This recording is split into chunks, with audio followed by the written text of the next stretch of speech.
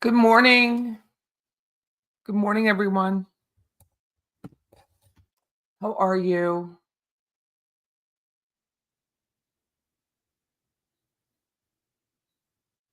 How is everyone? Good?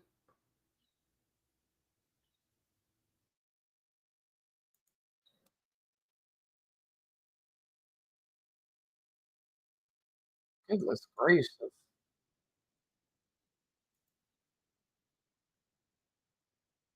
Well, hopefully some of this taking over apartment complexes and randomly raping people, like you can have an unrandom.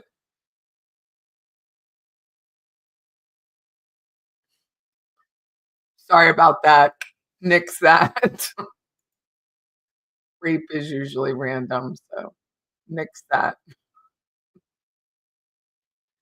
Oh, happy Friday. It's poncho day for me. I wore the blue poncho that was given to me by a subscriber last night, and I'm wearing a different one today because there's a bit of a chill in the air, a little chill, just enough. So today I thought we would watch the Laken Riley. So I put a little description in the blurb for today's episode of Patty's Playhouse. So Laken Riley was a 22-year-old girl who was a nursing student at Augusta University, but it's in Athens, Georgia. And she was jogging on a very popular trail, from what I'm told, and was raped, asphyxiated, and died of blunt force trauma. Apparently, it was pretty brutal. So, just to be aware of what's going to happen. This is going to be a bench trial. José Ibarra, who's the defendant and was the suspect who was arrested quite promptly, actually, he uh, waived a jury trial, which is his right under, now that I've taken criminal procedure, Sixth Amendment. And so he don't want one. And we'll see how it goes. I've never watched a bench trial. It should be interesting. Should be able to wrap it up pretty quick, my guess. Shouldn't be too difficult. Certainly would shorten it because they were supposed to start jury selection yesterday. So we'll see. The seal is up for the great state of Georgia. That was pretty quick. What did you all do last night? Anything fun? You've been rewatching Sade. I know that's not how you pronounce it, but it's how I pronounce it. I've been rewatching Melody's kids' testimony on Court TV because it's a split screen showing Melody's reactions to what they're saying. Ooh, I'm gonna have to go back and watch that. The spite on her face is real. I was thinking last night, no matter what side you're on about Karen Reed, her face, like, is not producing her saliva. Like, her face is very taut during that last hearing with, the special prosecutor Brennan and Alan Jackson, and I thought she reminded me of Melody just sitting there, so stoic without much going on the outside. She rolls and cuts her eyes and looks over to her attorney and takes notes to point out everything that is wrong with their testimony in order to discredit them. It's a wild to watch. I'm gonna go back and watch it. Thank you. Melody's sentencing is, I think, the first week of December.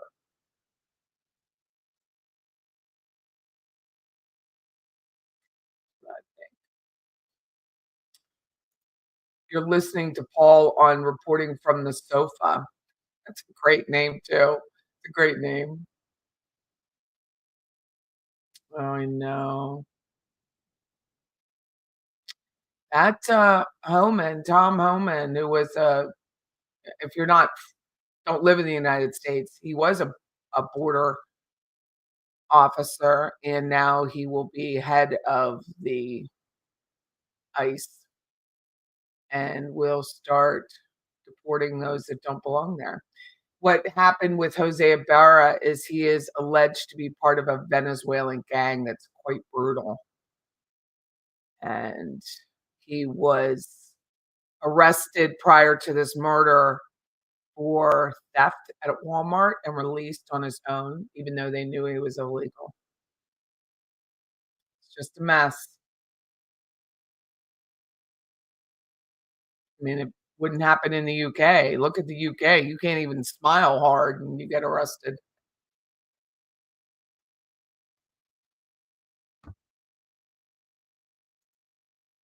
Well, I believe they will be, even though these mayors are coming out saying that they're not gonna like LAPD's new police chief came out and said, "Well, you can't interfere with an investigation." And my guess is that the police chief may not have his own freedom to walk around if this continues because the feds are gonna win. It's just the way it is. You can't just willy-nilly decide to not work within the law. You just can't. I mean, you can, but there's consequences to it. Justice for Laken, yeah, it's a sad thing. Eddie, why do you think they chose a bench trial? Because there isn't a jury that they could get. I mean, I guess he thought it was his best case. You weighing your options, should I have a jury where 12 I know are gonna convict me, or a judge who might rule on a loophole? Because the judge is gonna know the law better than the jury. So hopefully I guess he's trying to get a loophole, a technicality that the judge would say that he was not guilty, but that's really all he has is the technicality.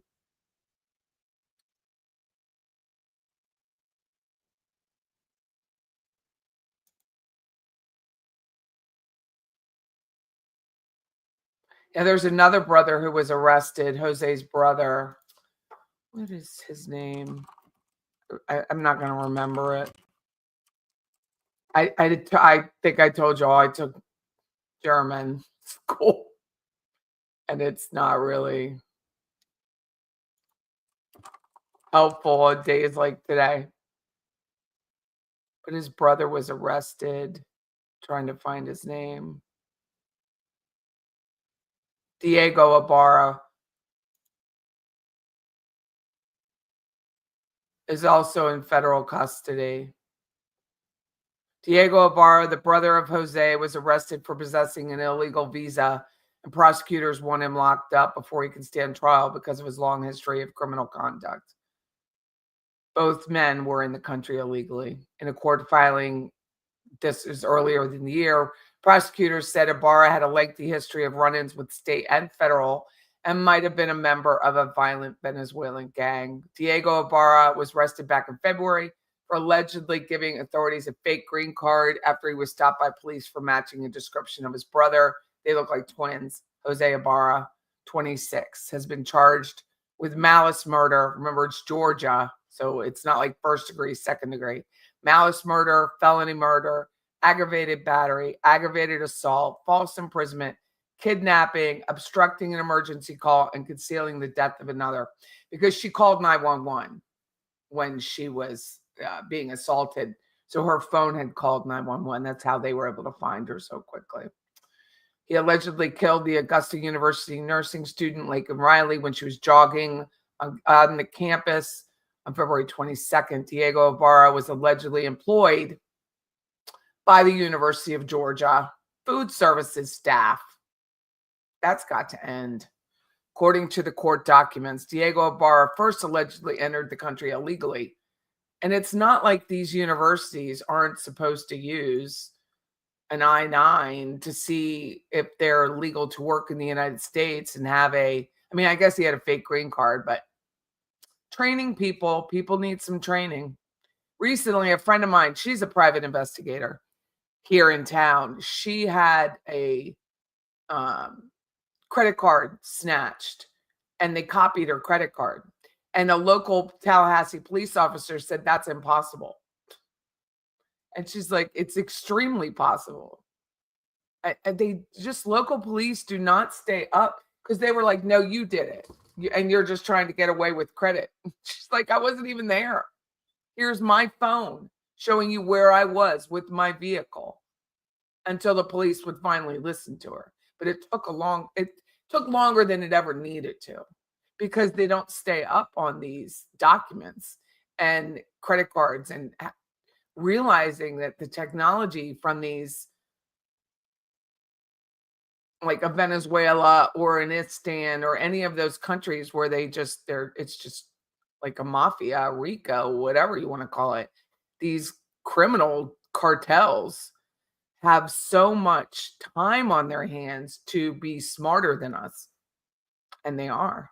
I mean, I was thinking this morning, if you're really interested in anything cyber, there's a podcast called Darknet Diaries where you can go and listen and it's just unbelievable.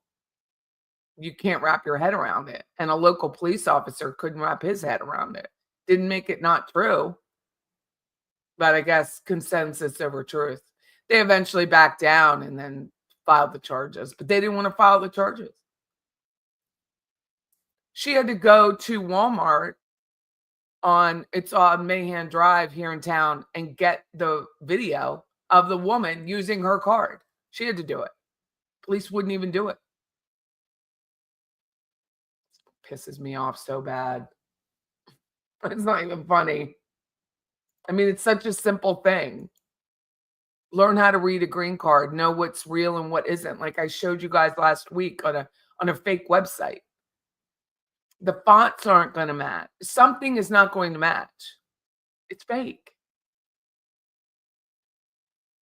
It doesn't matter. It just doesn't matter. They don't want to listen. It's too much work. Michelle says, my credit card company called me when I purchased was attempted in Australia. Wanted to know if I'd been traveling. Nope, wasn't me. Glad they were on top of it. And it's funny because, in the beginning of that, when you had to tell your credit card company that you were traveling, I remember this because we were away getting married on a cruise. And we didn't know at that time that you had to call a credit card company to tell them you were traveling, and my husband's credit card got cut off. And so unbeknownst to us, my sister-in-law was with us, so we were covered. But I was like, dude, I had no idea what a pain in the butt. And now it's like, how quickly can I call the credit card company to let them know I'm leaving the state of Florida, let alone the country? It's crazy.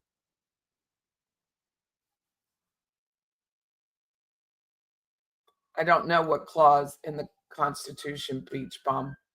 I might have missed it. Legally or not at all. I don't know what you mean.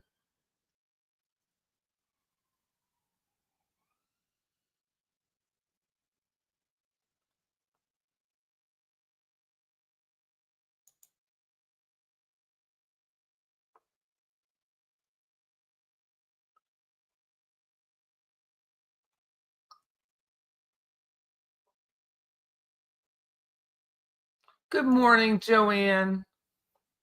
Thank God it is Friday. I was going to look up and see what fun things there is to do in this town tomorrow. I think we're having homecoming. You know what's a crime? FSU football. There's a crime. That is a crime right now. Goodness gracious. We're still waiting. It's supposed to start at 9.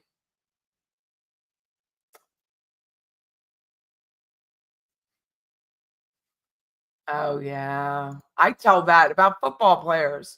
Football players often have dreads or whatever, and they're hanging underneath their helmet. That is an easy grab and completely within football rules. Tighten up that hair.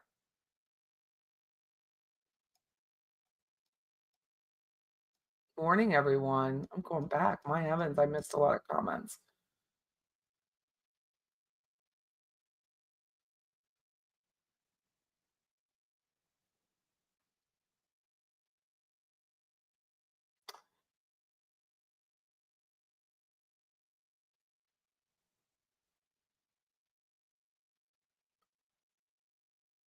I just think whether you're from here or not, there's rules in place. I can't just go, which I would if I could, go to Scotland and hang out for a few thousand years.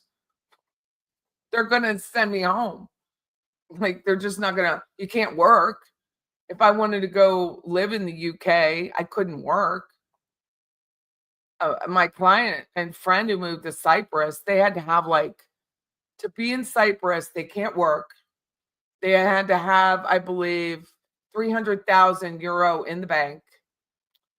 Um, they could do like an online job. It was very restrictive, but there were significant rules to be a resident of Cyprus. Significant. You've been watching the cult baby thing. I tried it yesterday, but her sitting in that, I mean, that law enforcement was so nice to her. They're talking about Chloe Driver, who is on trial and will be convicted. Like, there's no way.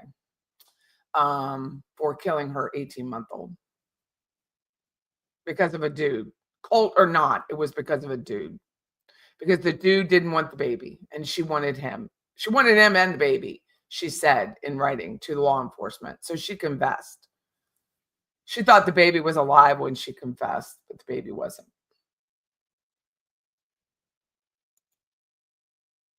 I'm from Georgia. Her case is every parent's nightmare. Even through college was long ago. I remember going out for a run.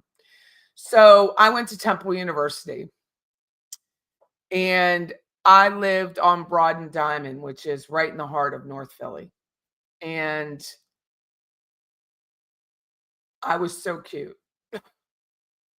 I was so cute and so naive. I was leaving my brownstone look that I was staying with Delta Phi Epsilon sorority girls. I was renting a room from them. And I was going across the street on Diamond, going to where Blimpies was before it burned down. Temple wanted the property. And we were headed to a Subway and completely was mugged right across the street from my house. And he was not, shall I say, a citizen. And I was so cute. I was wearing a pencil skirt. After that, that's when I started gaining weight. I was wearing a pencil skirt, super cute heels. I'm walking to the Subway. We're going to a bar downtown. I was on. I was an opportunity. And I think Laken Riley was an opportunity. If not her, it would have been someone else. But I was absolutely an opportunity. And I remember it like sitting right here. It literally makes me sick to my stomach. But I can remember everything about it. Everything. And he had a knife. And I tried to fight him. And I lost. And luckily, I was okay. I was dating a Temple football player at the time who, it was hard for me after that. He didn't want to leave my side. And I wanted him to leave my side. You know what I mean? Like, it was really hard for me. So I completely understand what you all are saying. The pros to illegals, but they want a better life, or the negatives. We have rules. And the rules should be followed, whether you're running a red light or you're crossing a border. The rules should be followed. And if you don't want to follow the rules, there should be consequences to that. So, of course, I never got my bag back, nor did I get my dignity. It took a long time. And you just have to be aware of your surroundings and what's going on. You just do. But to those who want to argue pro immigration, I'm all for it. But doesn't mean it shouldn't be thinned out. The rules, the cost, the sponsorship. I looked into what being a sponsor is to bring someone into the country. And it's a lot. It's extremely expensive. But it is in other countries too. It is in other countries too. So that's what happened to me. So when I see this from Kathy, you remember going out for that run or that walk in college and realize it's a crime of opportunity here. And people that grow up feral will behave feral. It's just the way it is. Doesn't make it right. Doesn't make it nice. But it's 100% feral behavior.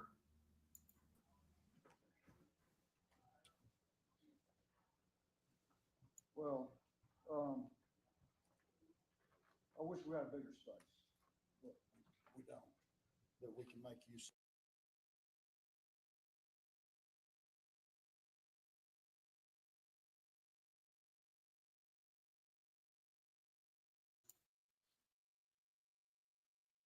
I don't know what he was saying. Something about better.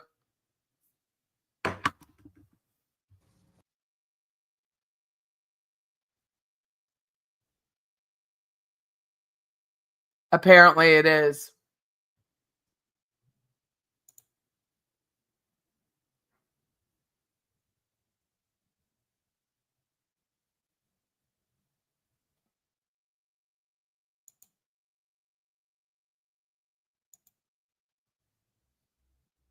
He does look like an actor.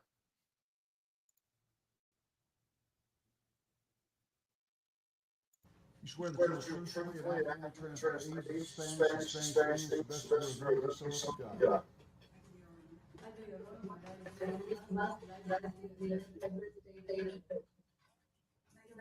The translator. Thank you. Are you all where you need to be and your equipment's operating? All right, good, good. He's also from Venezuela. He's facilitating mecanism from the country. I do know the Univ of GA. Very well. I will just leave it to you. If you notice something is malfunctioning or not happening, let me know. Absolutely. All right. And of course, Mr. Ibarra as well.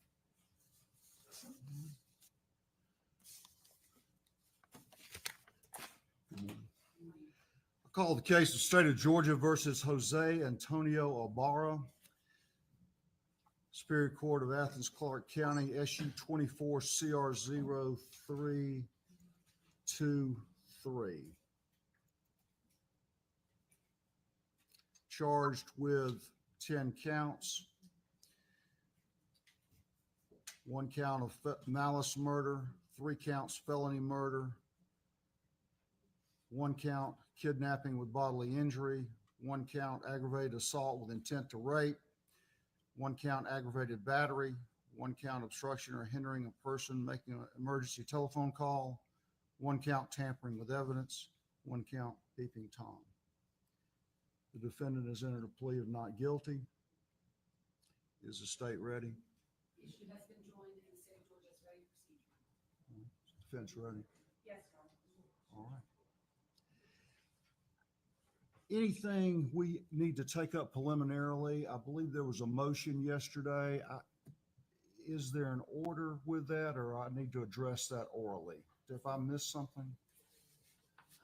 We do have an order, Your Honor. It was just emailed not to the court, so we will email to the court right now. I will tell the court, for the purposes of restarting, I do not anticipate any of those types of photos that would be subject of the order to appear until after lunch. So we will email Your Honor the proposed order and counsel our proposed order, and that could be something we can take up on a morning break. That'd be fine. Thank you, Your Honor. Ms. Bennett? Yes, Your Honor, there is an outstanding motion to reconsider the motion to suppress. It is just based on one statement of fact that we believe is inaccurate as to how the defense obtained the records from the cell phone. If Your Honor wishes to wait until the agent is recalled for the trial, I think the testimony will clear it up. But to the extent that that one fact in any way affected Your Honor's ruling, we would just point out that it's still outstanding. To the extent that that. We'll take that up, and you're welcome to remind me Yes, sir. about that.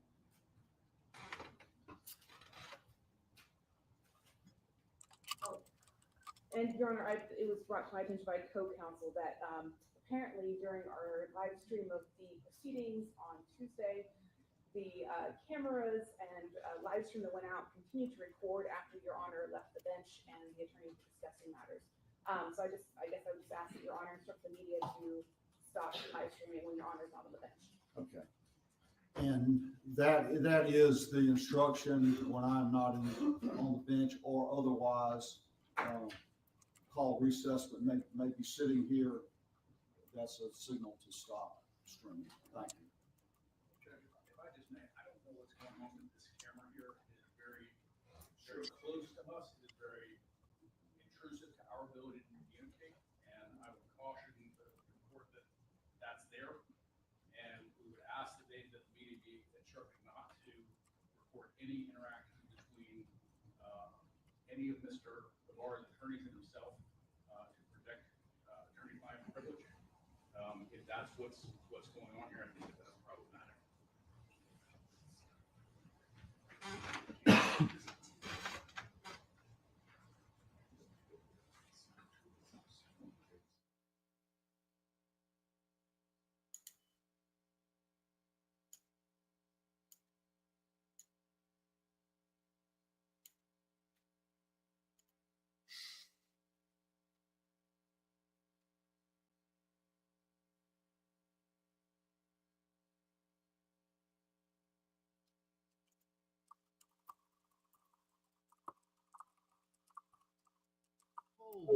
It's live stream, but there's a delay in the live stream.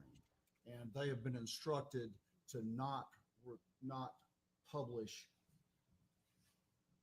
interactions between the defendant and the attorneys. And also, I understand that the microphones will not be recording. It will not be picking up conversations that between you all as well, as long as it's done in, tones that could normally be picked up. So, sure. And I don't mind being reminded if somebody sees something that's not appropriate. We're trying to get this done. Anything?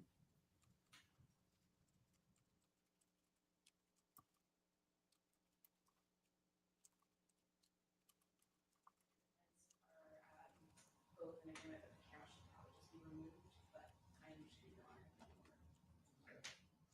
Very well.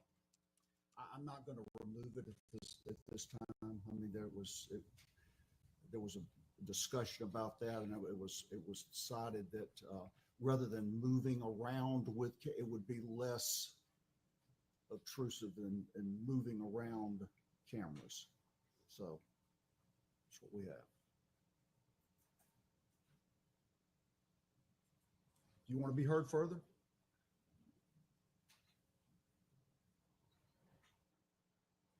Not this time, Your Honor. Ms. Ross? No, sir. I'm sure counsel for the defense will notify the court if they feel that camera is intrusive. I'll revisit it anytime I need to. All right. State ready with the opening statement. Yes, sir.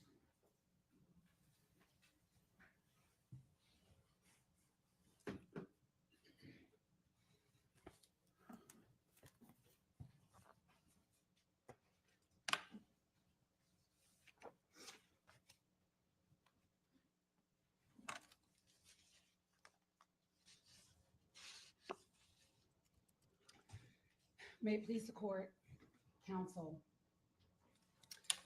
On February 22nd, José Ibarra put on a black hat, a hoodie-style jacket, and some black kitchen-style disposable gloves, and he went hunting for females on the University of Georgia's campus.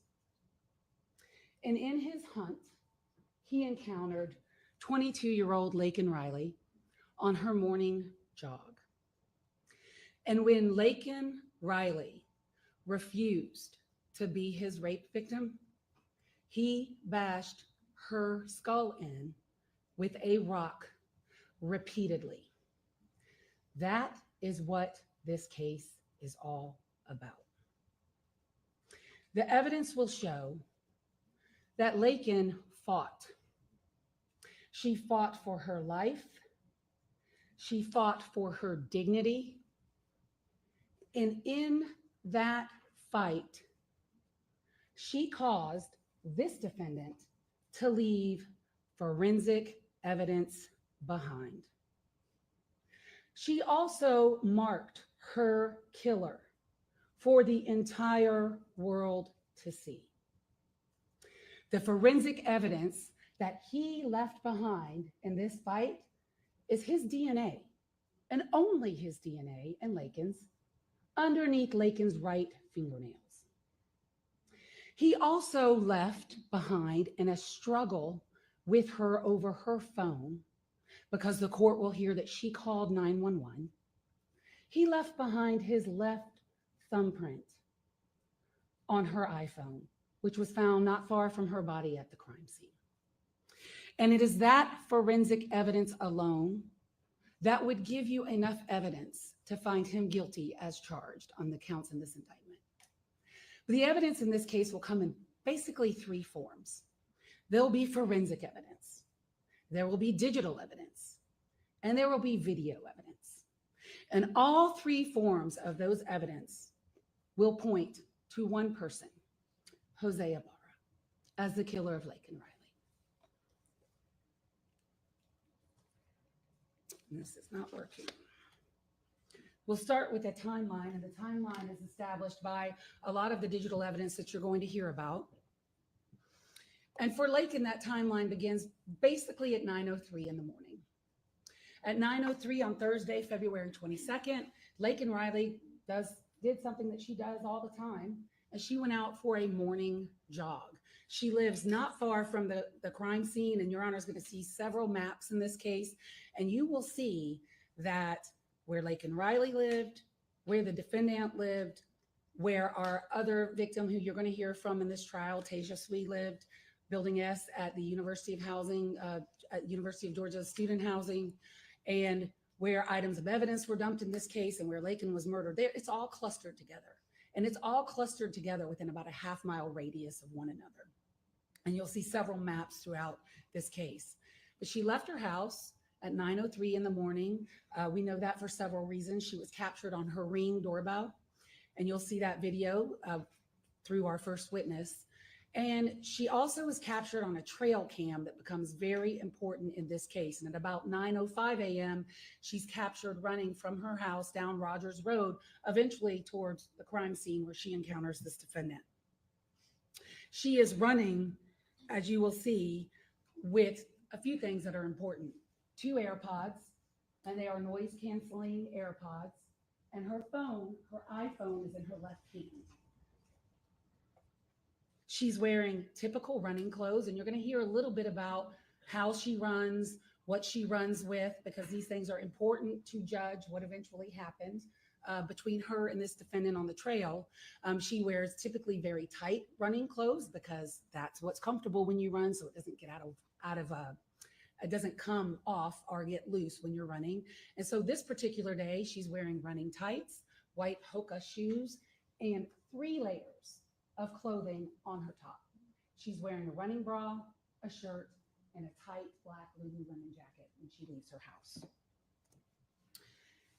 At 9:11 a.m. exactly, Laken is a few minutes into her run, and we have some digital data which we'll talk to you about, which is a Garmin watch that Laken had gotten for Christmas that she's wearing on her run. And this watch captured a lot of important data that you're going to hear about. But she is on her run, and her phone, she activates the emergency function of her iPhone. And you're going to hear about that through testimony of the witnesses who examined her phone. She activates the emergency function of her iPhone, and she attempts to call 911, and she, in fact, does call 911. Her call is connected to ACC PD. At 9:12, you'll hear that the call was hung up, and I'm going to play the call for you. At 9:12, the call was hung up by the caller, not the 911 center. The 911 center did not hang up on Laken Riley. The phone hung up. And at 9:12, they tried to call her back, and there was no answer. This is an enhanced version of the 911 call, and there will be several stipulations between the parties in this case. We will execute a waiver of them as they come in. One of the stipulations was that this 911 call was sent to the FBI in Quantico, where they attempted to enhance the call. And this is a 1 minute and 8 second call. And this is the enhanced version of that call. And I'd like the court, when listening to the call, right about 55 seconds into the call, you're going to hear a voice.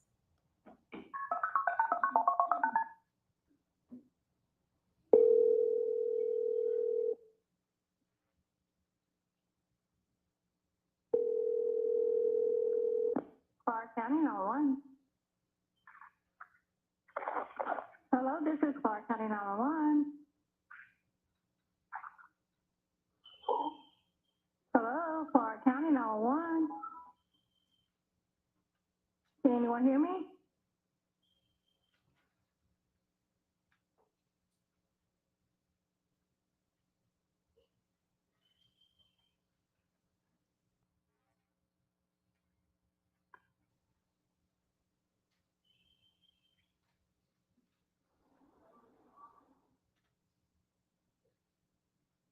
Clark County 911.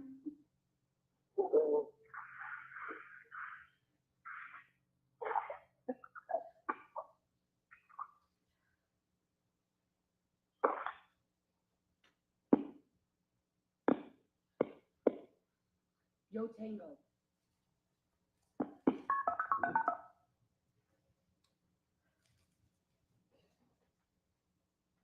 There is a long break in what happens next.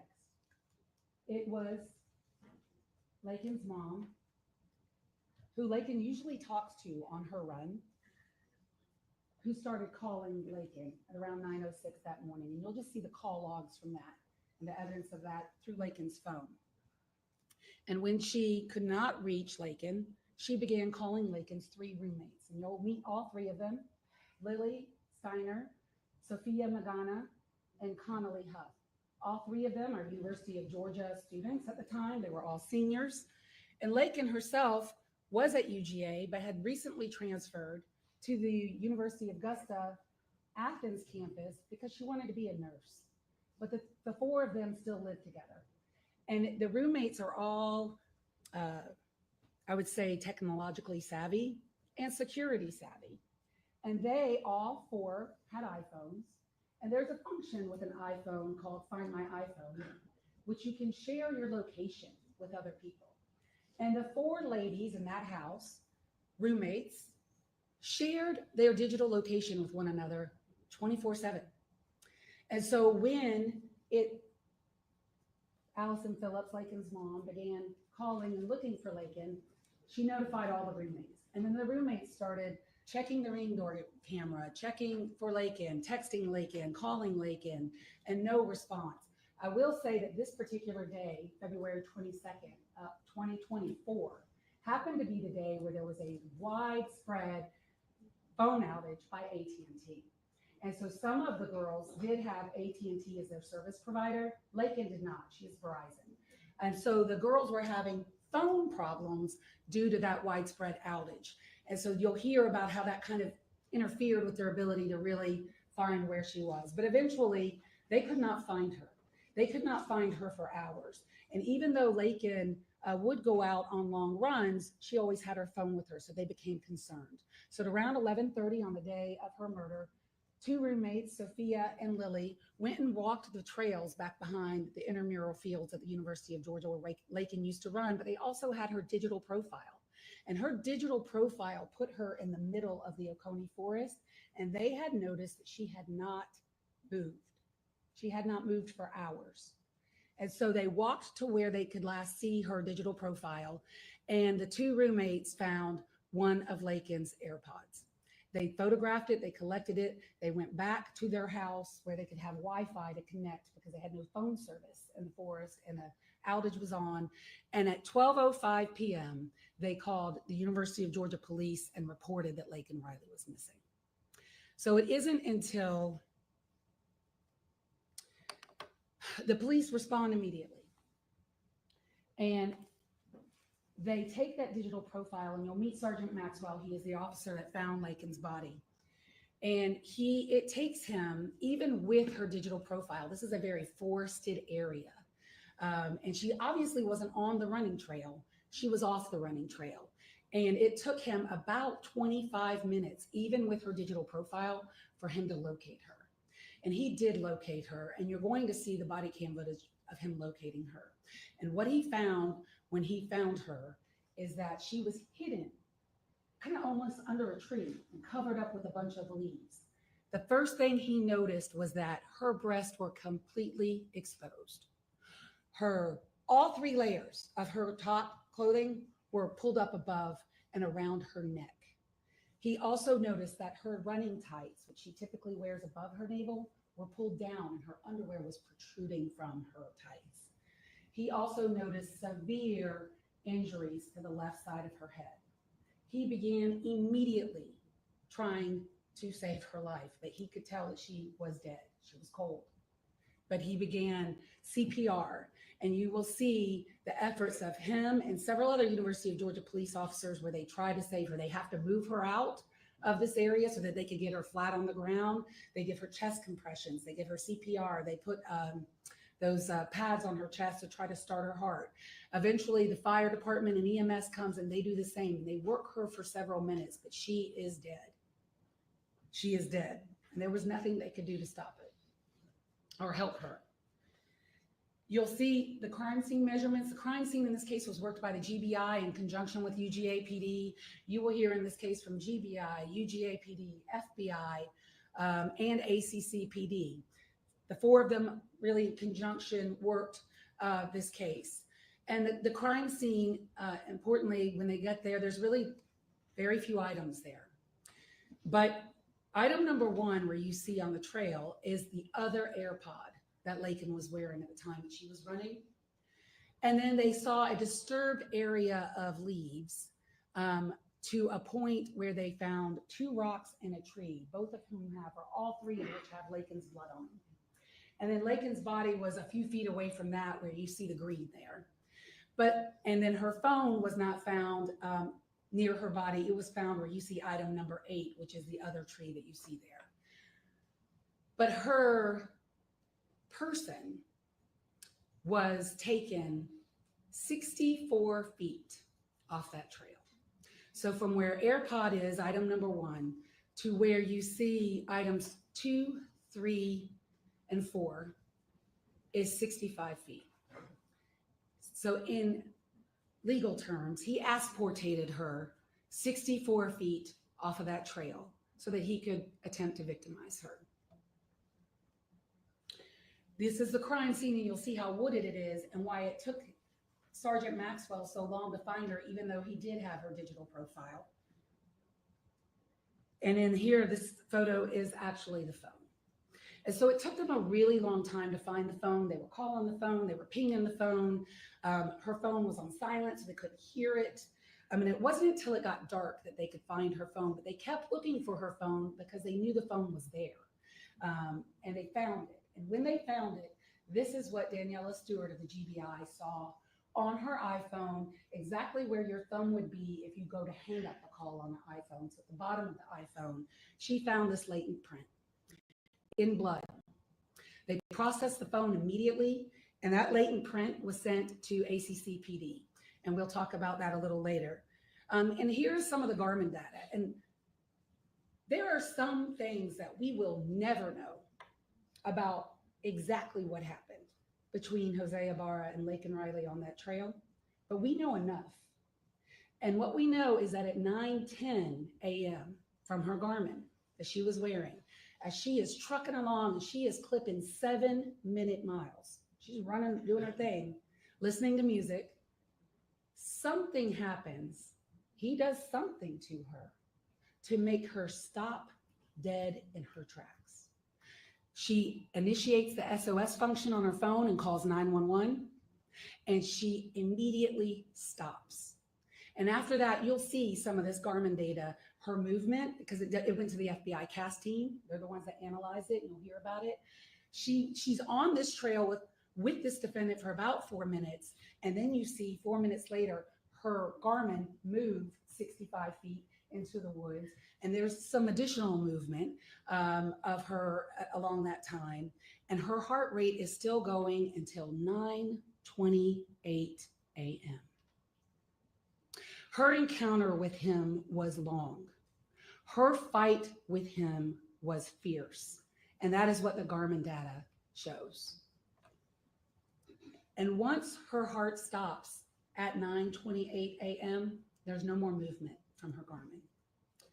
So what happens next? Well, UGA PD leave, and they really got nothing other than a peeping Tom incident that had occurred on campus at 7:57 a.m. And I'm going to talk to you about that one last. So what they do is it is a combination of good police work and luck, pure luck. But they start dumpster diving.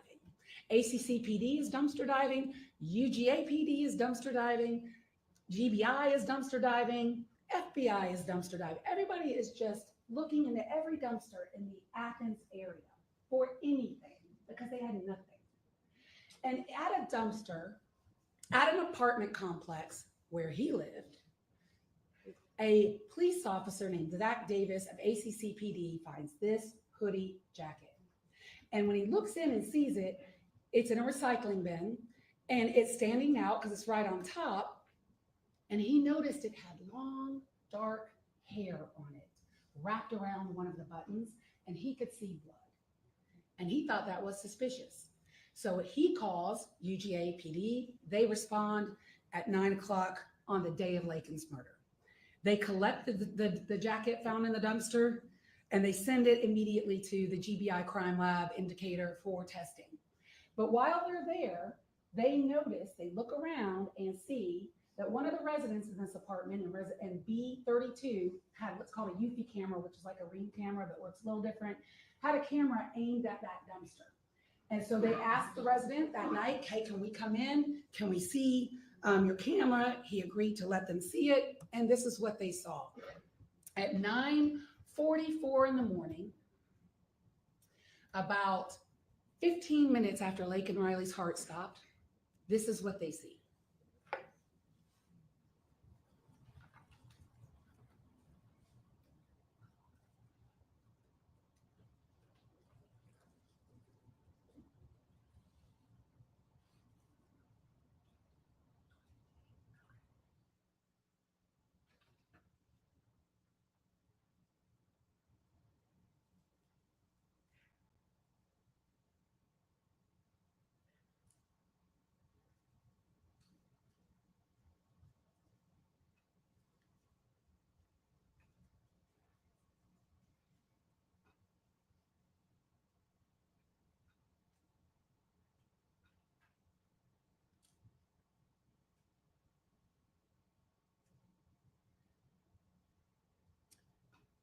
So they saw an individual who they did not know who it was at the time, dump the jacket in the dumpster and go to those bushes there and dump something there. So they go to the bushes, and this video has been enhanced, and I'm sure you're going to hear a lot of testimony about this video, enhanced the best they could by GBI Cyber. And I know the court sat through some motions to suppress where this black Adidas hat, there was a lot of discussion about, and you're going to hear more about all of those things. But this is an image that they locked in on and began to circulate around the neighborhood, or as the cops call a bolo. Be on the lookout for this individual. They didn't know who he was, and they circulated that. But they did go also that night, still the night of February 22nd, to the bushes, and they found 3 black disposable kitchen gloves. And those gloves were also sent immediately to the crime lab. And one of the interesting things about the black disposable gloves when they got to the crime lab and they were analyzed, this is a picture taken at the crime lab, is that on the thumb of the gloves, there was a hole. There's also other holes in the gloves when they found them, but on the thumb area of one of the gloves that the crime lab examined, they found a hole. And they also found blood, and that blood was later to be determined to be Laken Riley's blood on those gloves.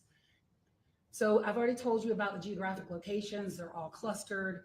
You can see in this map, the crime scene is up at the top in the middle, called body crime scene. The dumpster where the items were found is marked.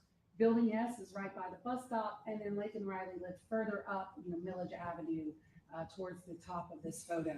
But the distance between the building S, which will become important, and Laken Riley's body is about 300 yards. The distance between the dumpster and Laken Riley's body is about 500 yards. And the distance between the dumpster and the bus stop and where the defendant lived, because he lived in that apartment complex, is about 150 yards.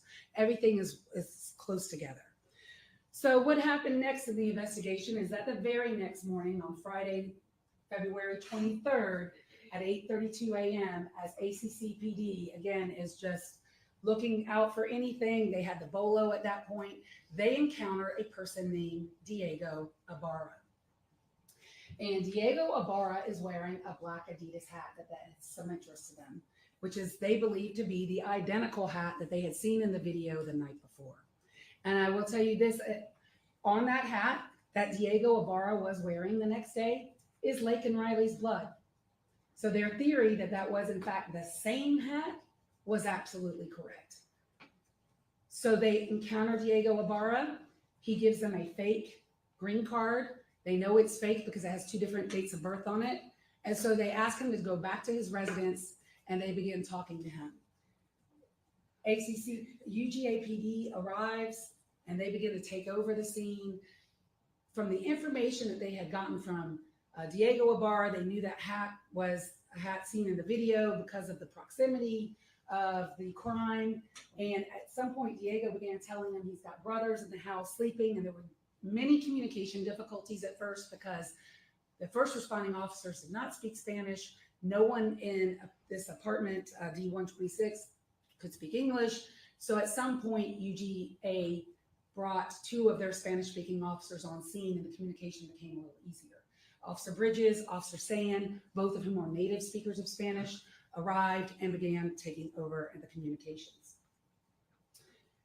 When they get there, they are attempting to secure the residence for a warrant. And before they could do a security sweep to secure the residence for a warrant, Athens Ibarra, who's in the middle in this slide, comes out with a garbage bag in his hand. He eventually gives officers consent to enter the residence. And when Sergeant Epps enters the residence, he sees José Ibarra asleep in the bed. And that is how he's been identified in this case. You will see there are 5 residents that lived in apartment D126.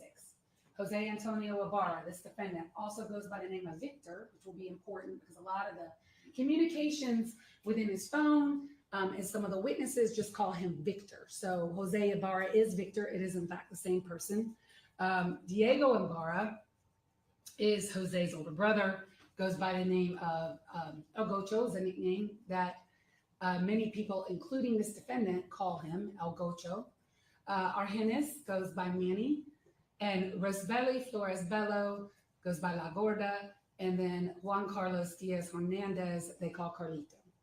And I suspect the state will tell you right now, you're going to hear from Rosbelli in that residence. You will also hear that all the residents, Diego, Argenis, and Rosbelli, at least those 3, are currently in federal custody, some immigration issues, but we are going to produce Rosbelli to testify to the court about the things that she saw and observed that day. And it is Rosbelli who identifies Jose Ibarra from the dumpster video. The officers, when they saw Jose Ibarra that day, saw that he had many injuries to him. Scratches on his arm, scratches on his wrist, scratches on the back of his neck, scratches on his hands. And they photographed those injuries to him. And then they began to do an additional canvas of this entire apartment complex. There are multiple buildings in this apartment complex, A, B, C, D, and E. Multiple teams of agents began going around looking for cameras, talking to residents. What do they know? What do they not know? And one of the things that they found is that the Ibarras lived at D126. Right next to them is D125, and right next to D125 is D124. 124 had a ring camera. 125 had a still camera. And they went and collected videos from those 2 apartments. And importantly, on the day that Laken Riley was murdered, at 10:21 a.m., José Ibarra is captured on D-124 coming out of his apartment with a bag, and now his clothes have changed. He's wearing different clothes than he was wearing about 40 minutes ago. And he has a bag in his hand, and he's walking towards a dumpster, another dumpster in their apartment complex. And that dumpster, by the way, had been emptied the day of the murder. So when the officers went to check that dumpster had nothing in it for them. But in the next door neighbors, still camera shot at 10:24 a.m., 3 minutes later, José Ibarra is walking back towards his apartment, empty-handed, nothing in his hand.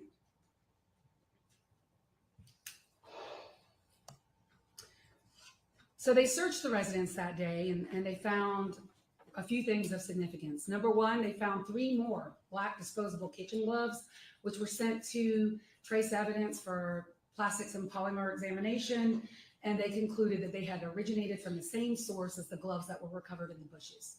They recovered 2 of the defendant's Samsung cell phones, which you will hear some evidence out of, but they also found no bloody clothing, no bloody anything, and the shirt and the satchel that you see the defendant wearing in the video, the dumpster video, were never found.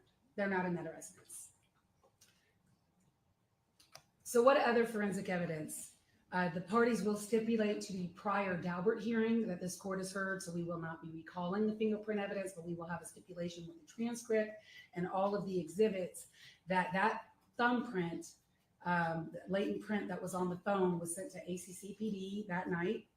And eventually, the digital image of that thumbprint on Laken Riley's phone was compared to Diego Ibarra, Argenis Ibarra, Rosvelli, and Juan Carlos, and they were all excluded.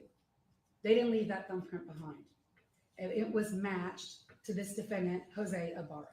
It is José Ibarra's left thumb on Laken Riley's phone. And the analyst or the expert who did that analysis testified at the Daubert hearing.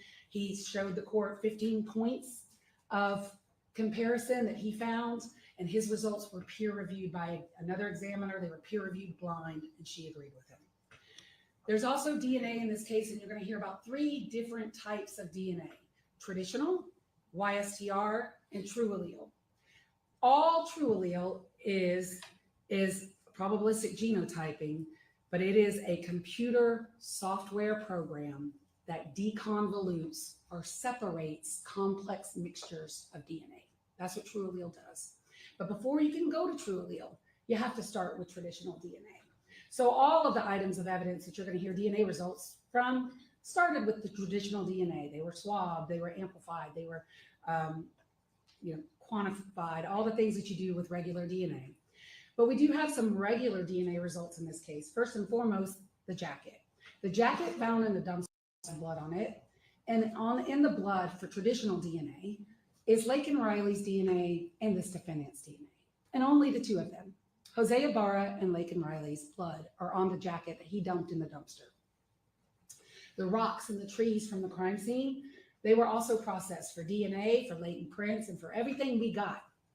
But on the rocks in the tree, just Laken's DNA, Laken's blood on the rocks in the tree. They attempted at first, which is protocol, to do what's called YSTR DNA testing on Laken's fingernails. So both her left and her right hands were swabbed by the medical examiner in this case, and they were both sent to DNA for analysis. YSTR is a better fit for trying to separate male and females because only males have Y chromosomes. And so they attempted YSTR first, and they were successful. The problem with YSTR, and the officers did gather the DNA of José Ibarra, Diego Ibarra, and Argenis Ibarra. They are brothers, and blood brothers share the same paternal line, and they share the same YSTR profile, unless there's a genetic mutation. And what the lab found when they tested the fingernails of Laken Riley is that, first of all, the left hand, there's nothing. No DNA of any other person other than Laken. But on her right hand, there was male DNA. And for the YSTR testing that they tried first, José Ibarra could not be excluded as the donor of that YSTR profile, and neither could Argenis, because again, they're blood brothers, they share the same YSTR profile. But Diego could be excluded. And that's because Diego carries a genetic mutation that the lab was able to see, and he was able to be excluded as the donor of YSTR profile underneath Laken's nails. But after the YSTR was done, it was then sent to True Allele along with a lot of other items. And when True Allele tested, and the data was sent into the True Allele program, it didn't test it, but when the data was sent into the True Allele program, True Allele excluded Argenis as the donor. True Allele excluded Diego, who had already been excluded by STR anyway, but True Allele matched José Ibarra to the DNA underneath Laken's right fingernails, to this likelihood ratio, which I have before the court here. 10 billion times more probable than a coincidental match. I will tell you the gloves that were tested, that's all just Laken's blood, the black gloves that were in the bushes. There's a straw that was tested, that is the defendant's blood. I want to talk to you about that a little later. And then the hat, the black Adidas hat, is also Laken's blood. And then the jacket also did contact swabs. So in addition to the blood on the jacket, they did contact swabs that were sent to True Allele. And again, it's the defendant and Laken on the jacket. But importantly on this dark blue jacket, also Laken's hairs that were wrapped around the button were sent to trace evidence. They are consistent with Laken Riley's hair. And of course, it's consistent with her long dark hair and all the microscopic analysis on it. Her DNA is on that jacket, so there's really no need to do DNA on the hair because her DNA is already on the jacket in form of blood, but they looked microscopically at her hair and it's consistent with her hair. But the important thing they found about several of the hairs, I believe over 15 of them, is that they were forcibly removed from her head.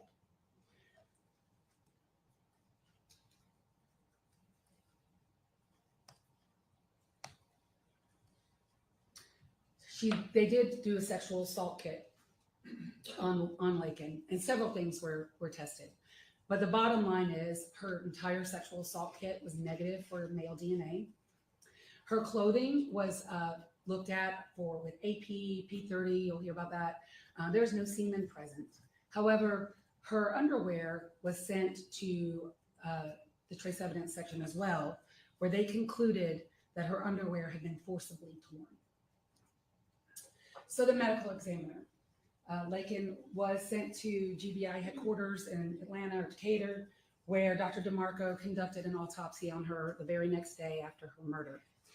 What the medical examiner found is that Laken had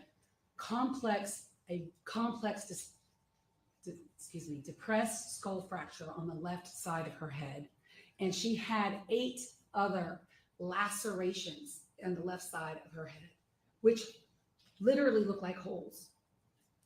She had a small subarachnoid hemorrhage on the right side of her head, and she had multiple abrasions to her face, her neck, and her torso. She also had what's called petechia in both eyes, which is consistent with some form of asphyxia. And asphyxia can come in many forms. It can be a drowning, but most importantly in this case, it can be a form of strangulation. It can be manual, it can be ligature, it can be all kinds of things. But what the medical examiner said in this case is that Laken Riley died as a result of the effects of blunt force trauma to the head and asphyxia NOS, not otherwise specified. She can't really say if it was from chest compressions, maybe manual strangulation, but there was something going on in this struggle where this defendant deprived her brain of oxygen for long periods of time. And that was her cause and manner of death. But I want to talk to you about something that happened before, and it is count 10 of the indictment, and it's a peeping Tom. Shortly before 7 a.m., José Ibarra is seen on a trail cam, and this is a version of the trail cam, or this is the angle you'll see. And you'll see an individual, and the state will be the first to tell you this video quality is not fantastic. But there's more than just this video. You'll see an individual wearing a dark hoodie, eventually a dark hat, black gloves, and holding a styrofoam cup. And UGA attempted to enhance this video. GBI Cyber attempted to enhance this video. This is about as good as it gets. You can see a bag. They've studied this video 1,000 times. You'll hear the things that they saw in looking at these videos. The male is seen on the trail cam exiting the defendant's apartment complex. That's how he gets onto the trail. It's further beyond outside the scope of this exact clip. But he gets on through a path from the defendant's apartment complex to this trail that leads onto campus. And this is Rogers Road. This is UGA Village housing for graduate students. And this is a bus stop that's used by students to take the bus to get to a class. At 7:01 a.m., this individual is seen at this door that you're going to see in the bottom or the middle of your screen. That's apartment 114. And in that apartment, 114, Building S, lives a graduate student. She's an Indian national. Her name is Tejaswi Sarathi, and she is here at the University of Georgia studying. This defendant is seen trying to open her door at 7 o'clock in the morning.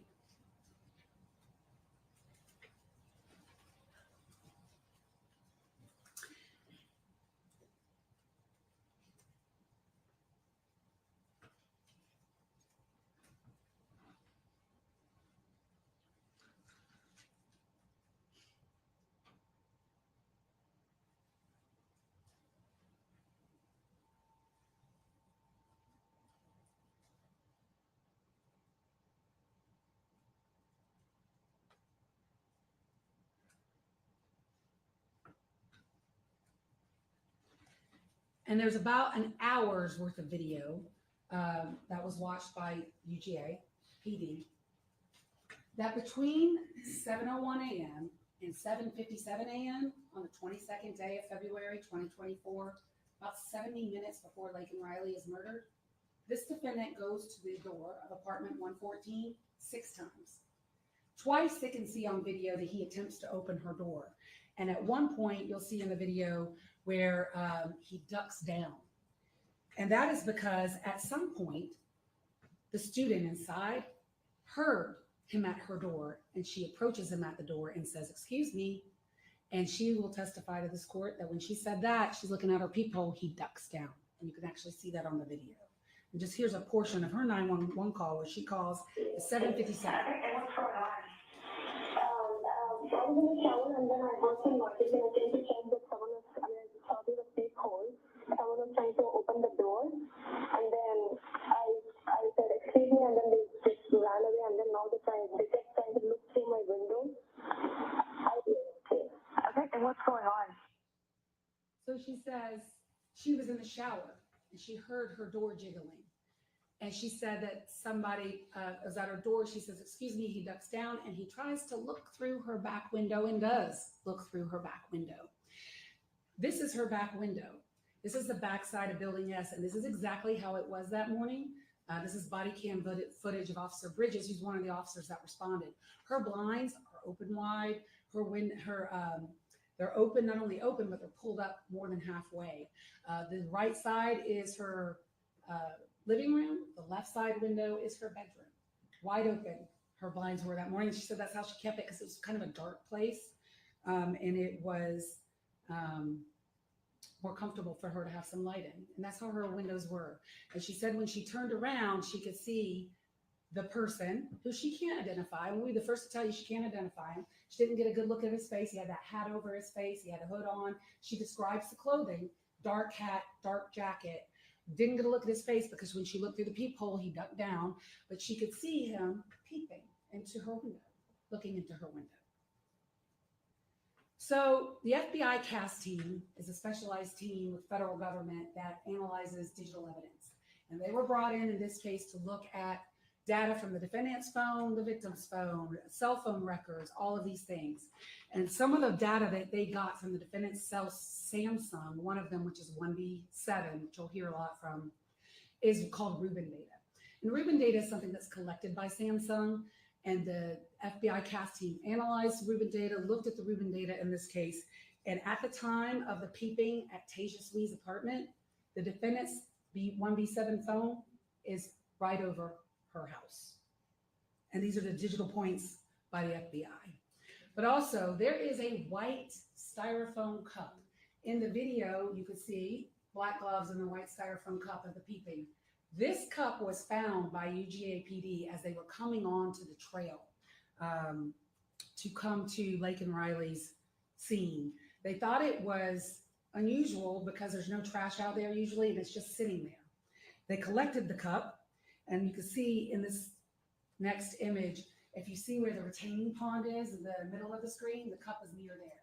So in between Building S, where Tasia Sui lived, and in between where Laken Riley's body was found, was this white cup. That white cup was collected and sent to the crime lab at the GBI, and it is the defendant's DNA on the straw of that white cup in between the two crime scenes. So also, out of his phone and out of his social media, the defendant, when he woke up that morning, kind of did us a huge favor and started taking pictures of himself. And here are the pictures that he took of himself and posted on Snap, and also can be found in his phone. And one was taken at 4:30 a.m., the second one was taken at 5:37 a.m., and you see in that one that he is wearing the black Adidas cap with the stickers on it, with the same jacket, with the hoodie. Also, he took pictures of himself wearing the same shirt that you see in the video of B32 and the bag that was never found that you see on the side of him in some of the videos taken on the day of Laken's murder. And also you can see from, again, D124 and D125, the day before the murder, he is wearing the evening before the murder. So this is the 21st at 9 p.m. He's wearing the same clothes. So in the end, Your Honor, that is a summary of the evidence that the state has in this case. You will hear forensic evidence. You will hear digital evidence. You will see videos, all pointing to the same conclusion, that this defendant murdered Laken Riley, and he also peeked Tasia Sui's apartment. At the close of all the evidence, we are going to ask that you find him guilty on every count of this indictment, because the state will be able to prove every bit of it. We ask that with your verdict, the close of the evidence, that you bring justice to Laken, Tasia Sui, and this community. Thank you. Is that or? Sure. Thank you. Sure.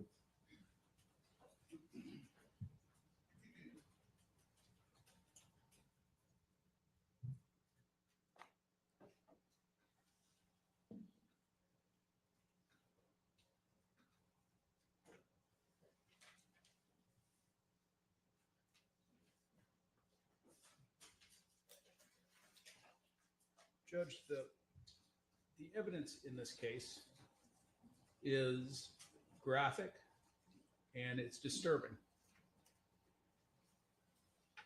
What happened to Laken Riley is graphic and disturbing, and it is a tragedy. The loss of any life that young and apparently full of promise is a tragedy. And I'm sorry that the family is having to go through this and be here for the presentation of this evidence. People have used this case for their own personal gain, financial gain, political gain. And while this process has its place for testing evidence, it's very poorly suited to healing hearts and minds. So it's the evidence that we have to talk about. And the evidence in this case is very good that Laken Riley was murdered. The evidence that José Ibarra killed Laken Riley is circumstantial. The evidence that anyone had any intent or certainly committed any sexual assault is speculation.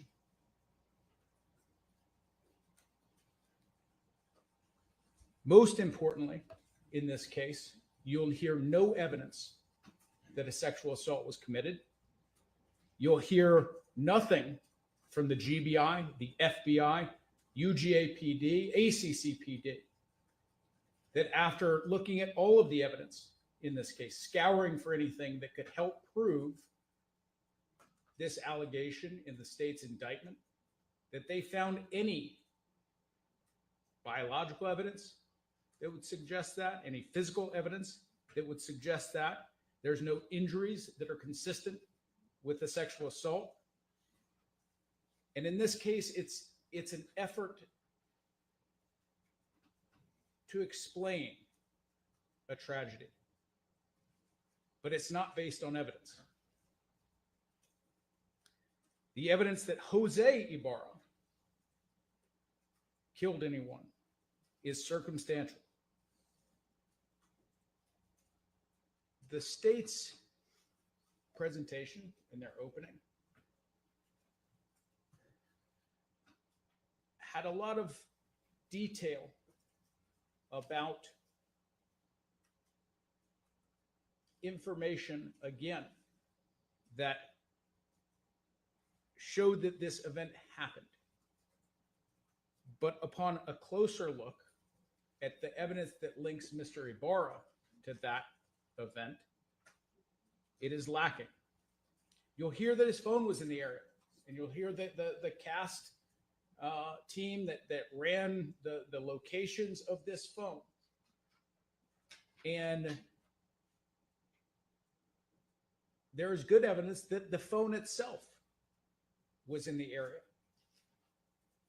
What you'll also hear, though, is that when they looked into this phone, when they did a close examination of who was using this phone, it wasn't just José Ibarra.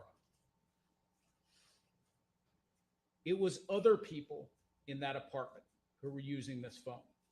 And that comes through an investigation into the accounts that were used through this phone, and also from people who met other people associated with this phone who had used the phone to message people. And so while the phone was there, that's true. It doesn't show that Mr. Ibarra was there. And you'll hear that Mr. Ibarra's fingerprint was on Laken Riley's phone. But you'll also hear that he was wearing gloves, supposedly. And that this hole that was supposedly in the gloves that they found would not have left that mark.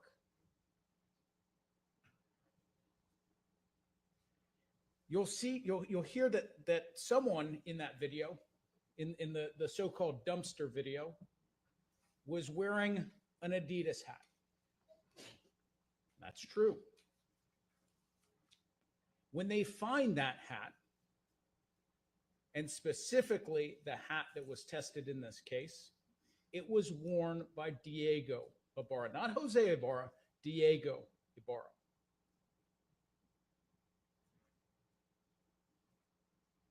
And you'll also hear, and the state will ask you to consider different types of forensic evidence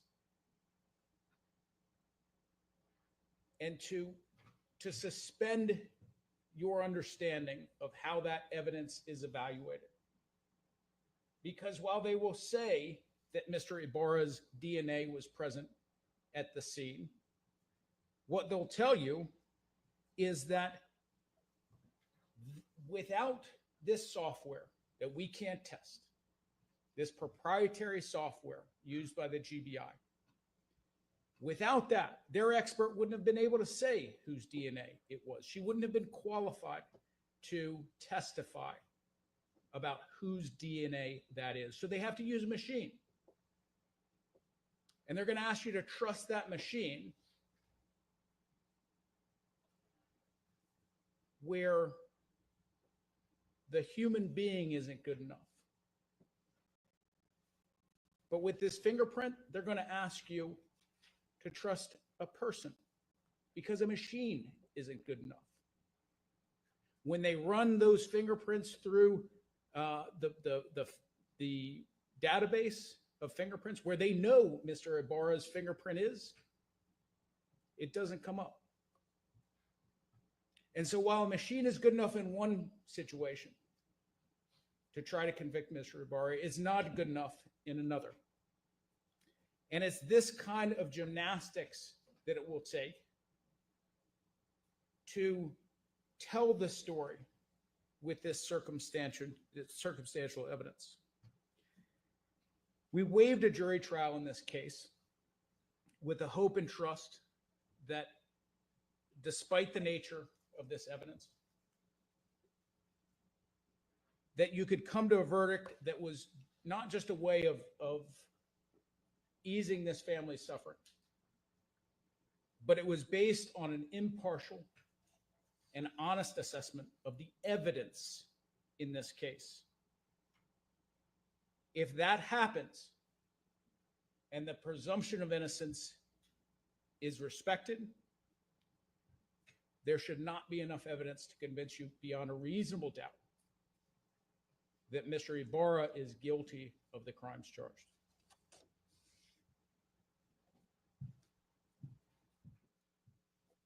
You may call your first witness. State calls Lily Steiner.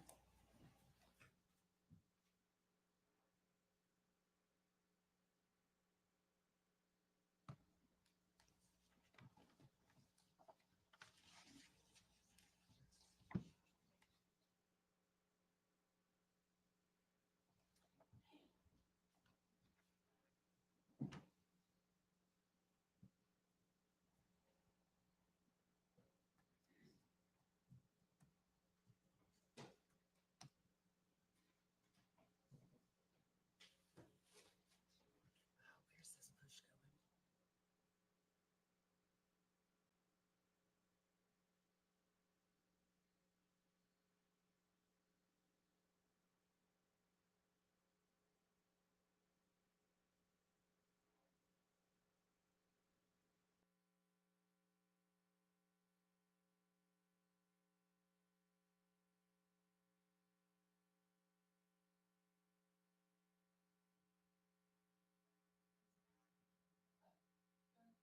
Toggle the Elmo. Thank you.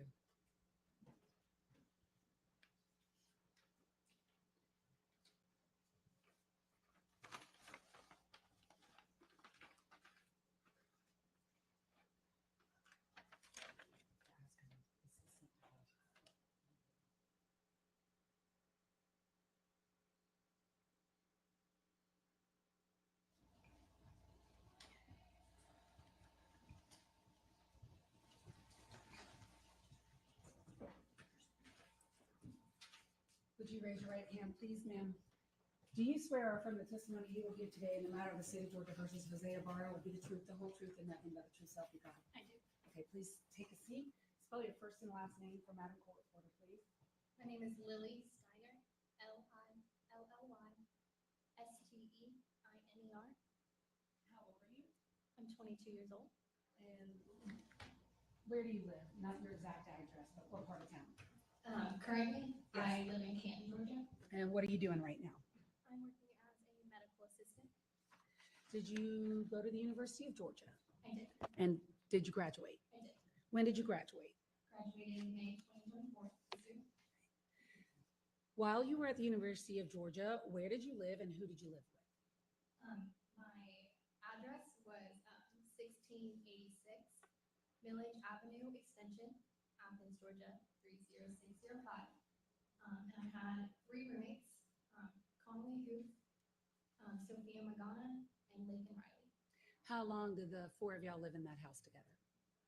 Connolly lived with me for 3 years, and then Sophia and Laken moved in. We lived in that house for 2 years. I lived with Laken at the time of her death for a little over a year and a half. How would you describe your relationship with Laken? We were roommates, but the term roommates is an overgeneralization of our relationship. We our house was like a little family, and we called each other our family. We did everything together. We had family dinners, family TV nights and movie nights. Laken brought a sense of joy to all of our lives that has been missing ever since. So Let me, may I approach the witness, Your Honor? Henry, what's been marked for identification purposes of states exhibit 1. Do you recognize the person in states 1? I do. Who is it? Laken Riley. And does it fairly and accurately depict Laken as she appeared in life? Yes. Statement moved to admit states exhibit 1, request permission to publish. No objection. It's admitted, and you may.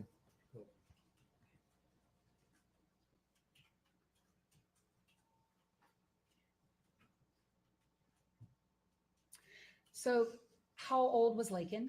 She was 22. Where did she go to school?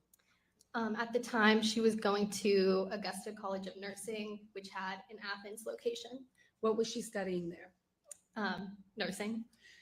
Prior to attending Augusta College, had she attended the UGA? Yes. Okay. How long was she at UGA? She was at UGA for 3 years before that. Did you and Laken and your other roommates share each other's location? We did. Tell the court how you all did that. So there's an app called Find My iPhone, Find My Friends, and you can request to have other people's locations, share your location with other people. So we did that with a lot of our friends. Tell the court, where were you on February 22nd? I went a few different places. That morning I was at our house, and then I ran a few errands, ended up back at our house, ran another errand, went back to our house. Did you see Laken that morning? I did not. What time did you leave your house? Around 9:30, I believe. Okay. And when you left your house to go out, was Laken there or not there? She was not there. At some point, did you become aware that people were looking for Laken? So I kind of had concerns of my own. When I left the house the first time, I wanted to go get coffee with Laken. I knew Laken was the only one who may have been home. Sophia was taking an exam and Connolly had class. And so I knew Laken might have been home. I went downstairs and I didn't see her sitting at her usual spot at the kitchen table.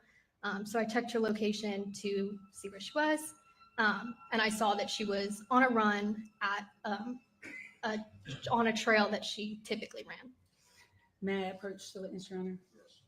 I'm handing you what's been marked for identification purposes of States Exhibit 2. Do you recognize States 2? I do. What is States 2? This is a screenshot from the app Find My Friends of Laken's location. And is that how it appeared when you checked it on the morning of February 22nd of 2024? Yes. Statement moved to admit States Exhibit 2. No objection. Two's admitted.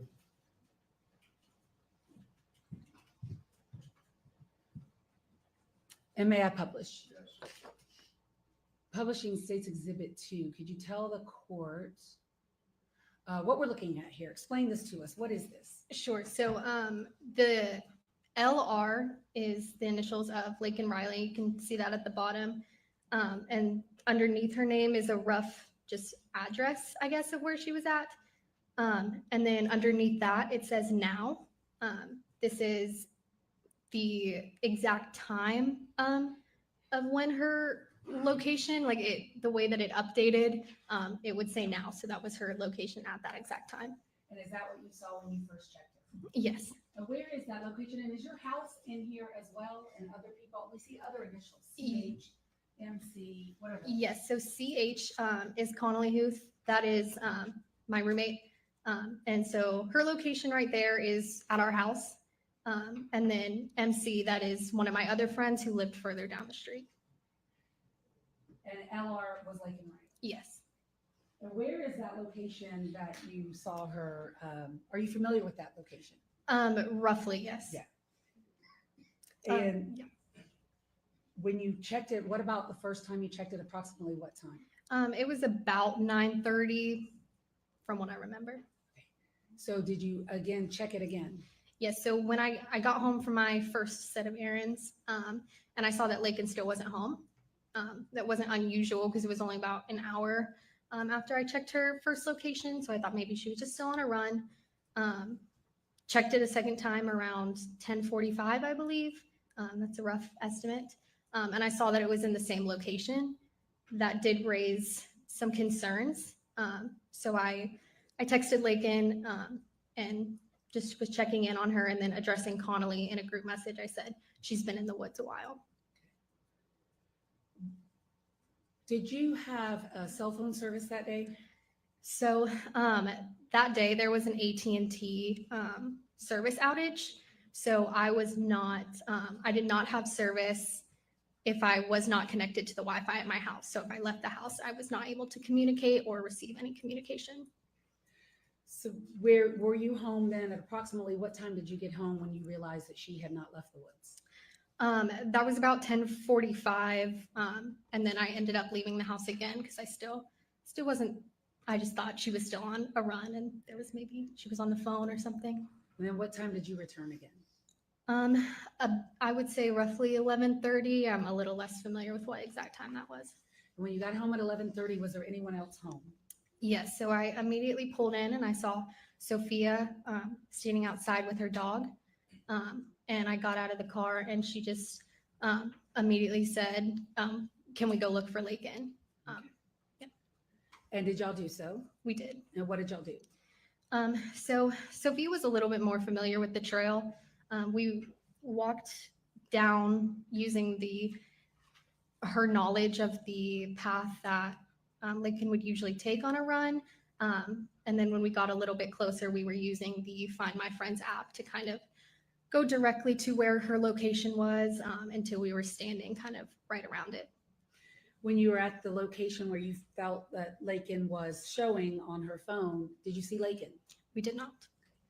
Did you see anything that you think may have belonged to Laken? So when we were walking, Sophia noticed a lone AirPod that was sitting on the trail kind of right around where her location was, and she picked it up, kind of assuming that it was Laken's. All right, now I'll ask Sophia about that. At some point, did you all return home? We did. Okay, when you got home, what did you do? It wasn't shortly after that we got home that I called 911, or not 911, excuse me, the UGA Police Department. May I push the return? Many what's been marked for identification purposes as States Exhibit 3. Do you recognize States 3? I do. What is it? It is the phone call that I made to the police. And is it a fair and accurate recording of your 911 call that you made on February 22nd, 2024 at approximately 12:05 p.m.? It is. When you reported Laken missing? It is. State move to admit States Exhibit 3, request permission to publish. No objection.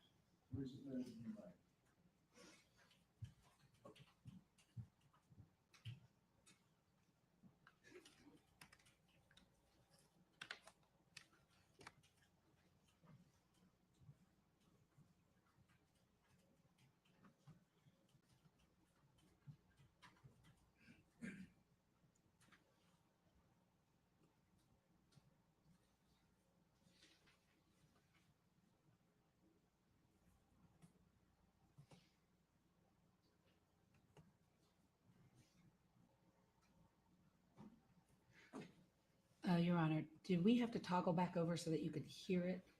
I don't know the system like that. Yes, we do. Laptop. Yes, sir. I'm not sure. We'll see. Yes, sir. Because I know it's playing, but I can't hear it. Is that on HDMI? I don't know. Yes, sir. Okay. 12:05:55 seconds, February 22, 2024. Mercy, please. This is Jed. Hi, we're calling because our roommate went out for a run at 9.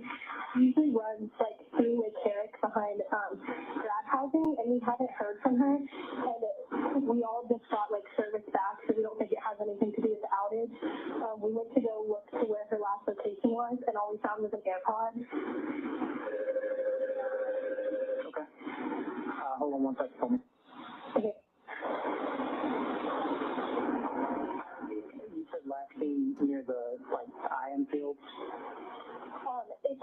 behind the IMC, so we live near like grad housing, like building 8, and so it's the woods behind there. Okay, have you tried calling her since you just got service back? Yes, we've been here. Her family doesn't have AT&T, so the one with the power outage, so they've had service the whole time, and her calls have been ringing through. We're just not getting answers. Okay, so where are you at right now? We are. I'm gonna stop Stacey's interview at 1 minute in. Is somebody else also talking? Yes, so I was Tell the having court. trouble explaining kind of where Laken's location was, just because I wasn't super familiar with that area. So Sophia Magana, my roommate, took my phone. Okay, are y'all together when you're making this call? Yes. At our house on Millers Avenue Extension. Okay, are you able to come? Hold on, let's see. Can you come, like, do you know where the intramural field parking deck is? Yeah, we can go there.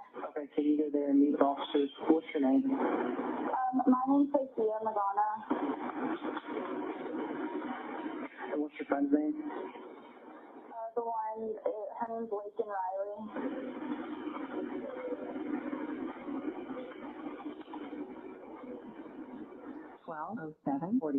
Second, February 22, 2024. What is your phone number? The one that I'm calling you from is 678-756-0513. What's your friend's phone number? Okay, I'm gonna ask you, do you remember Laken's phone number off the top of your head? Kind of, but yeah. If I can- Are you about to say it to 911? Yes. And is the number that you gave 911, was that Laken's cell phone number Yes. that we're about to hear? Yes. All right, thank you. Let me look. 779.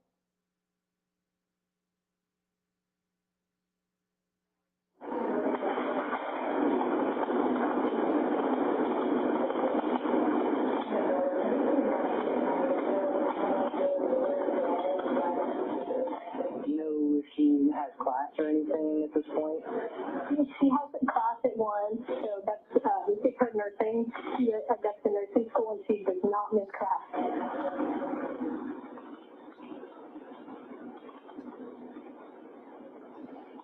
12:08:43. Second, February 22, 2024. How did you get her last known location? Was it from her phone? Yes, it was updating, so that's why we're a little confused. But we didn't see her phone anywhere when we went. She hasn't moved for almost 3.5 hours now.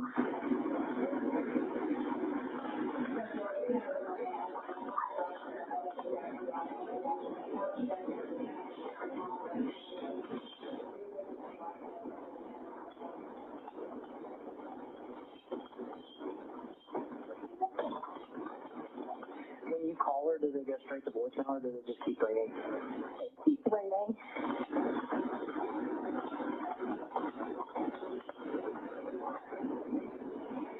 I'm on my way to the IMC now. Okay, that's fine. How long ago was it that you last called her? I mean, like 5 minutes.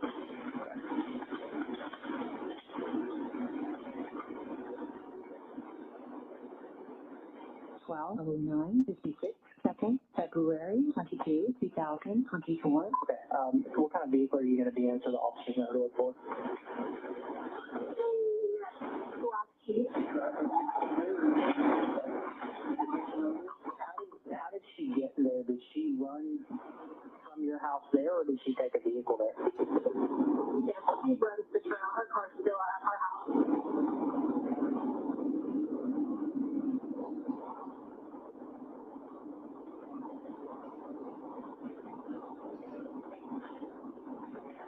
Okay, we've got officers on the way, all right?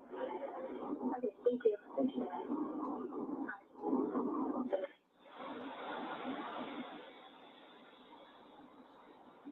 University Police, this is good. Hi, my name's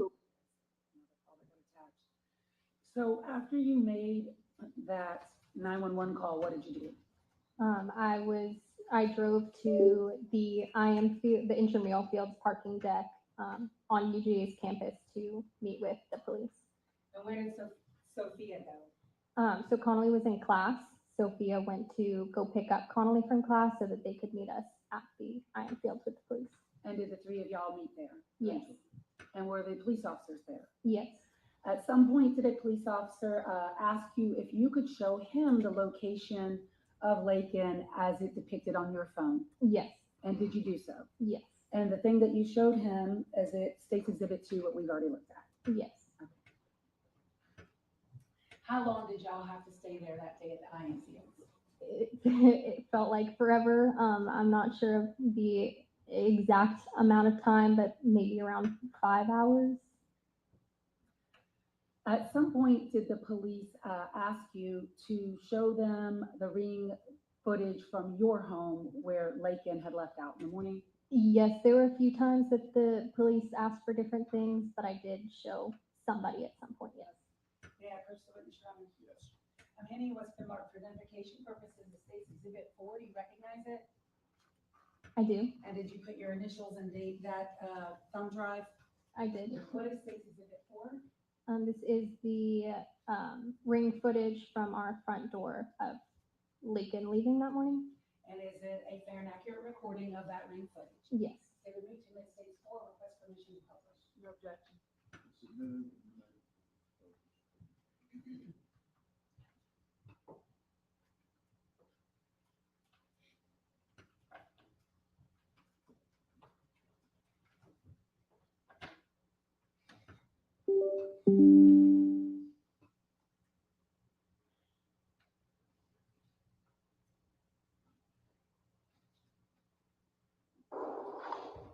I'm going to pause it quickly. Do you see, first of all, in States 4 that is now being published, the date and the time of this footage?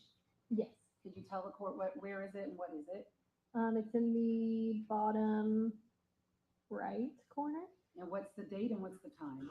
February 22nd, 2024, 9:03 Eastern. And who is that person that we see in States Exhibit 4? That is Laken.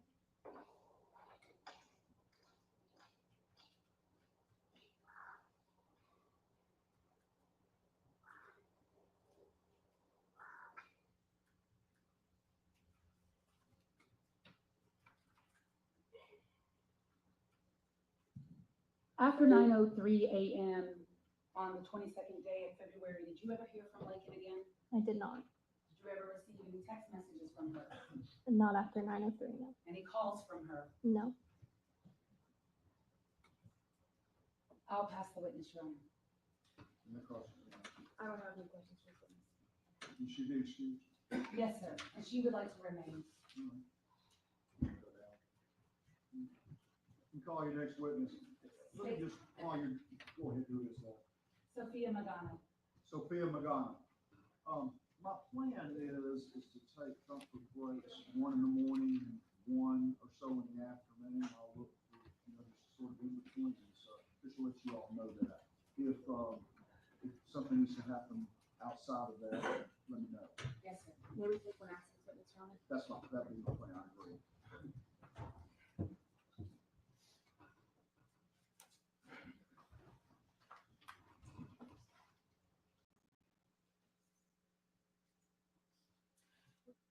Right hand, please, ma'am. Do you swear or affirm the testimony you will give in a matter of the state of Georgia versus José Ibarra will be the truth, the whole truth, and nothing but the truth to help you God? Great. If you could please take a seat. And I know you are soft-spoken. Can you please move that microphone right close to your mouth so that His Honor can hear you and that counsel for the defendant can hear you? It's really important that you be heard, okay? And Madam Court Reporter is very close to you as well. She has to be able to hear everything you're saying because she's taking it down. All right. Spell your first and last name, please. SOFIAMAGANA.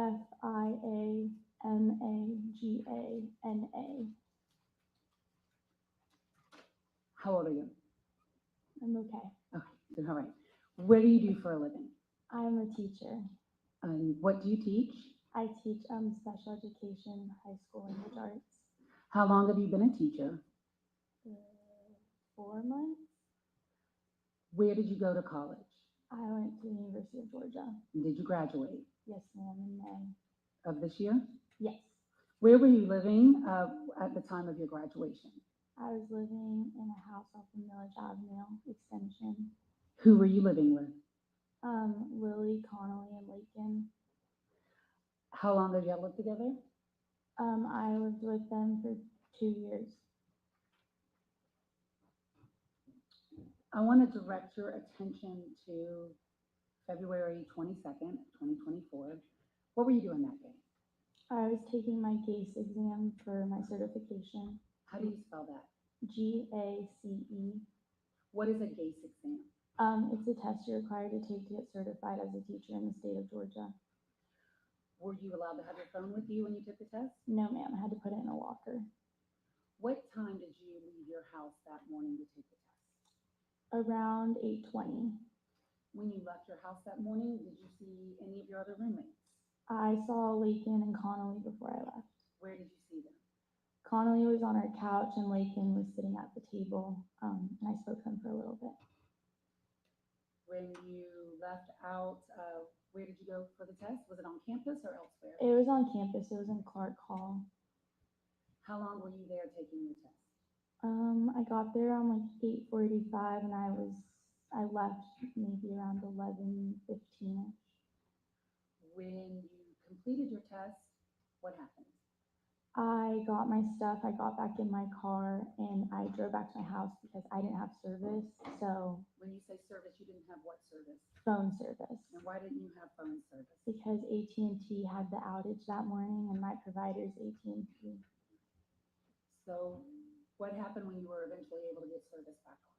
I got back home and when I got service, I had some text from Connolly, my roommate, asking me to check around the house to see if I saw Laken anywhere.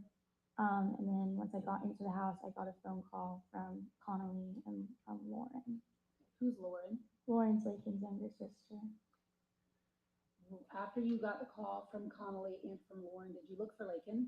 Yes, I looked for her around the house and outside, in her car, kind of everywhere, every room, every corner, a few times, and I didn't see her. What did you do after that? I grabbed my dog and I decided to check her location on Find My iPhone, and then got my dog on his leash and started heading out to go towards her location. Did you go alone or did someone else besides your dog go with you? Champ came with me and then my roommate Lily. Champ is your dog? Yes, ma'am. So where did y'all walk and about how long did it take you to get there? We walked down the trail that was like off the road, so it took us about no more than 15 minutes, so I'd say maybe 10 to get to where we got. May I approach the witness, Your Honor? Yes. I'm showing you 3 exhibits at the same time. State's Exhibit 5, State's Exhibit 6, and State's Exhibit 7. Starting first with State's Exhibit 5, do you recognize that overall photo? Yes, ma'am. What is it? It's a map of the trail. And the state would move to admit State's Exhibit 5. No objection. Five submitted. State's Exhibit 6 and 7, can you look at both of those? Yes, ma'am. Do you recognize both of those? Yes, ma'am. The What are they? pictures I took when I found an AirPod. And they very accurately depict what you saw on February 22nd of 2024. Yes, ma'am. State would move to admit States 6 and 7, request permission to publish. No objection. 6 and 7 are admitted in the purpose of so. And may we toggle back over, Your Honor? Yes.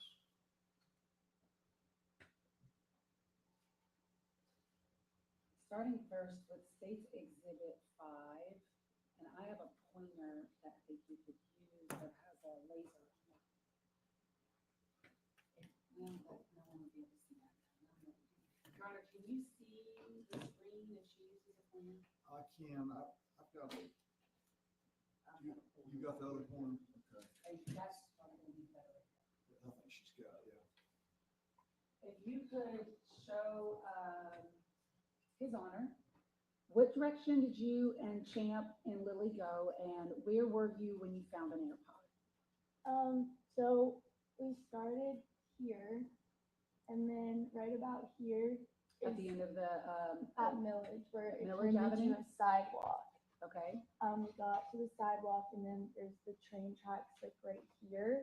And there's a little like trail that's just been walked over a lot. So we went down the trail and then crossed over the train tracks and then walked this. all around the way. retaining pond? Yes, On ma'am, the side of it? around the retaining pond. All right, Can I stand up? you may stand with the court's permission. Yes. Thank you. But keep your voice up so Madam Court Reporter can hear you. Okay, so we walked here, and then this is where like the main trail starts, so we got over here, there's like a turn, so we took the curve and stopped right about there. Okay, so when you say there, is there a trail there? Yes, ma'am, it's all a trail, And paved that's trail. on the top right part of State's Exhibit 5. For the record, I'm just making a record for the court. Okay. Where within the trail, was it on the side of the trail, the middle of the trail, where within the trail did you find the iPod? AirPod, sorry. The AirPod was towards the left-hand side, but still on the trail. And showing you, first of all, how did you find the AirPod? Champ was sniffing a lot, and so I looked down because he was really fixated over a specific area where I kind of had stopped, and he was pulling, and then when I looked over, I noticed there was like a white AirPod, so. Right, State's Exhibit 7, what are we looking at there? And can you see the AirPod? Yes, Can you point to it for the court? it's right here. The bottom of the photo. Yes, ma'am. That's where I found the AirPod, or where it was when we got it.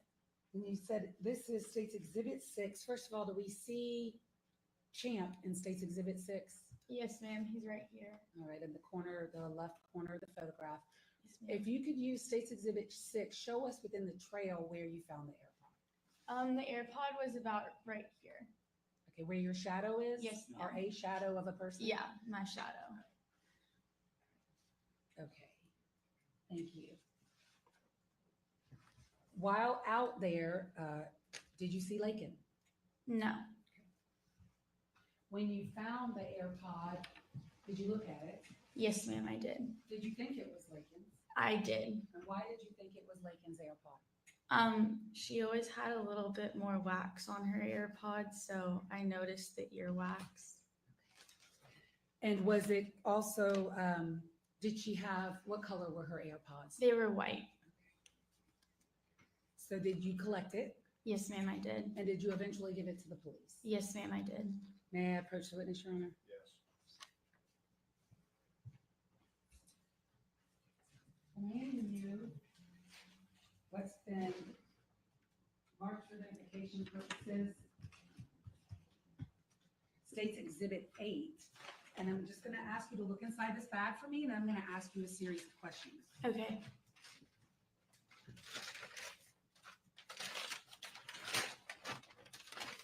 Look inside that bag. Do you recognize what is inside State's Exhibit 8? Yes, ma'am. What is it? It's her AirPod.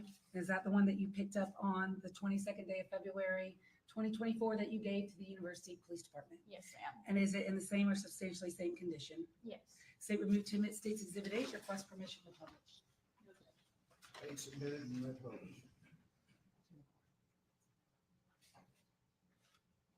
Is it one? Just one? Just one.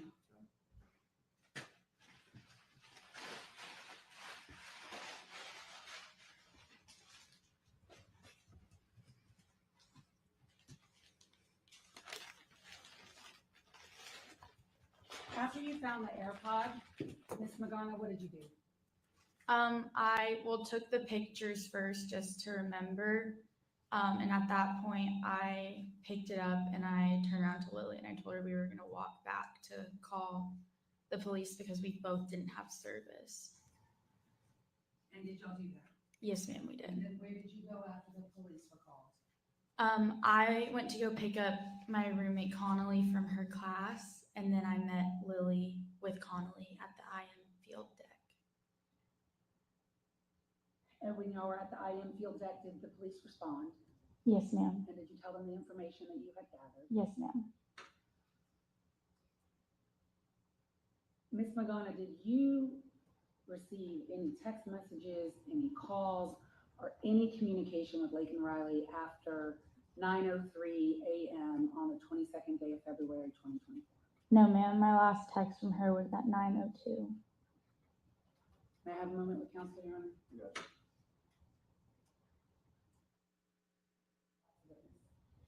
I don't have any questions with witness. Yes, sir, and she would also like to remain.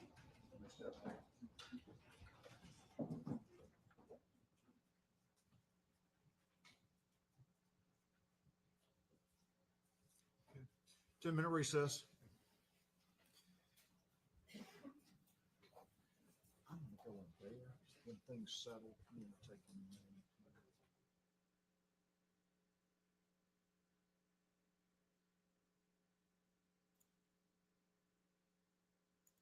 Well, that was interesting. No cross-examination for 2. I mean, what were they going to do?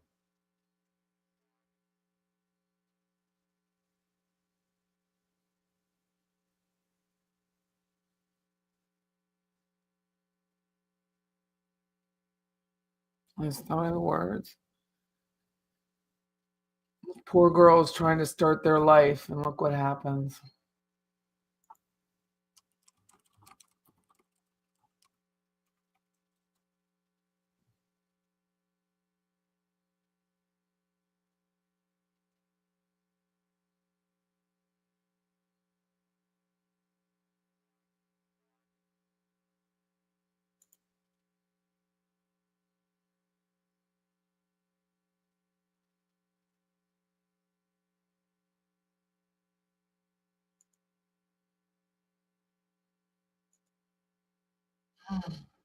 Sorry, I don't have any words.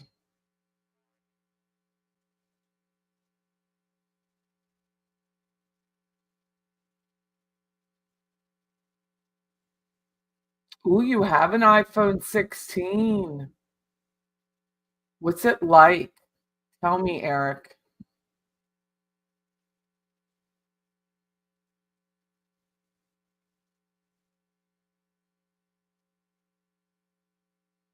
I'm traumatized for them.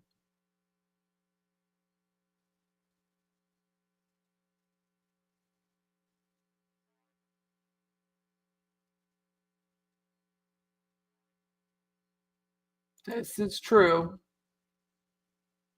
Cars with push start buttons can get started as far as 500 feet away. Well, I tried that. I tried it. It didn't work. So my fob only works much closer when not driving. You're still on a 13 Pro. You don't get rid of them till they break. Well, bless your heart. How will you ever know what you're missing? It won't. It knows everything about you. Roscoe was in the chat. Oh my. Roscoe is lovely. He really is. He bosses me around. He makes me do things that I wouldn't have even done for my children because he's so needy. Dogs are funny.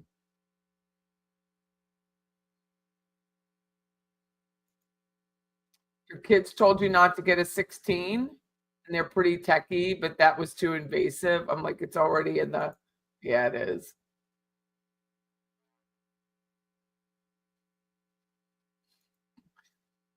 It's amazing.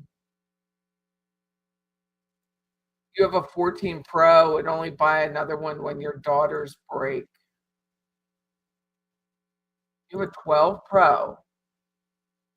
How much memory do you have on that 12? I don't even know how I would do it. I'm constantly deleting stuff though.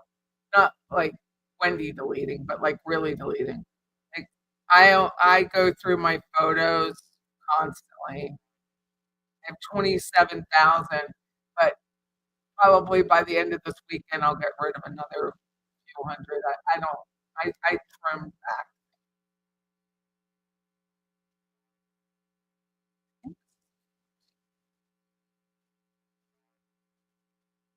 Yeah, I have a 14 Pro.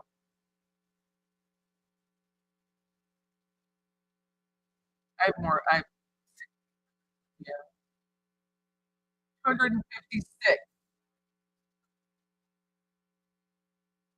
This is the one I can actually see on. If I get another phone, it has to be I just the 14 Pro Max. My warranty expires February, so probably.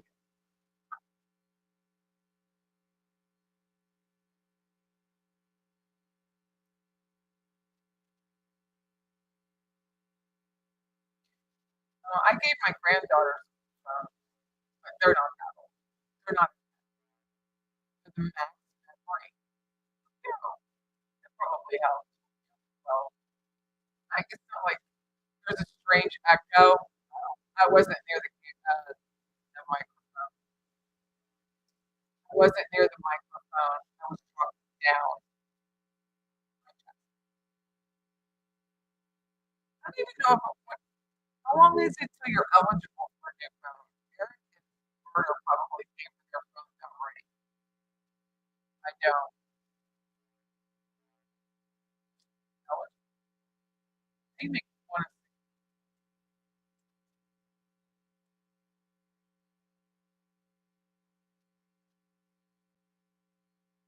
much are they?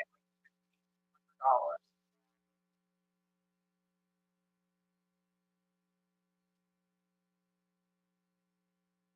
Get Pro Max, $33.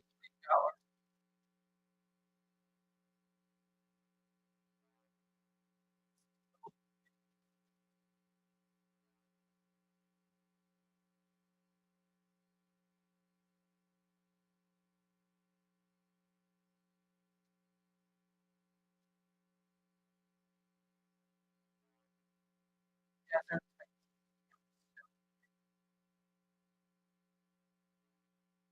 that's $1,200. Oh, there's AT&T chat box. If I trade in my current device, it's only $556 a month.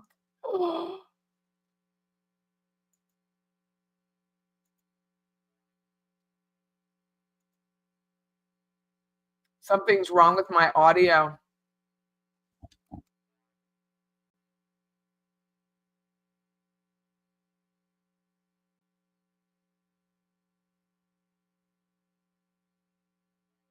How's that?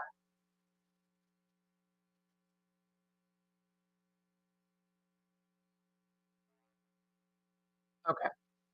I just unplugged it, plugged it back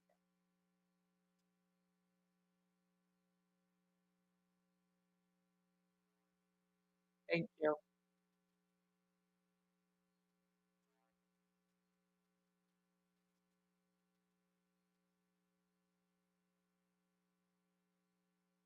How is the camera, Eric, on that? On the 16? I know. That really is it. How much earwax? That's Scott. My Scott would know that. My husband wouldn't, but my business partner would. He would know. My husband would only know about football. All he ever knows about.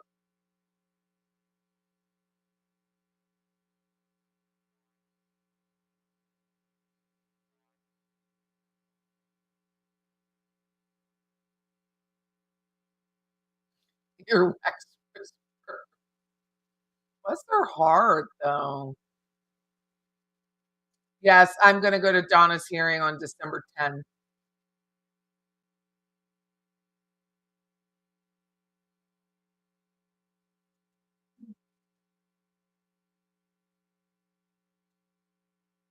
I just unplugged the mic and plugged it back in. Someone offered me a microphone, like some sort of compensation, here's our $500 microphone if you publish so many videos for us, but I didn't do it. Scott is my work husband. Everybody needs a gay work husband. They're very intuitive.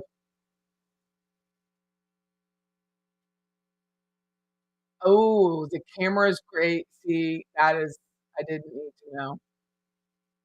Shouldn't have asked.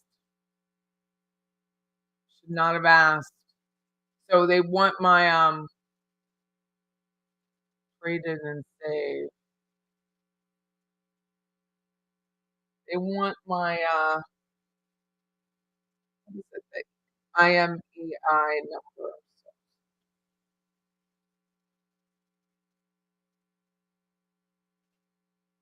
So clever they are. I mean, you can literally just press any button now.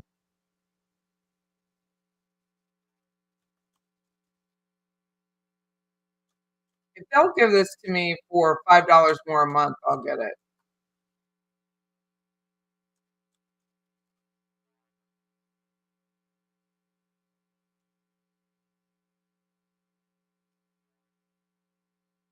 They'll give me $1,000 for this trade. Are you kidding me?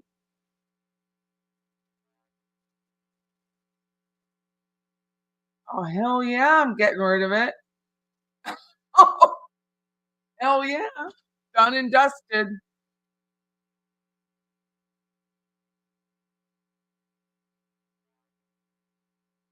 Still getting feedback on the mic? Maybe it's because I switched to screen.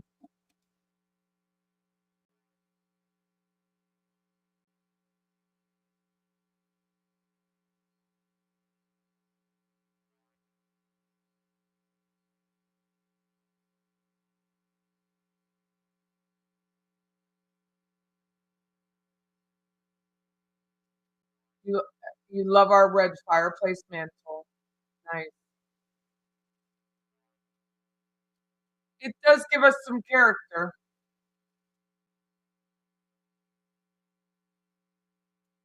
AI software in the camera.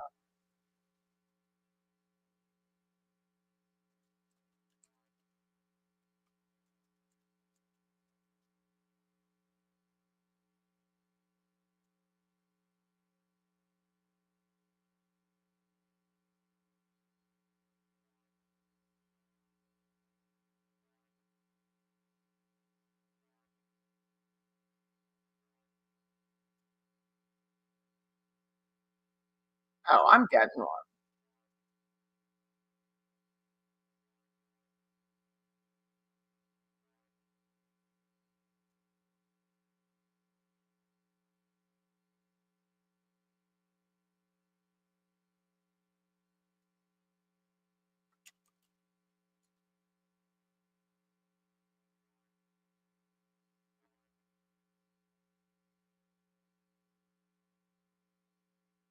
It has advanced AI.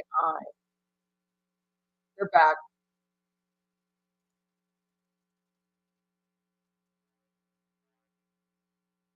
This should be a pretty fast trial. I can't imagine it be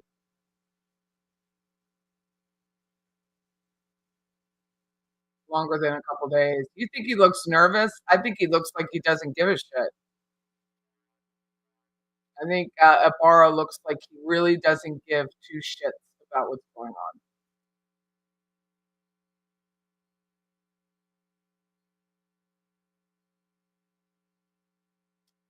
on. You'd repaint the fire surrounding black and gold. Wouldn't really fit the rest of the office, though.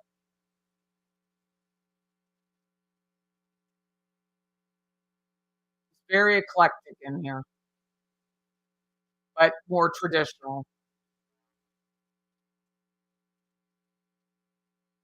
I think it's done by Wednesday, too. I was reading the docket. It's pretty simple. Mainly, let's see. He demanded for exculpatory evidence. Then they consented to a protective order. Then there was the indictment. Somebody had a rule of leave of absence. And then it was all about the cameras. There was like 1, 2, 3, 4, and then another 6 orders on cameras. And then the defense wanted to get rid of the cameras, and they're like, no, you're not getting rid of the cameras. and there's more issues with cameras. I mean, that's really the docket is about the camera. And you could hear the defense today bitching about cameras. It should. The second witness that I'm about to call will play a video that would be the subject of our motion and that's the single file asphyxiation. Okay. And so, again, we have no issue with the video being shown. It's just really you get to the point where you see her physical body and ask that will clearly be allowed to be seen in the courtroom, but not on a camera live streamed out. Okay. And Ms. We Beck. don't have any objection, we join the statement request. Okay. So that will be the order granting your motion. I will just, so that's not the next witness, it's the next? Yes, sir. Okay. I'll make an announcement, make it clear to them. Can we call that witness as well? They have? And they understand they should not. Okay. I'm told that they are already aware of the motion and understand the terms of the motion and will abide by that. And Your Honor, So it will not be live streamed. maybe needless, I think I would also request no photos are taken of the camera footage, either still photos. That is covered too as well. So there will, I don't see the still camera. Oh, there you are. No still camera shots of anything depicting autopsy or crime scene photos involving the victim, that the victim is present. Okay. Thank you. And your next witness is? Kevin McCreevy. And maybe please toggle back over, Your Honor. Sure.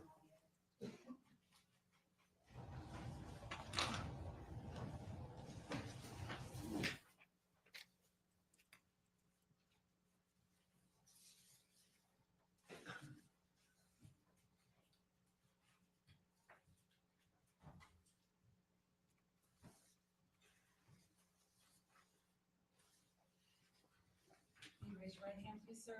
Do you swear from the testimony you will give today in the matter of the state of Georgia versus José Ibarra will be the truth, the whole truth, and nothing but the truth, so help you God? I do. Thank you. Please take a seat and spell your first and last name, Madam Reporter. My name is Kevin McGreevy. First name is spelled Kevin. Last name is McGreevy. V as in Victor. What do you do for a living? I'm the training coordinator at the Athens Her County 911 Center. As the training coordinator, first of all, how long have you worked there? 31 years. 31 years? Yes, ma'am. Are you familiar with the way that the Athens Clarke County 911 Center receives, records, and maintains 911 calls? I am. As the coordinator also, are those 911 calls kept in the ordinary course of business? They're stored on a server, which is secured in a key card access only area. I want to ask you about two particular 911 calls. But before I do that, if a person is calling 911 from the University of Georgia campus, could you tell the court, how does that happen? Because does it come into you? Does it go to UGA? If a person were to call 911 from the campus? Okay. University of Georgia has its own 911 center. It's a PSAT, Public Safety Answering Point. So any 911 call on campus that is placed from a landline, it goes to UGA's 911 center. If there is a 911 call from somebody on campus with a cell phone, that's going to come to our center. And once we determine the issue is occurring on campus, we will transfer the call to UGA PD. All right, may I approach the witness, Your Honor? Yes. I'm handing you several documents in thumb drives. I'm just going to stay with you until we go through them, if you don't mind. State's Exhibit 9, do you recognize that? I did. What is it? It is a business record certification that I signed in reference to 911 call recorded. And is it a 911 call recording that came into ACC PD on the 22nd day of February 2024 at 9:11 a.m.? Yes. State Univ States Exhibit 9. No objection. Nine's admitted. Can you tell us for the record, what phone number, when a person calls 911, you all capture the phone number? Yes, the phone number. And what was the phone number that made that 911 call at 911? 77077. State Exhibit 10, what is that? This is a copy of the phone call. Okay, the one made at 911? Yes. And you listened to that prior to today, and is it a fair and accurate recording of that 911 call? Yes, ma'am. State Univ States Exhibit 10. No objection. 10's admitted. States Exhibit 11. Okay, this is a business record certification. This is a printout of a CAD call. CAD being an acronym, Computer Aided Dispatch. It's the computer system that we use in the 911 center. And what is the date and time of the 911 call that CAD is referring to? February 22nd, 2024 at 7:57 a.m. And did that call actually first come into ACCPD? It was a cell phone call. It was answered by our center. We transferred it to UGAPD. So it did start with you first. Yes. States Exhibit 12, you recognize, oh, State Univ States Exhibit 11. Any objection to 11? That's the. This is 757 call. Right. No. States Exhibit 12. 11's admitted. Thank you. And 12 is a copy of the 911 call, audio recording. From 7:57 a.m. Yes, ma'am. And is it a fair and accurate recording of that 911 call? It is. You're under the State Univ States Exhibit 12. No objection. 12.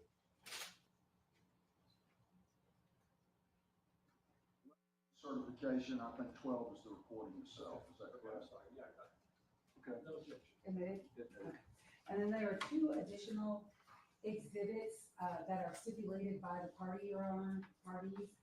So this would be our first stipulation. It's marked States Exhibit 13. It is signed by myself and counsel for the defendant.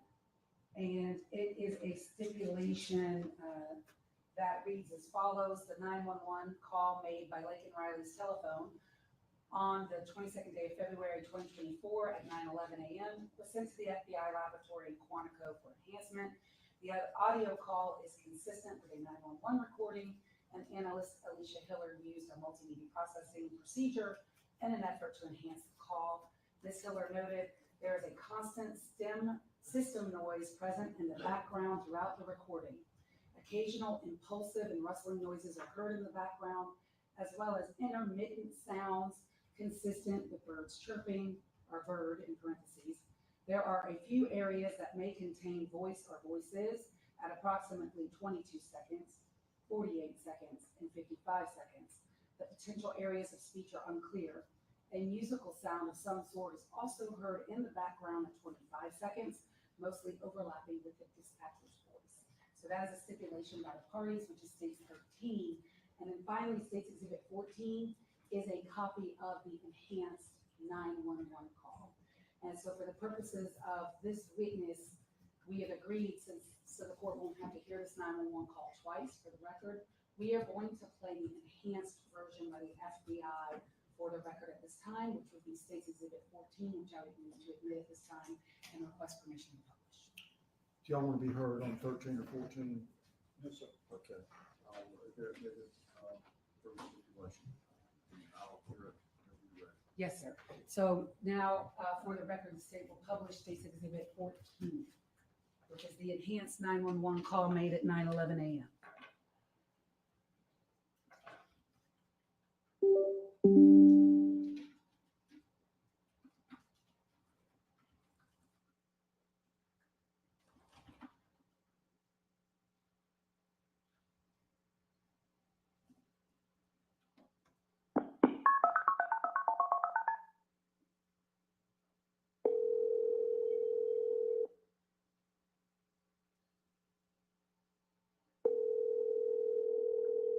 Clark County 911. Hello, this is Clark County 911. Hello. all hear me?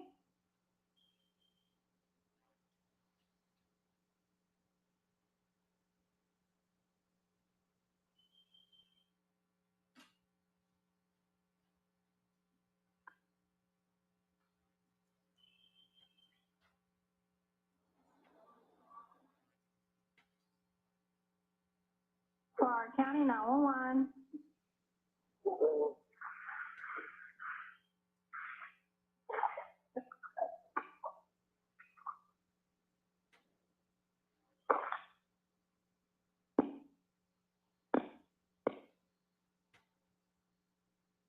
Mr. McCready, I want to ask you about this 911 call. You told us what time it came in, and we hear an enhanced version of the call.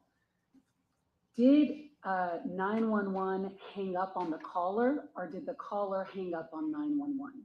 The call was ended by the caller's phone. After the call was ended by the caller, did dispatch attempt to call the caller back?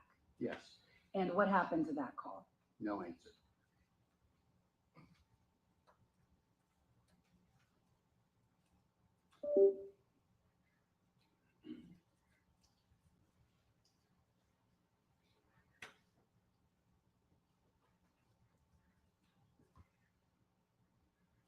I want to publish just the first part of State's Exhibit 12, which is the 911 call at 7:57 a.m.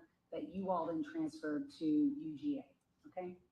And so with court's permission, publishing parts of Stage 12. The remainder for the record, Your Honor, of Stage 12 will be published through the witness, Tejaswi Sarawati.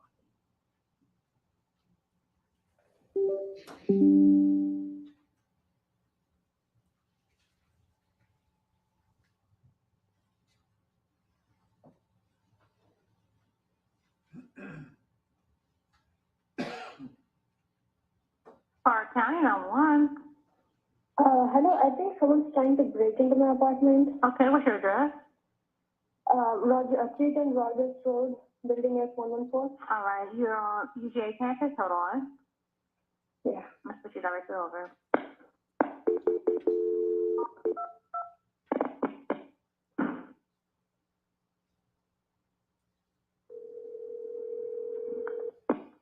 University 911, what's location of your emergency? Clark County, Go ahead, ma'am.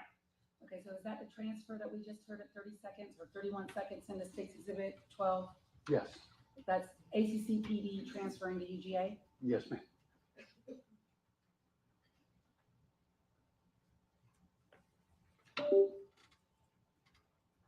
For the record, I am putting back with Madam Porter, State's Exhibit 11, 12, and 14. May I have one moment with counsel? Yes. I'll pass the witness. Cross-examine. Yes, Mr. McGreevy, just very briefly, I understand that your job requires you to maintain the records and control of the 911 call center, right? Partially.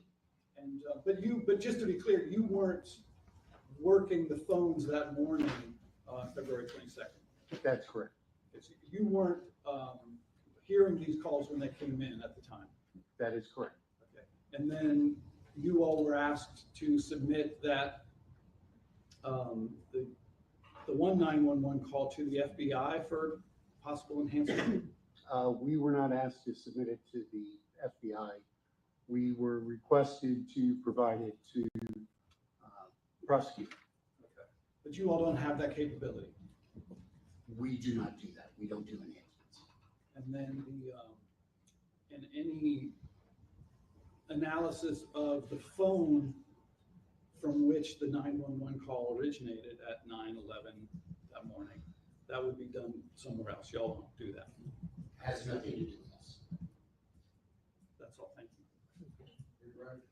No, sir. May be excused. Any objection to excusing McGreevy?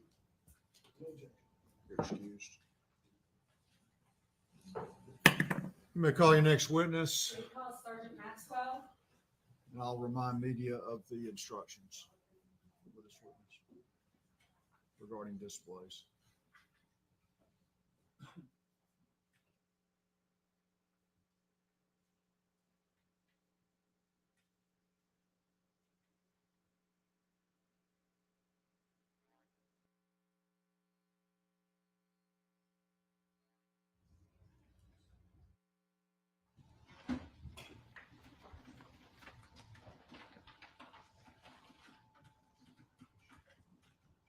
you raise your right hand, please, sir?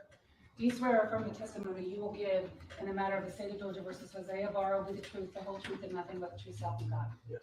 Please take a seat, spell your first and last name for Madam Court Reporter. My name is Kenneth Maxwell. First name is Kenneth. Last name Maxwell. Where are you employed? The University of Georgia Police Department. How long have you worked there? About 9.5 years. What are your duties and responsibilities? Right now, I'm a patrol sergeant, so my job is to oversee a group of anywhere from 5 to 15 officers with daily tasks, answering calls for service, things like that, paperwork, administrative side as well.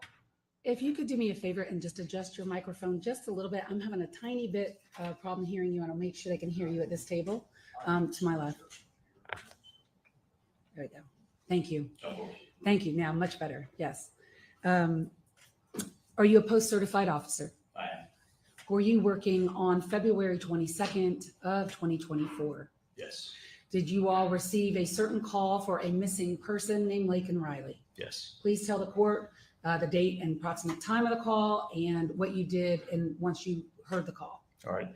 So I believe the call came out on February 22nd at about 12:06 in the afternoon.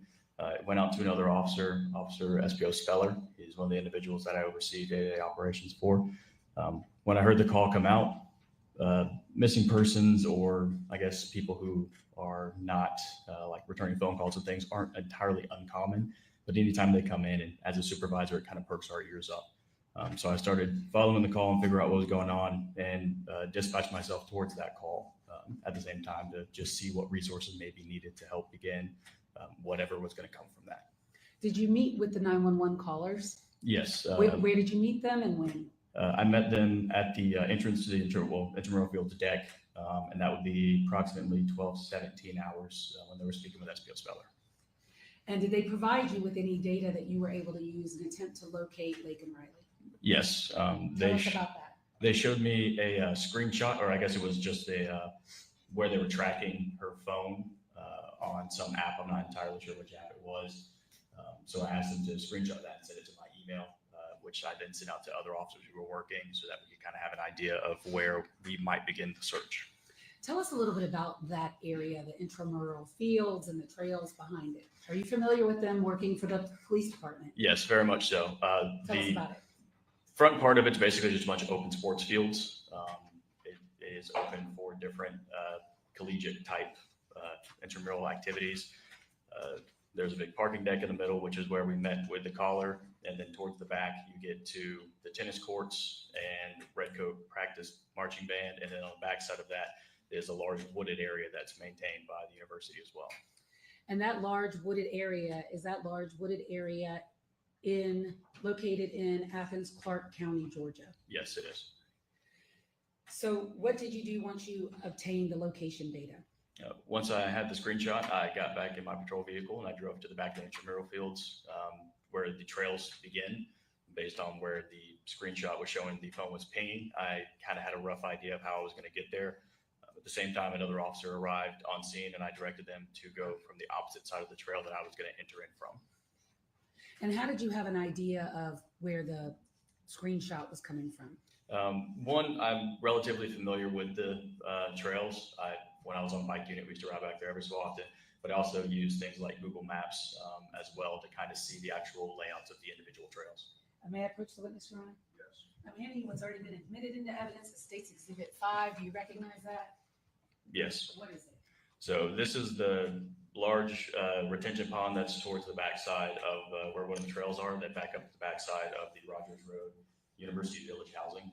And using State's Exhibit 5, could you show the court in which way you entered the intramural fields and trails? Roughly, so the direction. Well, yeah, do it that way because we've already talked over. If you can show the court, because it's Yes. the court. Roughly, I would have entered from this upper area side of the trail. Lift it up so you Oh, can see it. There's a bridge that connects over Lake Herrick, and I would have entered in from this side, and then Corporal Bridges came down this trail here, which hooked up from the actual roadway on the backside. So I had him coming from this side, I was coming from the other side so that we could meet in the middle. Once you entered the fields, how long did you have to search the fields? I think I searched for approximately 21-ish minutes. And what were you looking for? Pretty much anything that would give us an idea of, one, if she was indeed missing, or sometimes individuals may just get hurt. I think while I was also en route, I had asked them to check, dispatch to check hospitals and things like that, because sometimes people get hurt out there. So pretty much any signs that she may have been out there or anybody was out there just kind of acting weird. I think I'd also had them screenshot a picture maybe from social media to send to my email, so I had a rough idea of what she looked like. Because there's also times where we just have people who just were like, oh, I just come out here and unplug myself and I don't want to talk to anybody.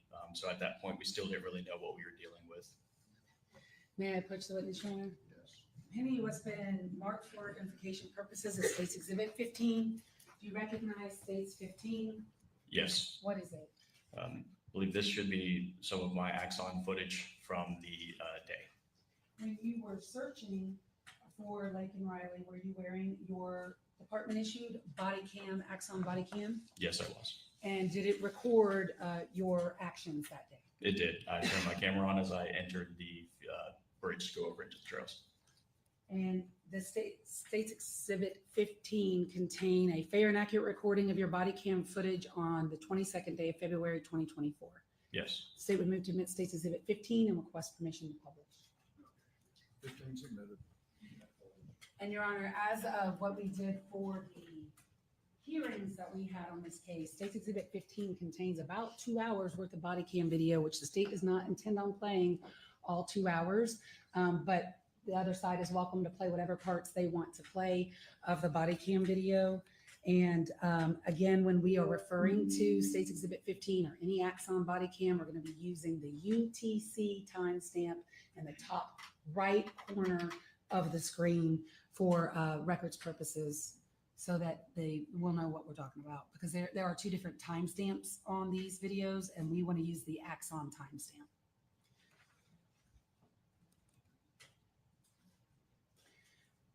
So for the record, Sergeant Maxwell, I am publishing State's 15. If you could tell us. I'm gonna interrupt you. Yes, sir. So I suspect what we're about to see is the victim's body there. I'm going to offer for anyone that's here to step out if you want to do that. I'll pause and order and allow you to do that. May I have one moment? Maybe more difficult.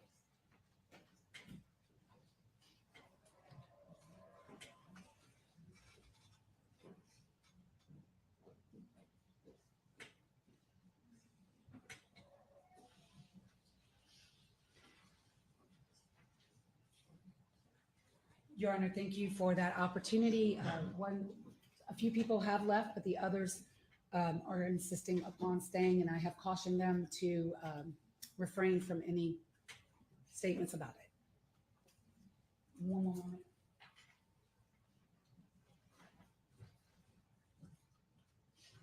If you could, Sergeant Maxwell, using the top right hand of State's Exhibit 15, tell the court our date and time here. I'm going to make you do the UTC conversion.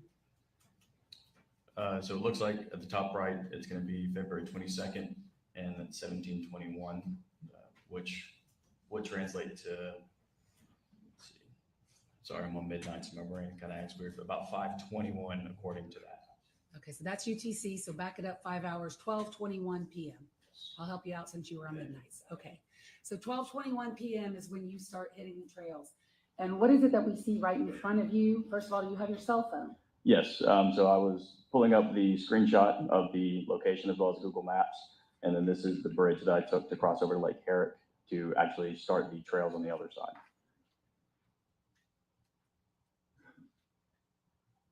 We can see the wooded area as the video is playing, but just tell us about the woods back there in general. So in general, they're pretty well traveled trails.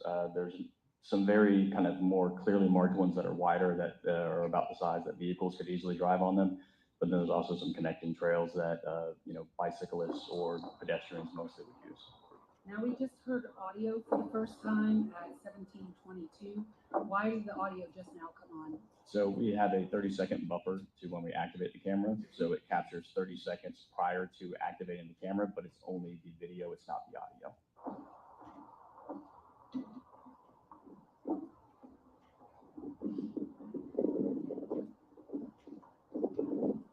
So what I'm going to do is fast forward a little bit, and again, anyone can play whatever parts they want to of this. And I'm going to go to 17:28, which is 5:28 p.m. for the record on State's Exhibit 15, and we are going to start to play it from there. But tell us now where you are in the intramural fields or that area. Yeah, so it looks like it's going to be back further on one of the larger trails that circles from the back. On the picture from earlier, it would have been the main trail that circled from the Redcoat practice band directly back from Lake Herrick Drive. Can you see that trail in State's Exhibit 5? I believe so. Let's see. Can you show the court on State's Exhibit 5 where you are now? Yes, so it should be right around here near the bend of this trail. All right.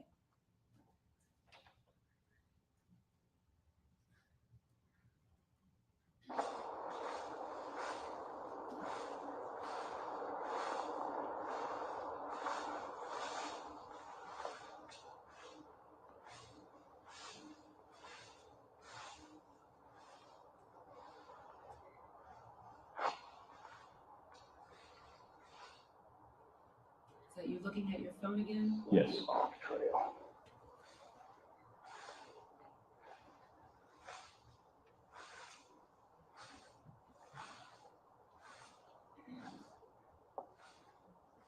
If y'all can stop calling for now.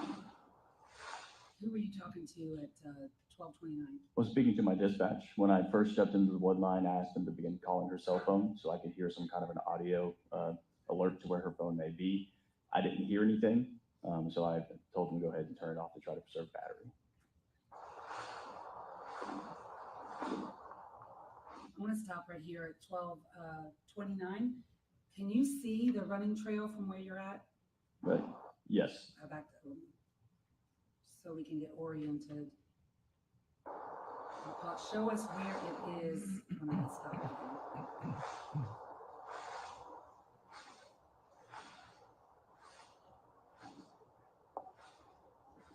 If y'all can stop calling. Okay, do you see it? Yeah, so it's going to be on my right-hand side. I'm kind of walking parallel to it in the wood line right now. And can you just point to it on the screen? Yes. All right. At the top right-hand corner, almost where the timestamp is? Correct. For now.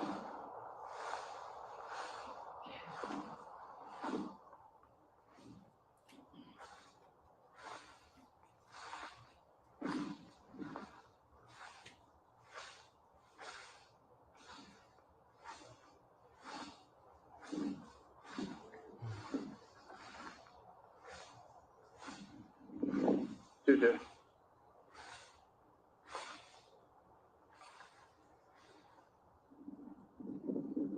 I'm currently in 85 is where the phone last pinged.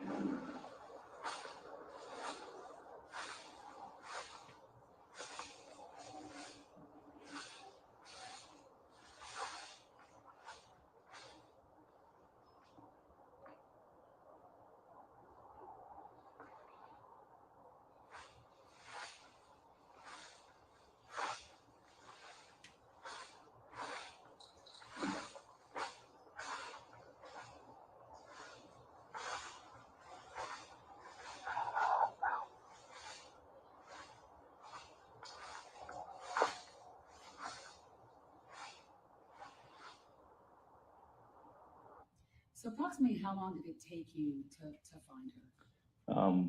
From the original call, it would be about 21 minutes from this area. Once I was on the field, looks like it would have been closer to about 7 or 8 minutes. How would you describe that vegetation? It's not really super thick necessarily, but there are a lot of vines and thorn bushes and things like that that kind of interweave. Not super difficult to walk through, but it was catching my uniform every now and then. And how would you describe the lighting out there? The lighting was pretty decent. It was the sun was up. I'm not sure if it was completely cloudless, but not overcast. I am going fast forward on State's Exhibit 15 to 1234. Do you see that in the right-hand corner? And do you see the running trail on State's Exhibit 15 at this point? Yes. Is that what you're facing? Yes, it is. Okay.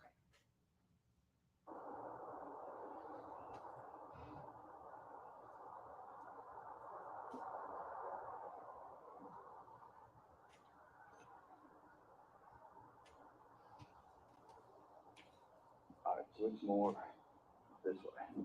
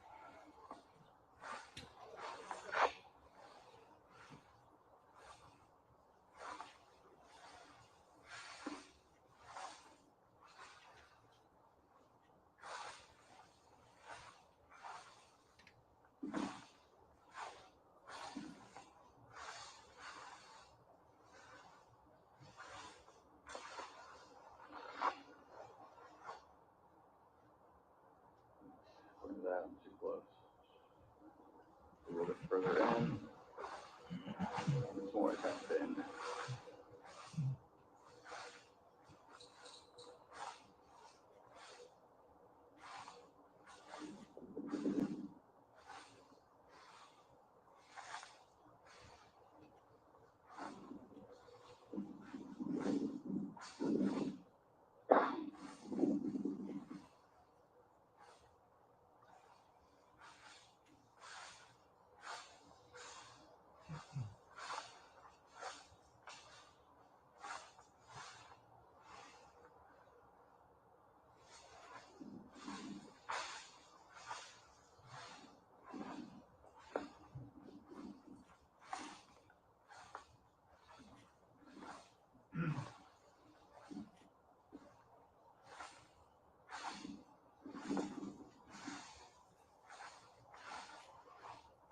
Pinboard is.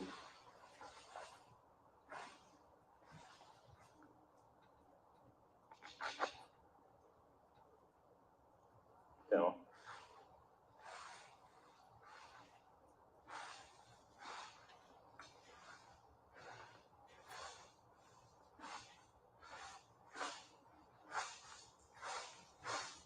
Oh shit. To the university, I found her. Ma'am, ma'am. Oh. I need EMS immediately to the location where the phone pings.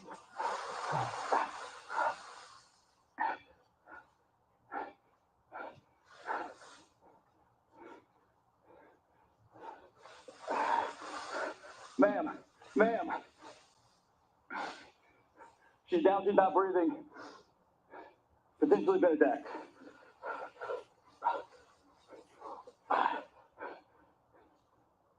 Starting CPR now. 1, 2, 3, 4, 5, 6, 7, 8, 9, 10, 11, 12, 13, 14, 15, 16, 17, 18, 19, 20, 21, 22, 23, 24, 25, 26, 27, 28, 29, 30.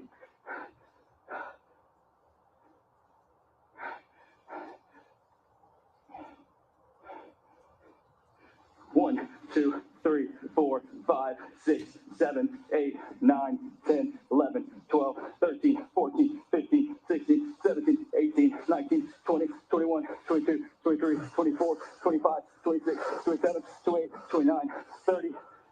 I'm not getting any volts. She's stiff. 1, 2, 3, 4, 5, 6, 7, 8, 9, 10, 11, 12, 13, 14, 15, 16, 17, 18, 19, 20, 21, 22, 23, 24, 25, 26, 27, 28, 29, 30. Yeah, that's what you was at. 1, 2, 3, 4, 5, 6, 7, 8, 9, 10, 11, 12, 13, 14, 15, 16, 17. Take over. that her shirt has been removed above her breasts. Got it? 1, 2, 3, 4, 5, 6, 7, 8, 9, 10, 11, 13, 14, 15, 16, 17, 18, 19, 20, 22, 23, 24. Far side, if you look at the ping, we're exactly where that phone was pinging at.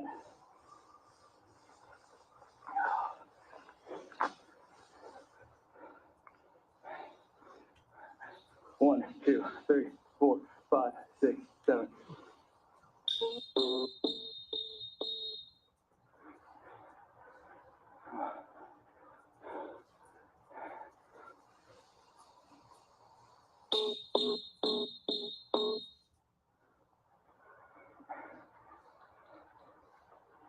I'm going to stop it right here at 12:40 for the record, states 15. Let me ask you a few questions, Sergeant Maxwell. First and foremost, we hear a whistle. Is that you whistling? Yes, ma'am. It's my patrol whistle. We always keep it on our uniforms. Why are you whistling? To help other responding units figure out where we're at. You, we heard you describe it, but tell us for the record, when you observed Laken Riley, first of all, how would you describe her clothing? So it appeared that her clothing, at least her shirt, had been removed to up above her breast.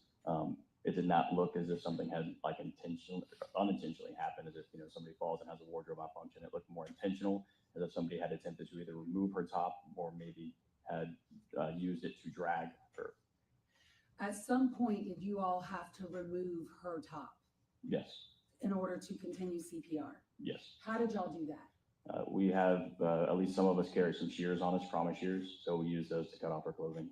And who is that other officer that we now see in the video with you? That's Corporal Mason Bridges.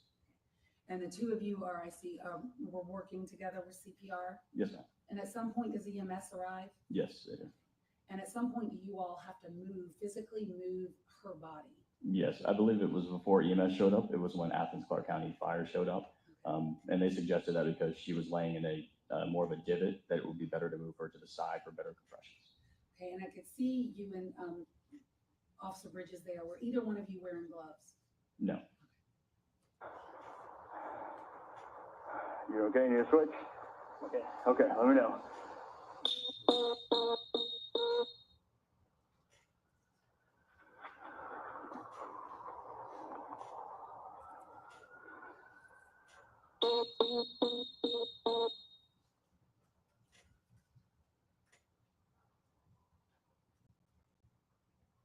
And when you first saw her, was she covered by anything, or how would you describe how she was when you first saw her body?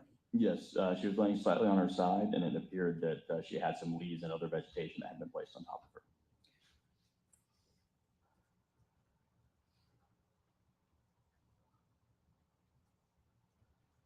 Tell them to go to the lake and take a next left. Take a left at the lake and then take another. Go to the left, take a left, just keep going left. I'm blowing my whistle, you should be able to hear it.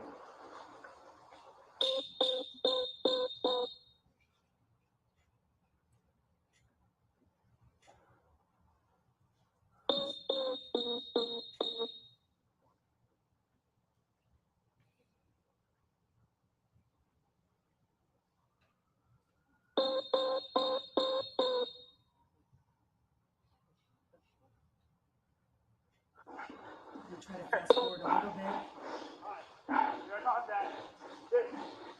And that's 17:32.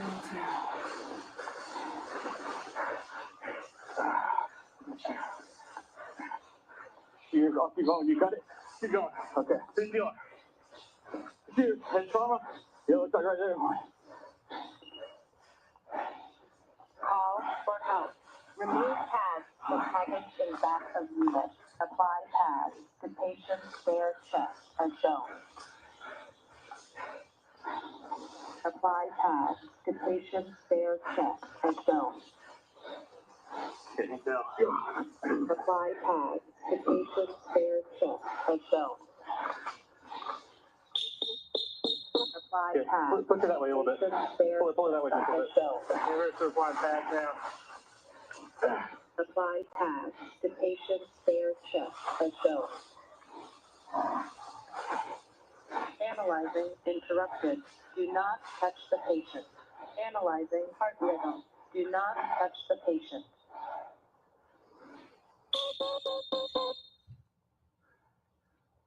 Yeah, run south where I ran in. About 45 degrees angle to your left. Looks like right. Right. To touch the patient. Begin CPR now. Hey, I need you to scream for those officers.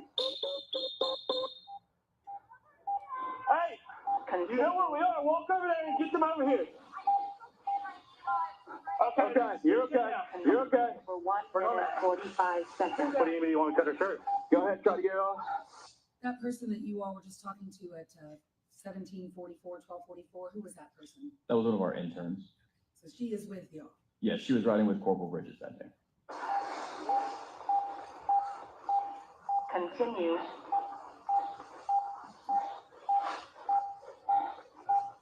Continue for 1 minute, 30 seconds.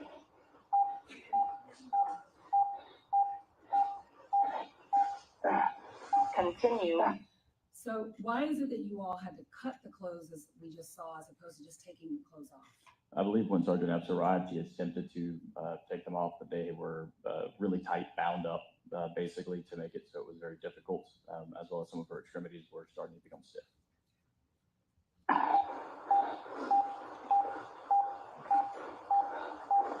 Continue for 1 minute, 15 seconds. You got the wire. You got the wire. Look at that. Continue.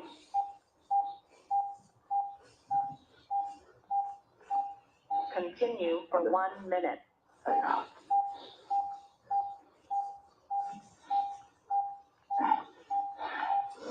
Continue.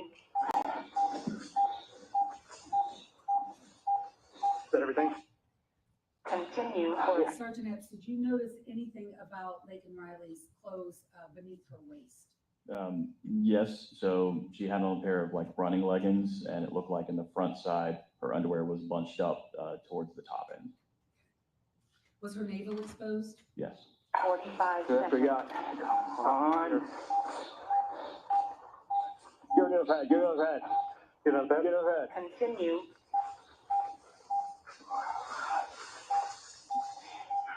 Continue for 30 seconds.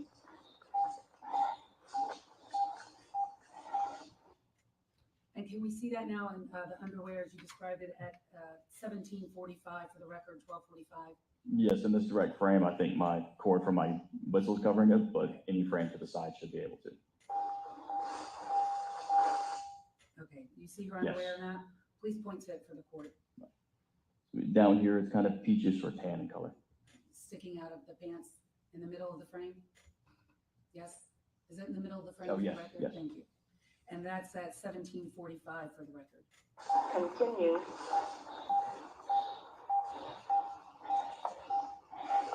Continue for 60 seconds. Okay, put down, put down. Continue for 5, 4, 3, 2, 1. Stop CPR. Analyzing interrupted. Do not touch the patient. Analyzing heart rhythm. Do not touch the patient.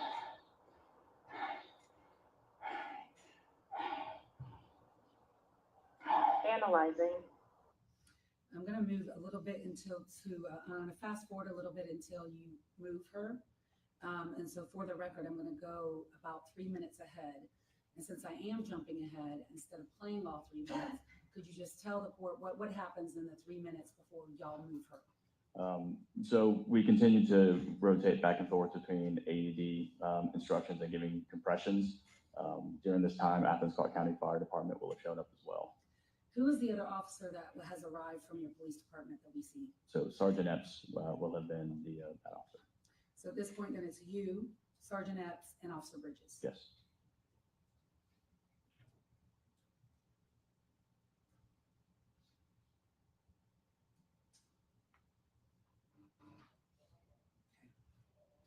Now, do not touch the patient.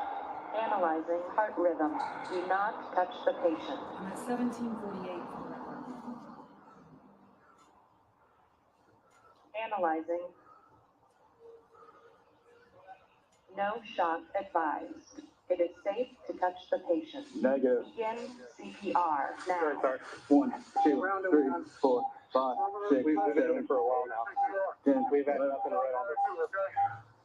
16, 17, 18, 19, 20, 22, 25, 26, 27, 28, 29, 30. For 1 minute, 45 seconds. Who found it? I did. Continue.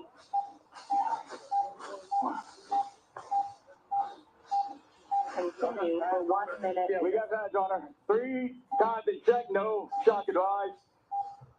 Okay, hey, let's pull her up onto some flat ground. Get better compression. Continue for 1 minute. 1, 2, 3. Get that. That's under. We got, hey, so it takes us to Continue. Thanks, sir. Continue for 1 minute. taking over CPR. Do we have somebody with crime scene tape? We need to start going around here. Yeah, go ahead and get a BBU. Let me grab those back. And so now at 1750 or 1250, is that when fire took over CPR? Yes. Is this location where you found Laken Riley's body in Athens, Clark County, Georgia? Yes, it is. After fire takes over CPR, what do you do? So at that point, I suspected that this wasn't an accident based on the circumstances in which she had been found. So I started communicating with Sergeant Epps that we need to begin setting up a perimeter to preserve any evidence because I believe the crime had occurred. What perimeter did y'all set up? So we set up a pretty wide perimeter from that location outwards. I'm not sure exactly how far it was, but I myself went up to the more northern side of that main trail that I had walked in on, and I stood there until I was relieved. May I have 1 moment, Your Honor? Yes. And I'm gonna just take out states 15 and leave out 9.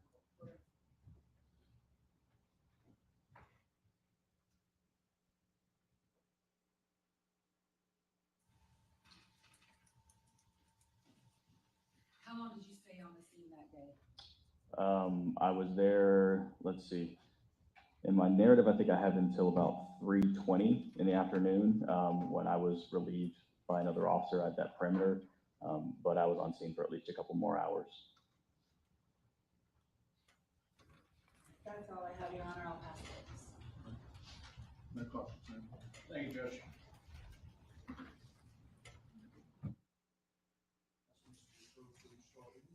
You want to replay any of this? Okay, I'm gonna, if somebody will let them know, if anybody wants to come back in, they can do that. I'll leave that up to them. You don't have to. Thank you, Judge. And Judge, I'll try to keep this brief. Is it Sergeant Maxwell? Yes, it is. Okay. When you arrived on the scene, Miss Riley's pants were on, is that correct? Correct. Okay. They were pulled up above the waist? To the waist, yes. Okay. And the only thing that you noticed about her pants was that her underwear was up above her waistline. Is that right? Correct. It was bunched up in the front. Okay. And her shirt was pulled up. Is that right? Yes. Okay. And the way that I heard you describe it on direct was that it could have been removed. Is that right, by someone? It appeared to me as if somebody may have attempted to remove it. That's where it had been lifted up. Or had used it to drag her. Is that right? Potentially. Okay. Did you notice any blood stains around her ankles? I did not. Okay. Did you notice any injuries to her ankles? I did not. Okay. Could this shirt have also come up if she were dragged by her feet? I would have to speculate, potentially. Okay. You don't have any personal knowledge of how the shirt was pulled up. Is that right? No. Okay.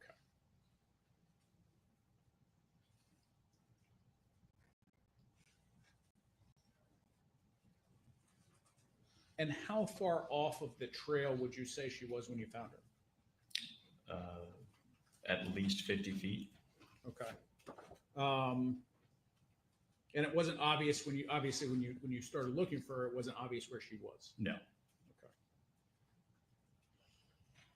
Did you notice anything about the area surrounding her that looked disturbed in any way, or is that just not something that you were necessarily looking for at the time? Exactly. It wasn't something I was looking for at the time. Okay. That's all the questions I have, Judge.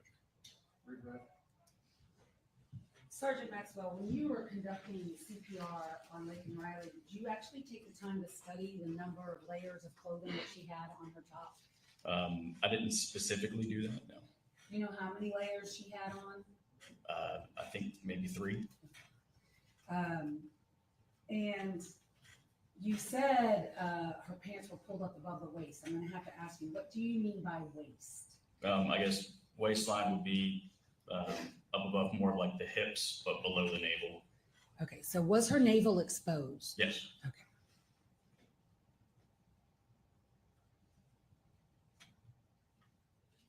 That's all I have, Your Honor.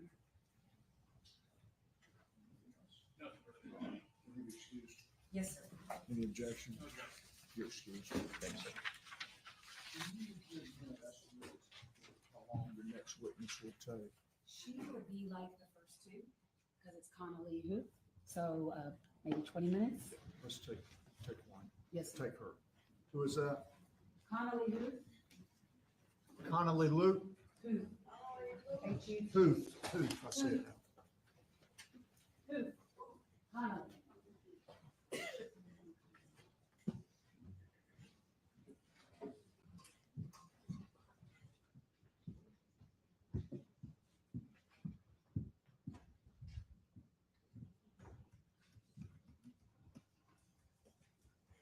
Please raise your right hand. Do you swear affirm the testimony you will give today in the matter of the state of Georgia versus José Ibarra will be the truth, the whole truth, and nothing but the truth, so help you God? Yes, I do. Okay, please take a seat. Spell your first and last name, please. My name is Connolly Hu, CONNOLLYHUTH. How old are you? I'm 22. What do you do for a living? I'm currently unemployed. I graduated in May and I'm waiting to go to grad school. Where are you going to go to grad school? Mercer. What are you going to study? I'm going to get my master's in mental health counseling. You graduated from where in May? University of Georgia. What's your undergrad degree in? Psychology. Did you, when you attended the University of Georgia, have roommates? I did. Can you tell the court, where did you live?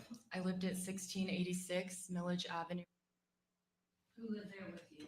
Laken Riley, Sophia Magana, and Lily Steiner. How long have you known Laken Riley? Known her for over 2.5 years. Where did y'all meet? We met, well, she came over to my house to see the house, so in the house. Would you and Laken run together? Yes. How often? It depended on her nursing schedule, anywhere from 3 to 6 times a week. Tell us what kind of runner Laken was. She was a good runner. She could run for a long time, far distances. She's pretty fast as well. And would y'all, when you would run together, well, first of all, did you run races together? Yes. Approximately how many? 1. And which one was that? The Half in 2023. Is that October 2023? Yes.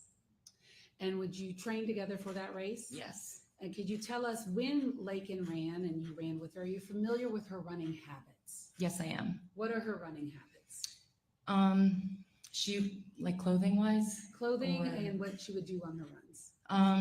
Well, she always had a watch on. It was either an Apple Watch or she recently got a Garmin watch. She had different types of headphones she would wear, but she would listen to music while running. Sometimes when she was alone, she would call her mom.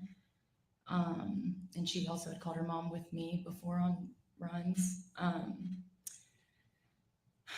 She'd wear tight clothing usually. And why tight clothing?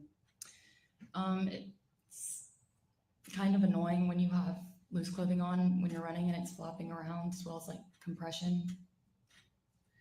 How many times have you seen Laken Riley in running clothes? Many times. And of all the times that you've seen her running, does she wear running tights? Yes, And how often does she wear running tights? almost every time. And running tights, and when I say running tights, can you describe what is meant by running tights? They're like leggings, so they essentially like stick to your skin. And when Laken would wear her running tights, were her tights above her belly button, or would she wear them below her belly button? Always above. May I approach the witness, Your Honor?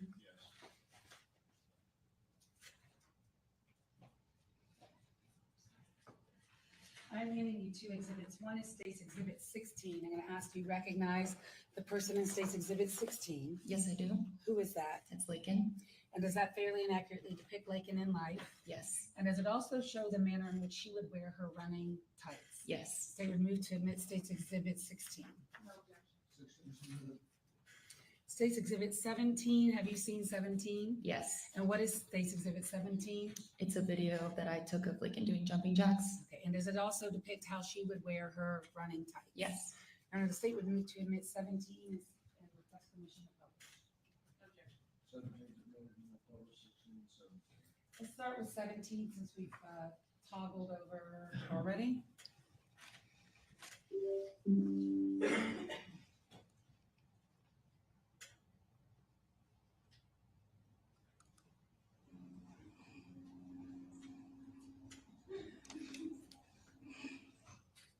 I just published State's Exhibit 17 for the record. Is that the manner in which Laken would wear her running tights above her belly button? Yes.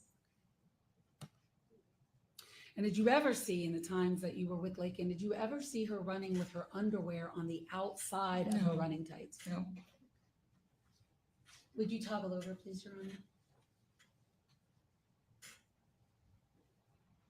State's Exhibit 16, tell us what that depicts. When was that picture taken?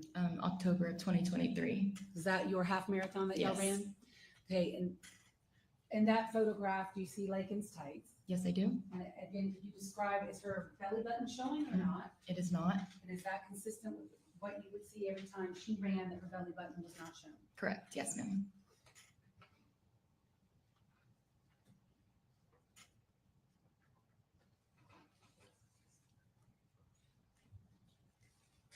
I want to ask you, Ms. Smith, about February 22nd, 2024. Tell us about your morning that day. I woke up, I had 2 classes that day, so I woke up at 7:45. I quickly got ready and I had class at 9:35 and 11:10 in Caldwell Hall in the same room. As I got ready, I walked out to our living room and kitchen. Laken was sitting there with her iPad and she was taking notes and doing her homework and watching Netflix. And for 45 minutes, we sat and talked about our plans for the weekend and what we were going to do later that night. And I left for class at around 8:45 to get on the bus. When you left for class, was Laken still in the house? Yes. And at some point when you were in class, did you become concerned about Laken? Yes. Tell us why and what happened. At one point, Lily had sent a text asking if Laken was okay. And I was in class and I just figured she was on the phone with her mom and walking around because that was standard. And I didn't think anything of it. And then at around 11:15, 11:20, I got a call from Lauren, Laken's sister, and I didn't answer because I was in class. And then she called me again and I didn't answer. And I texted her and I said, like, I'm in class, what's up? And she asked me if I'd heard from Laken, and I immediately went into panic. I stepped outside of the class and I called Lauren back and said I'll try to figure out what's going on. So I then called my 2 roommates, and both of their phones went immediately to voicemail. And then I tried calling Laken and her phone rang and then went to voicemail. Why were you panicked immediately? Just because she would run for a long time, but I knew she had class that day and I knew that she wasn't one to be late or off schedule. All right. So at some point, did you meet up with the University of Georgia police officers? I did. When did you do that and where were you? I had Sophia pick me up from my class around 12:15, 12:20, and she took me straight to the intramural fields to meet with the officer and Lily. How long did y'all stay there that day? 6 hours, 7 hours, When was your last communication with Laken Riley? 9 o'clock At what day? on February 22nd. And did you ever hear from her after that? No, I did not. May I have one moment, Your Honor? Yes.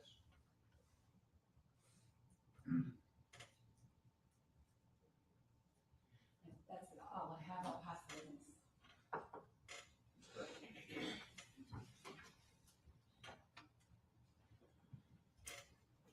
I'm going to try and keep this short, but let me know if you need a minute, okay?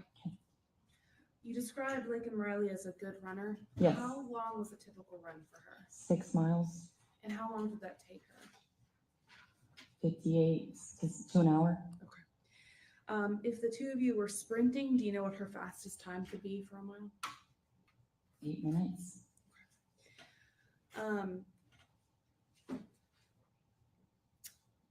Besides the clothes and the phone, did she often have anything else with her when she went on runs? Her AirPods. Did she ever carry a house key with her? Yes. And where was the house key kept? Depends. Sometimes her leggings have pockets. They're in the pockets or in her waistband. There are pockets in some Lululemon brand leggings, so in there, or in her jacket pocket.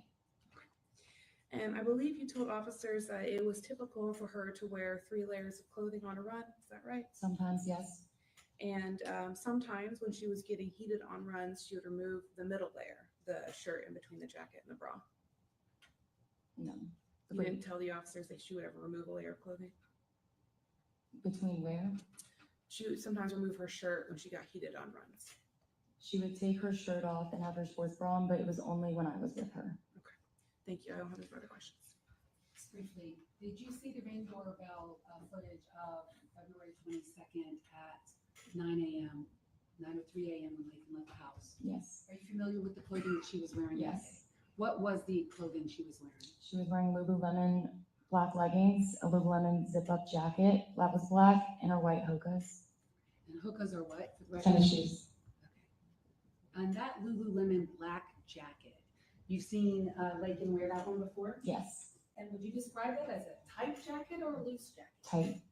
And how tight is that jacket? Very tight. That's all I have. You should be excused. Yes, sir. Let me go down, ma'am. This time we'll break for lunch. We're in recess till 1 o'clock.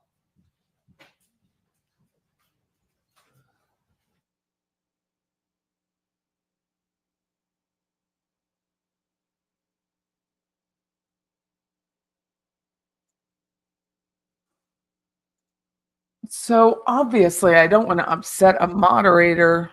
I don't know that they are upset. No one said anything to me, but so far, I have to admit this discussion, which I didn't know how it would go.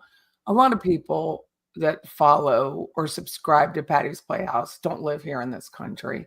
So you never know how an illegal human excrement on trial for the murder of a beautiful 22-year-old is going to go, because so many people are virtuous. I don't happen to be one, but so many people are virtuous and more kind than I am, and may apologize often for the illegal immigration that's occurred in this country. This, I don't think, is the same, because this man clearly beat this girl in the head with a rock and proceeded to asphyxiate her, attempted to rape her, whether he was able to or not, which if you study rape, as I have in my past, it's often very difficult to actually complete the act of rape because of the rage that is occurring in the raper.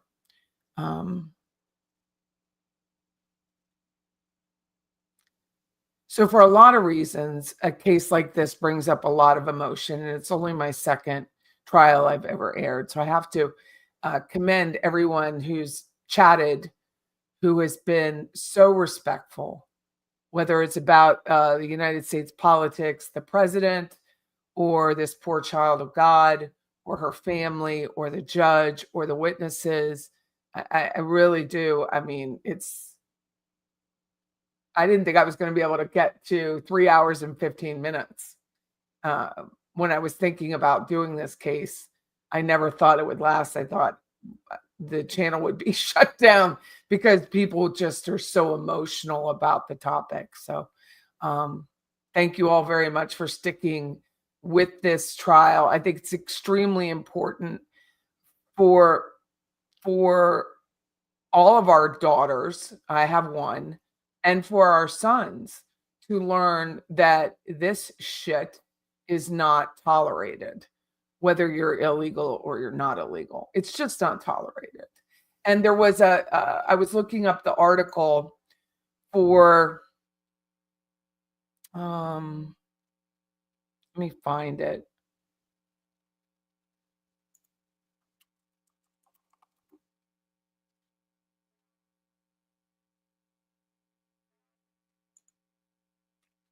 There's a Georgia DA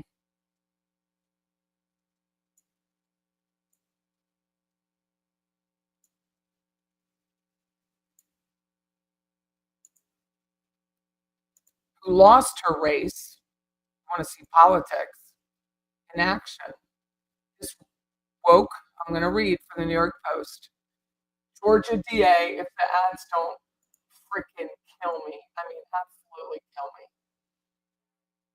Woke Georgia DA Deborah Gonzalez pummeled in re-election bid after refusing Laken Riley murder case. The lefty prosecutor of the Georgia County where Laken Riley was allegedly murdered, and it's a college town like Tallahassee and Leon County, by a Venezuelan migrant will be looking for another job after being soundly defeated in a re-election bid. The Democrat DA, whose circuit includes liberal Athens Clark County and conservative Oconee County, Tuesday. He was part of a tsunami of soft on crime, progressive politics, so she lost. She didn't want to prosecute this.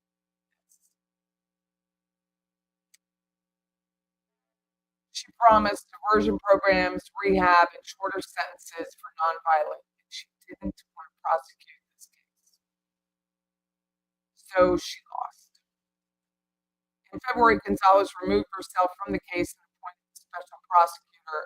That's just all ads. It's just ads, one ad, one ad. After criticism from Brian Kemp, the governor of Georgia, in February, Gonzalez removed herself from the case, appointed a special prosecutor after that criticism. So we will not allow this or any crime to be used for political gain. Ibarra was arrested in Queens 6 months before her death on child endangerment charges. He was also arrested for theft.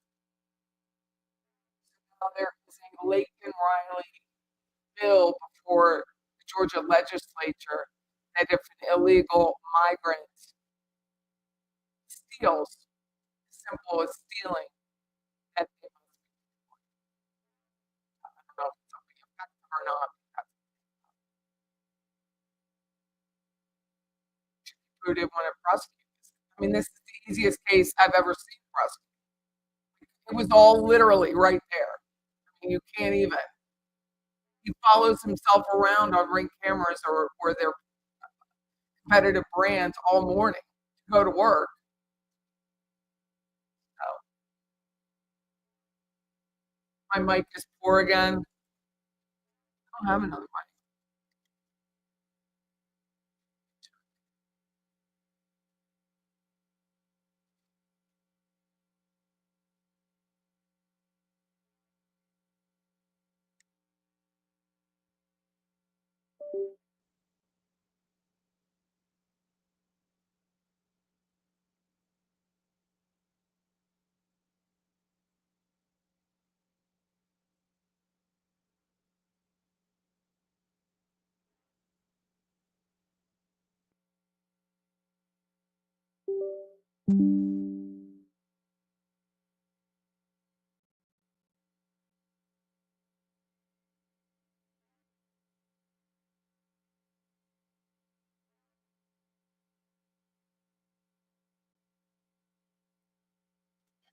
Okay, I'm back.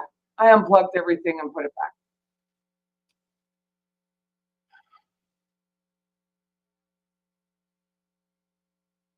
I did reconnect.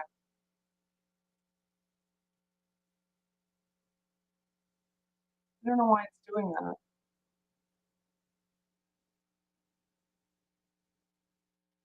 Just a minute.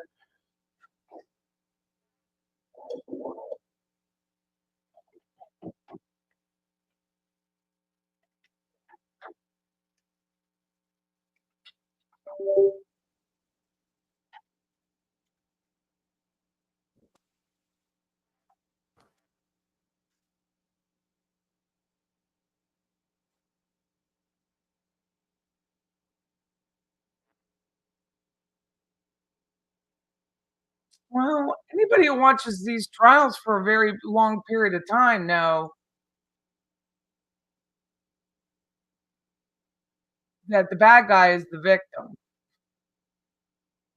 and the good guys are the perpetrators. That's how it's come about. The bad guys are the victims and the good guys are the perpetrators. Richard Allen. He's a victim.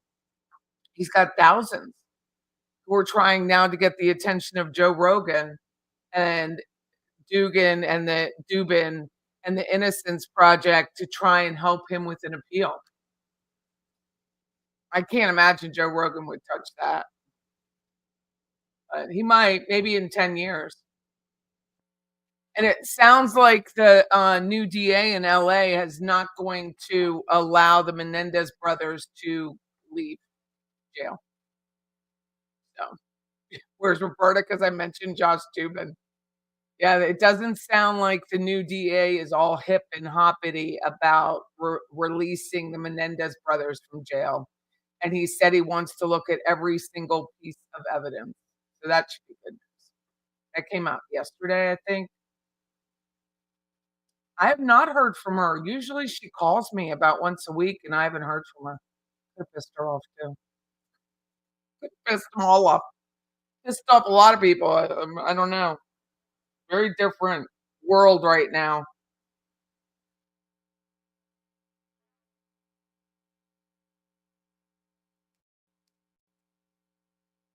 I don't know. See if she'll answer my text.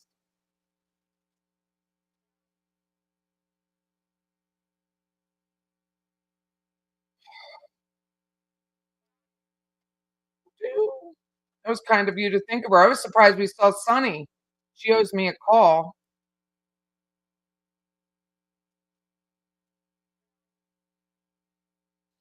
Sunny Tanner owes me a call if she's watching.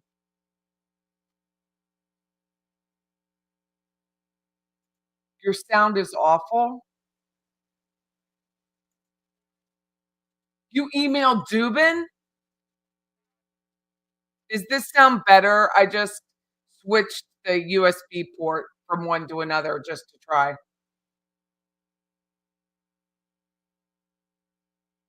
Aw, she was gifted a membership. Okay. What did you write? Oh, my sound is perfect. Yeah, I just switched to a different USB. Oh, there you are. Thank you, tennis girl. Thank you very much. Thank you.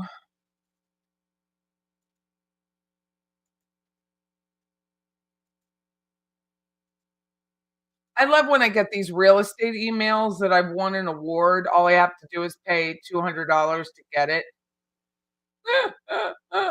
Cracks me up. I just switched ports. We just didn't know if you were here. We were kind of doing a roundup. Everybody in attendance. That's so funny.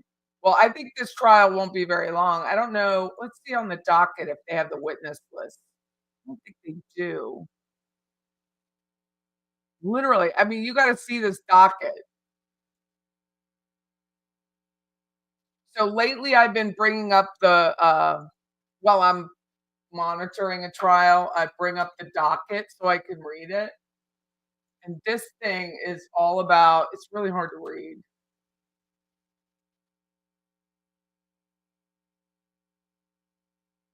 Cameras, 1, 2, 3, 4, 5, 6, camera, camera, camera, camera, camera. It's all about the cameras. They wanted a motion of change of venue. What's this one? This sever. They wanted to sever.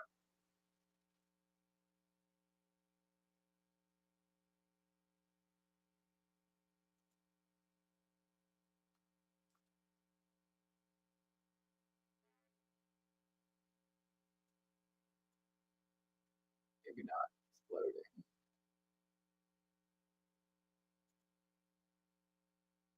Their website's very slow.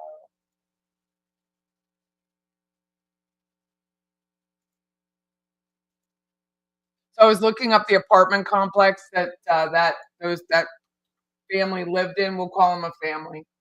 Ibarra. They just changed hands again.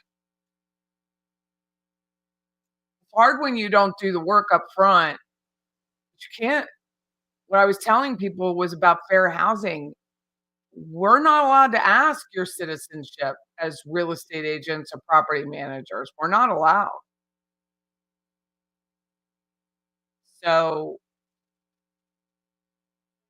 but you also shouldn't have 5 adults that are likely non-blood related living in a 2-bedroom, 2-bath apartment. Imagine how disgusting that was.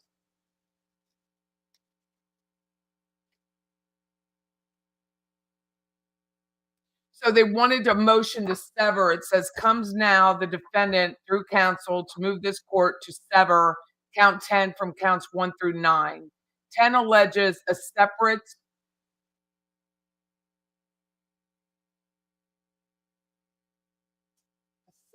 something against a different alleged victim and is not necessary to be tried with the primary counts of the indictment.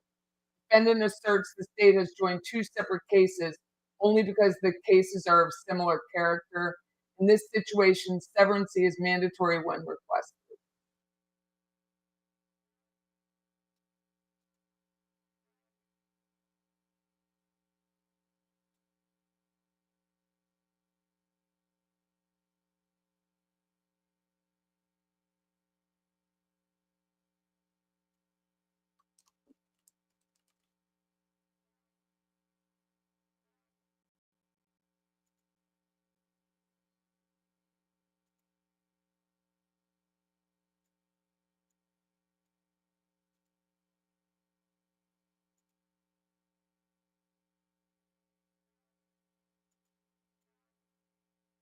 So the judge denied the motion to sever.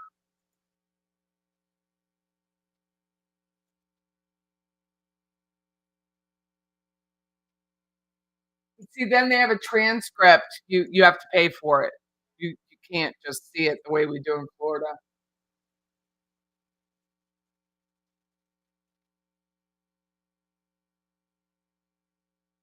States notice to offer business records. I want to see what it is.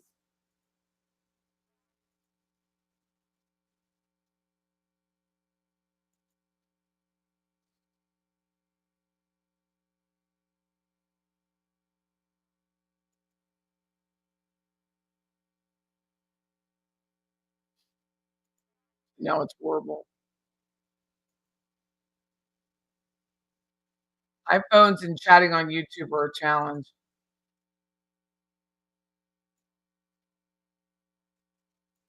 So this says, statement of facts relevant to the defendant's motion.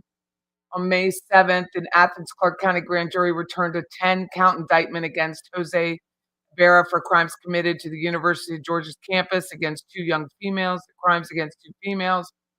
So there's 2 were committed on the same day, I guess, the peeping Tom, and are separated only by 73 minutes and a distance of less than 1,000 feet. These incidences are connected by time, location, motive, and items of evidence. So that's the peeping Tom, and are clearly part of a continuous plan driven by a single common motive. Nonetheless, defendant is requesting 2 separate trials for the single continuing course of conduct on that day. Counts 1 through 9 of the indictment charge crimes related to the murder and the essay of Laken Riley, a nursing student who was attacked while on a morning run in the near the IM field on UGA's campus. Count 10 alleges defendant did peep through a window and spied upon and invaded the privacy of a student TTS in her dormitory. While the indictment is organized by the severity of the charges, the peeping Tom incident happened shortly before her murder. On February 22, and then it goes on. Riley at 9:23, several phone calls and text messages from Laken Riley's mother went unanswered. Alarmed by her daughter's lack of response, Laken Riley's mother launched a search for Laken. Subsequently, the roommates began to look for her. 12:38, Laken's lifeless, beaten, and partially unclothed body was found in a wood. Defendant Ibarra was wearing the same clothes. We all know that. So they combined. That's what the 10th charge was for the peeping Tom. No. This is the business records.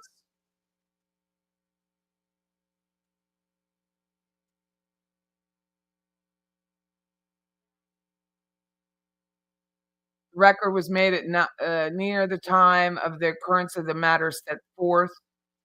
A Cash App record, José Ibarra to Jose Antonio. Google records received from this account, Fa Ibarra. A copy of the records and a copy of the declarations have been provided. So it was a Cash App.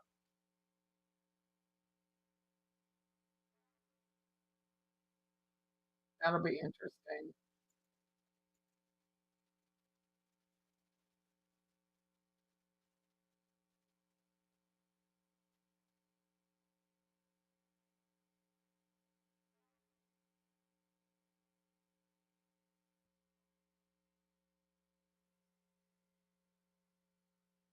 All this is about cameras.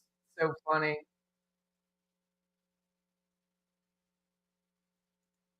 He's a federal prisoner.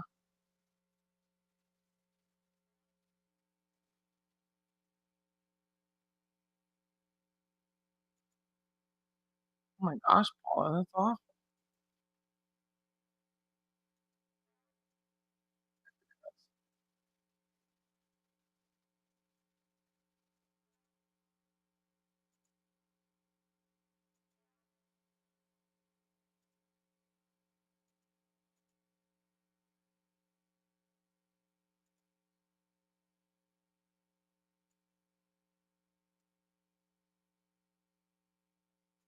Writ of habeas corpus for a federal prisoner, hearing submitted by John Donnelly, attorney for the defendant, to produce the federal inmate Vicente Trejo Rodriguez.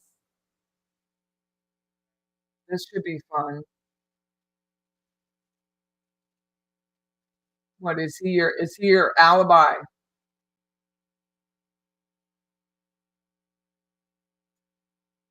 Order denying defendant's motion in DNA, order denying defendant's motion in eliminate to the fingerprints. Photos again, everything is here. Order denying the expert opinion. I guess they have to try.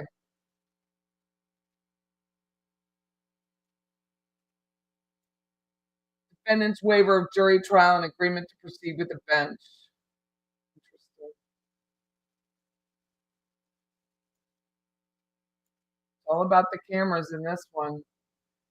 Very short docket in reality. Very short docket.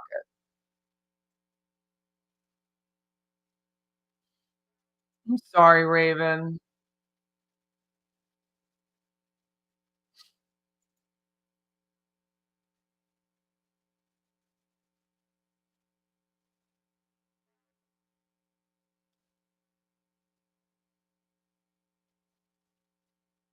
You're not crabby. You're turning 65. Everything is falling apart. Aw, bless your heart.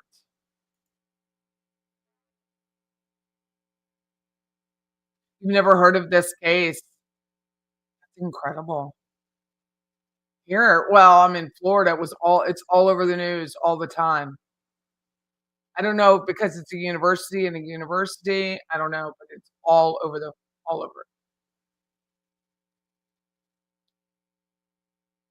was, but he jumped right in. Ma'am, ma'am, ma'am, ma'am. Thank you so much, Kathy Q. You're not feeling better. Hope you have a nice weekend. The good news is you can get Medicare. You can get Medicare, Kathy Q.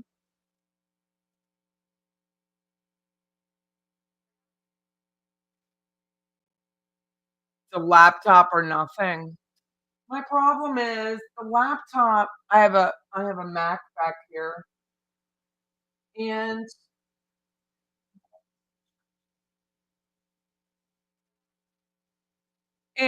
the keys are so shallow. Like I use a mechanical keyboard. I don't know if you guys know what it is. Very dirty, so don't judge me. But I use a mechanical keyboard, so it's heavy duty, and you can take the keys off and clean them. The keys pop off. But I type pretty fast, and it allows me to type as fast as I want to type. A Mac keyboard is shite. Like it's horrible. It's so shallow. It's not really typing. You just lay your hands there and hope it all works out. I don't like it. So even though I have this very nice laptop, I very rarely use it, especially since the nails.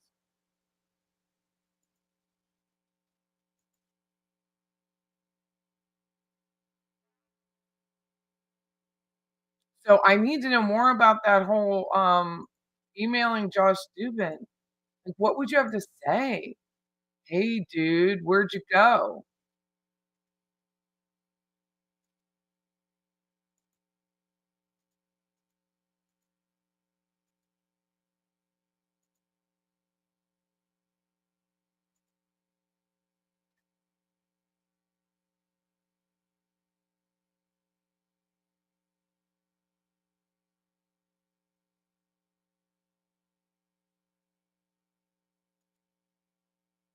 Why'd you leave your man so quickly when you left Tallahassee?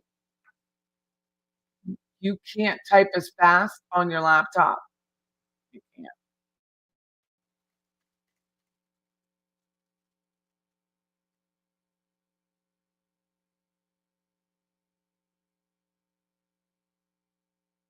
Oh, it's all in another country. So Athens, Georgia is not far from Canton, where Melody Ferris's trial was. And it's, I guess I would say central east of Georgia. Beautiful. I drove there by accident one time. I kind of got lost. I was driving at night trying to cut across the state to get to Pennsylvania and took a wrong road. And it was beautiful. It's a beautiful town. Super, super cute. Much cuter. Again, FSU, downtown Tallahassee. It's not pretty. She's not pretty at all. Like South Korea. I mean, it's just all concrete and not charming. Go to Athens, it's so adorable. You go to Thomasville, Georgia, it's adorable. Not here, man. Northwest part of the state? I thought it was more central.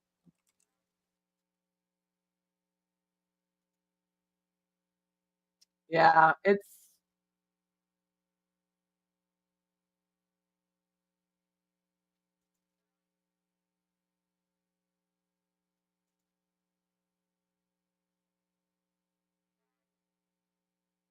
right here.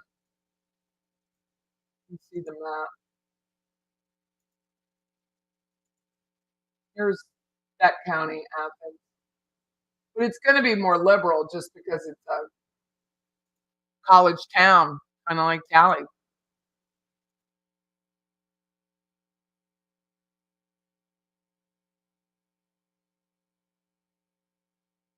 I need raised keys too.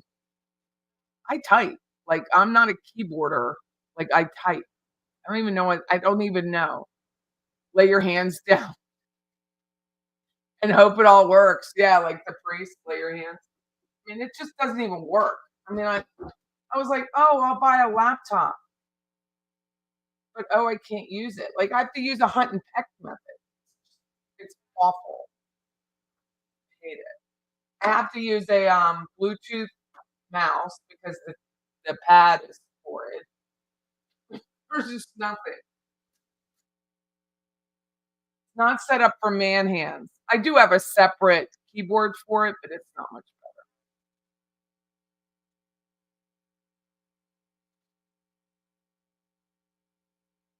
I know now my teeth hurt. Oh, I know who James P is, but I don't know Dr. Adam Fresh. Let me look that up. Oh yeah, Samira. Yeah, I remember him. That was in Golden Eagle. I do remember him. He's in the Golden Eagle neighborhood. A new fitness watch and nursing home. All you need is that new Apple Watch. I have the newer Apple Watch. It's heavy, so I had to get an elastic band for it, but it tells you everything you need to know about yourself. But I do know James P. Somebody sent me how to pronounce his name. I thought was sweet. I do know he's a podiatrist. And they had more shit in their house. Like somebody needed to put the credit card down. It was incredible. She was a French model, it says.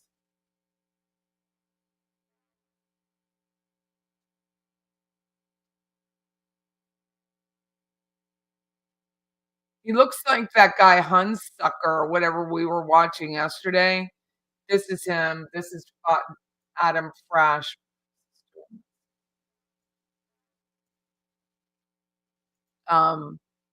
He looks like that Hunsucker that was killed his wife and tried to kill his daughter with eye drops. Looks like her. Dude, it's already been 10 years. Oh my God. They killed her in 17. See, we don't put anyone, no one's putting anyone to death in this town. Oh, I definitely know James. I'm ridiculous. That's what he told me. Not to my face, just on screen in front of 180,000 people. He told me I was ridiculous.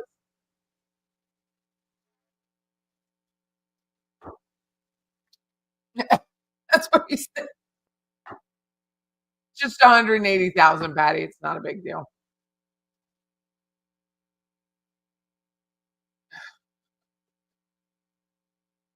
Oh, the docket is massive on this one. He took the state to court. Who to look it up? I showed it to Jared, and even he had to read over it a few times to work up what the hell he was doing. Now I gotta go look.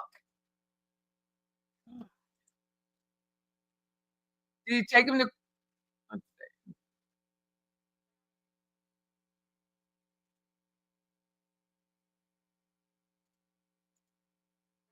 Was this a bet just to see if I'd go look?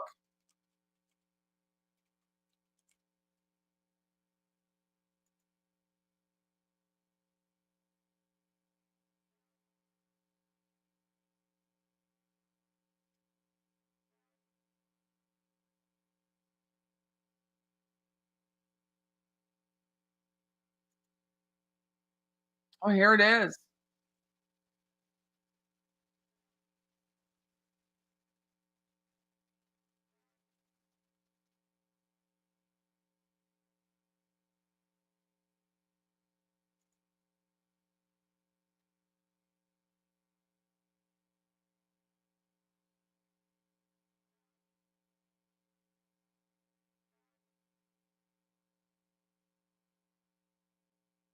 He sued the estate.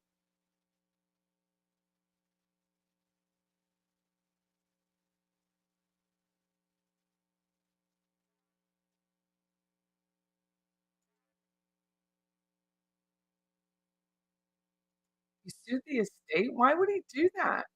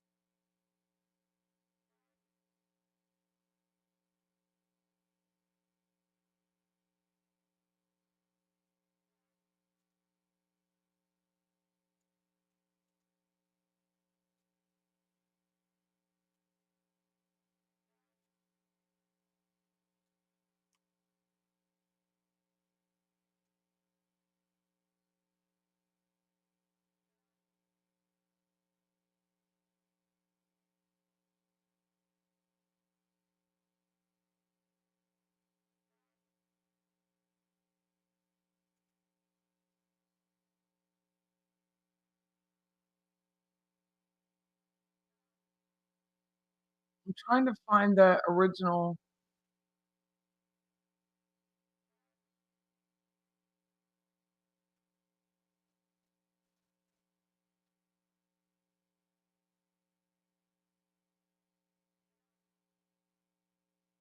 The original case. I don't see it.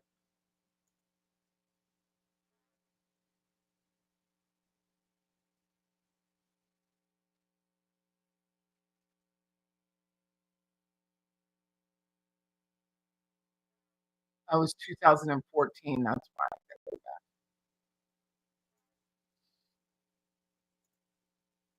that. That is why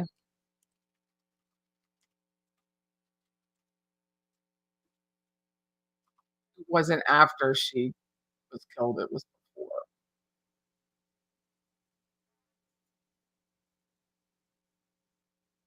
right?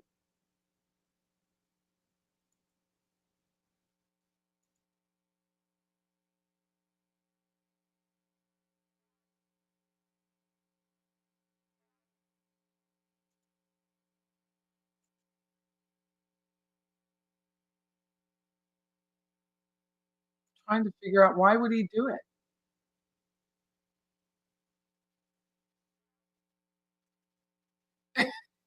Wow.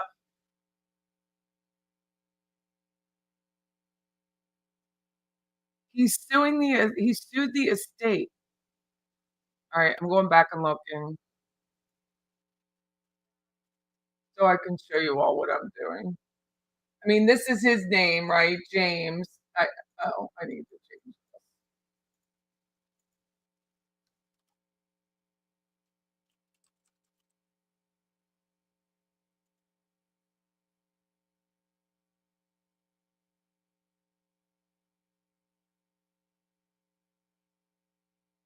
He got sued by Sears and Roebuck, Loan Depot. That was his house. That's his mortgage.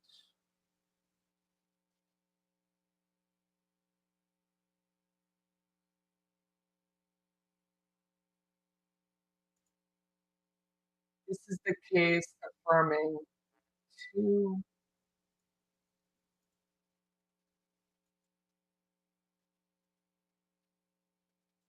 Just doesn't say anything.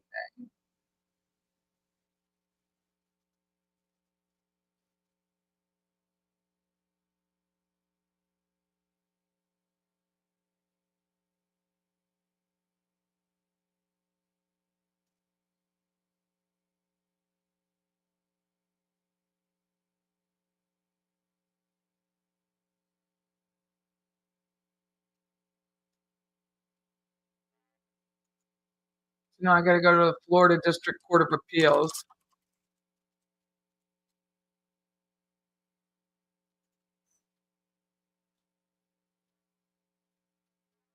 Which district was this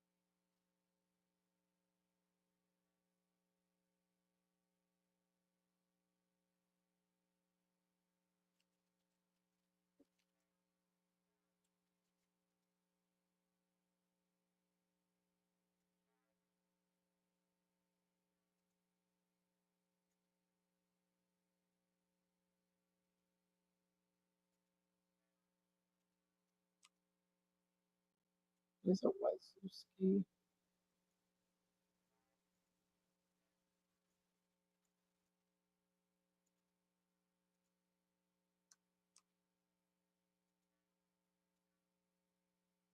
He was pro se, represented himself. Well, he has a lot in here.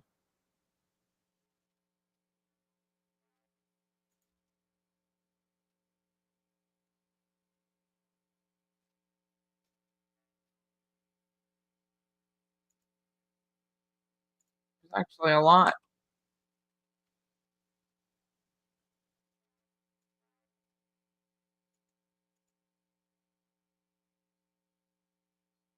Lily Rodriguez.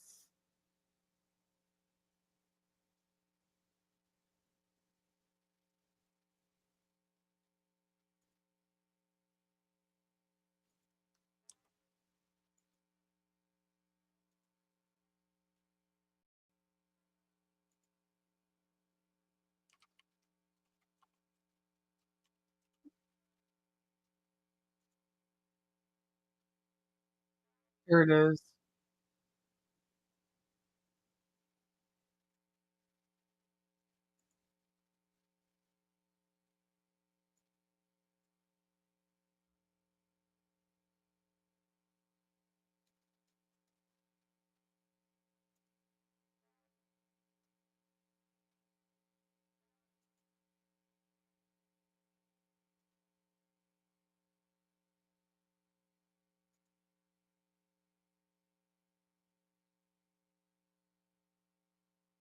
Oh, he had sanctions against him. There you go. Took a while, sorry. Notice is given that James P., mentor lawyer, hereby appeals the First District Court of Appeal the final judgment imposing sanctions against him. And the trial court denied the undersigned timely motion for rehearing. A conformed copy of the final judgment and order denying motion is attached. The nature of the order is appeal is a final order imposing sanctions against the undersigned with respect to this filing of a motion to vacate various orders.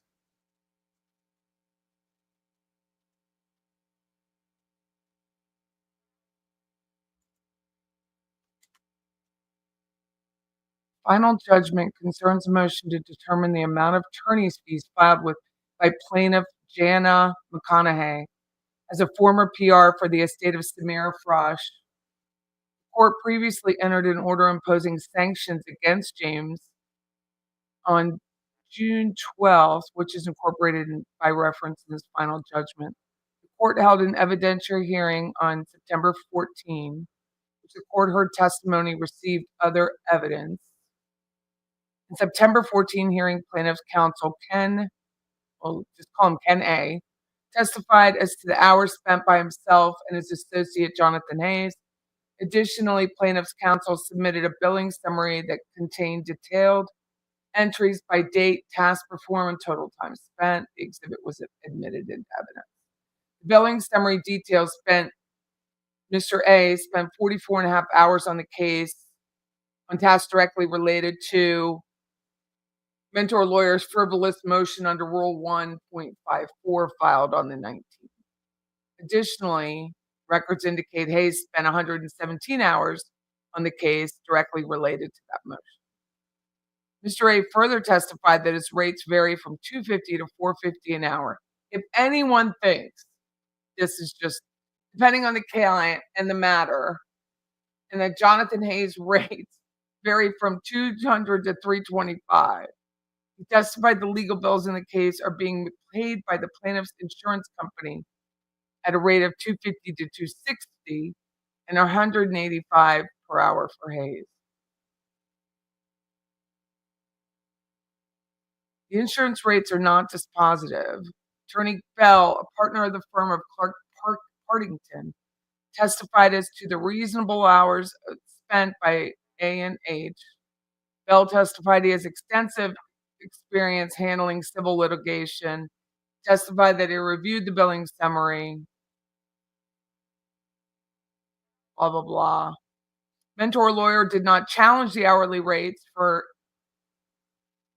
A&H and instead argued the court should look at the rates paid by plaintiff's insurance carrier. As stated above in the Hatcher case, such rates are not dispositive. However, as a matter of discretion, I adopt those rates. Mentor lawyer failed to challenge any specific time entries on the billing summary other than 1.5 hours for A, when the court deducted from B. Mentor lawyer presented argument on testimony regarding strategic decisions by A's firm, namely whether to cite particular cases in particular motions. Do not find such argument or testimony weighs against the reasonableness of either the hours or the rates in the case. Court finds that the hours spent by A&H were reasonable based on the volume and length of filings and the theories asserted by mentor lawyer. The court further finds that mentor lawyer's filings and actions necessitated that amount of time. It's a long time. I've considered each of the criteria listed.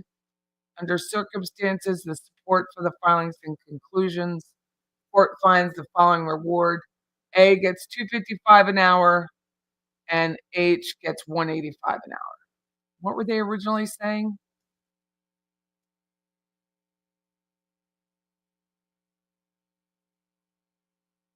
They wanted up to $450 and $325. Okay.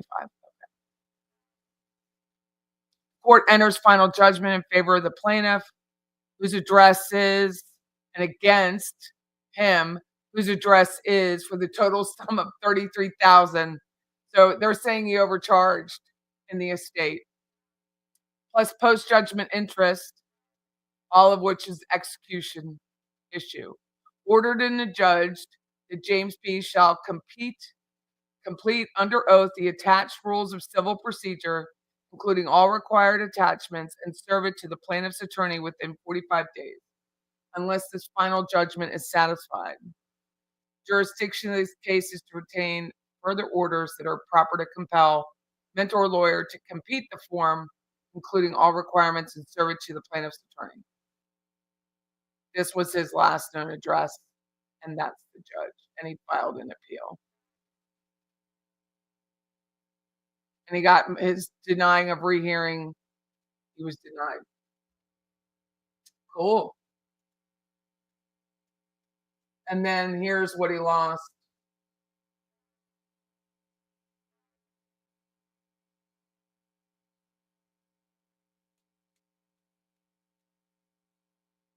Mandate, the case of being brought, you are hereby commanded that further proceedings if required be in accordance. Witness this. Appellant.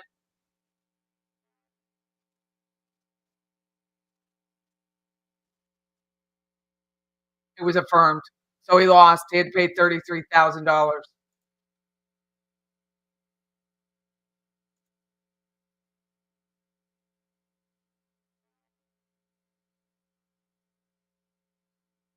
Well, he must have been representing the attorney. Was he representing the attorneys? Abelli and Hayes? Oh, yeah, apparently. He must have been representing Abelli and Hayes.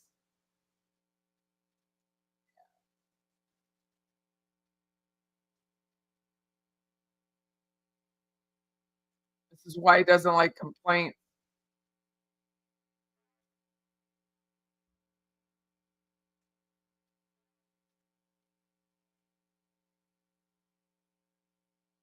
He must have been consulted or something and overcharged.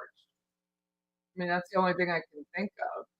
Probate is private, so you don't get to read the probate docs. I mean, I might go down to the courthouse and buy them just to have them.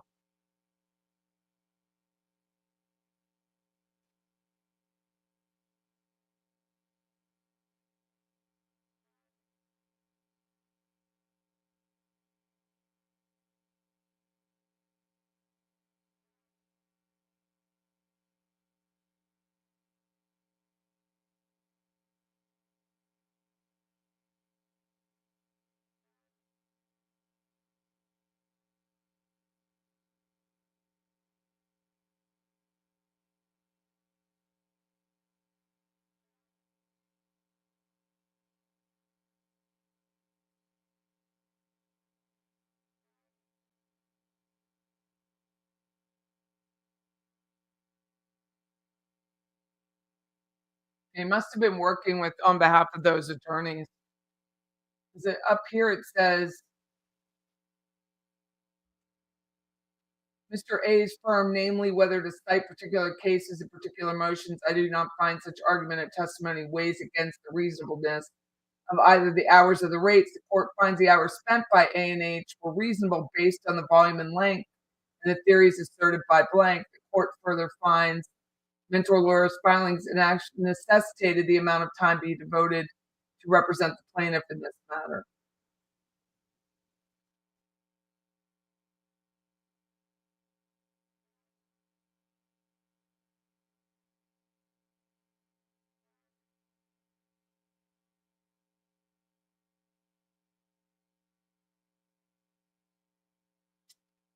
Rules of Civil Procedure Form 1.977.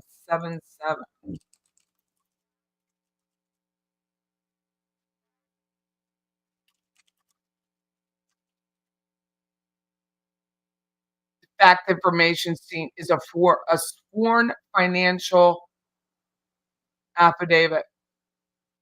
The debtor must sign the fact information sheet under penalty of perjury. The debtor must provide information about the residents and family. I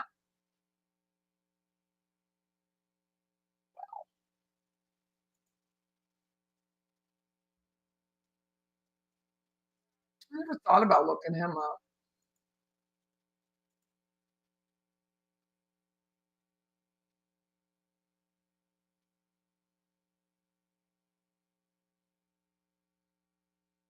Motion to file supplemental record.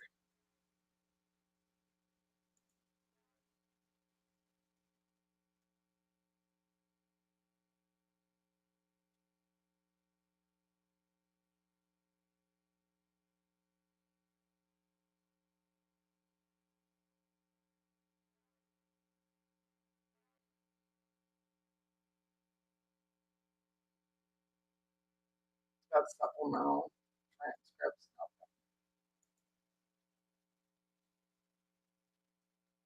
This is 226 pages. Wanted an extension.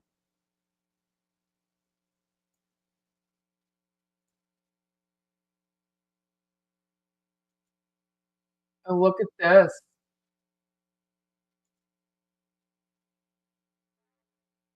Appellant has failed to timely file the initial brief within 20 days from the date of this order. Appellant shall file the initial brief or alternatively show cause why this appeal should not be dismissed.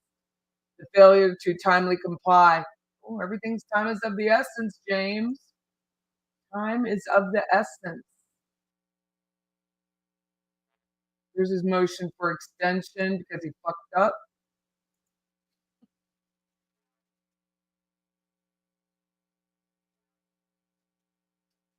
The court previously granted the appellant a 60-day extension, and then I don't understand that. Why do you need so many days?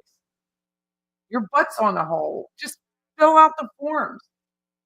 Furthermore, the undersigned is concurrently filing a motion to supplement the record with additional records the undersigned believes must be made part of the appellate record.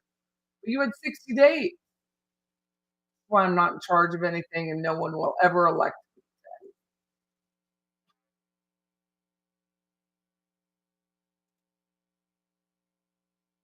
Ever. Now again, the appellee shall show cause within 5 days. So that's on her. That's on Jane.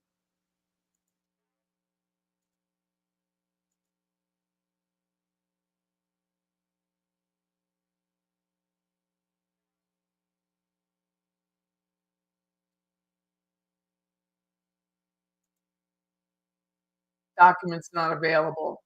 Must be his financials.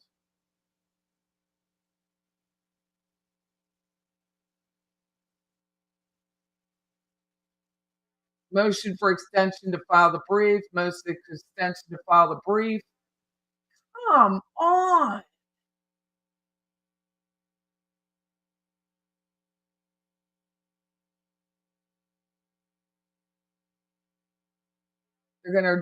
They want to dismiss it here.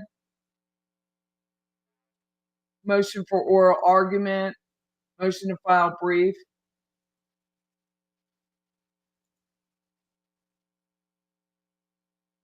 He's lucky it was only 33,000.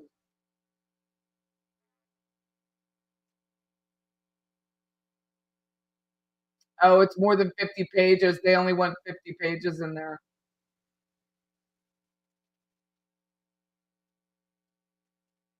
I like these judges. If you can't say what you want to say in less than 50 pages, don't bother.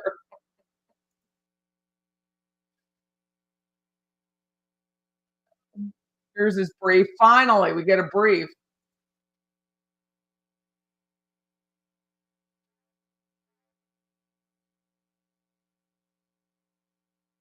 I'll have to read this.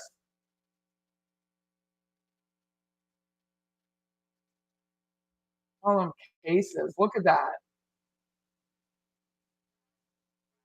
Here we go. Finally. The undersigned, let me hide this. The undersigned was sanctioned for over $30,000 in fees due to an alleged technical error that are pursuing 1.504B claim based upon fraud upon the court via motion to vacate rather than via an independent action on behalf of the mother of the victim. The award, even if was justified, was given to a non-party interloper. Interloper.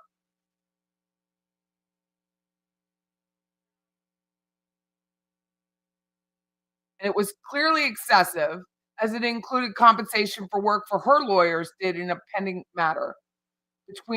So was he maybe he was representing Raza Fisoa. I'm gonna have to look that up. Raza Fisoa.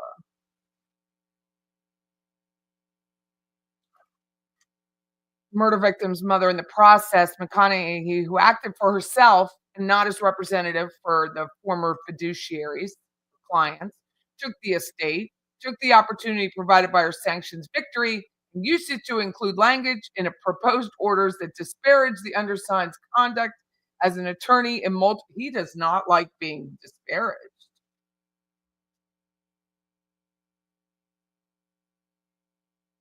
He was trying to represent the mom who was cut out. It was a whole mess. Lots of things wrong in that case. Apparently not. Including several, this is what Beach says.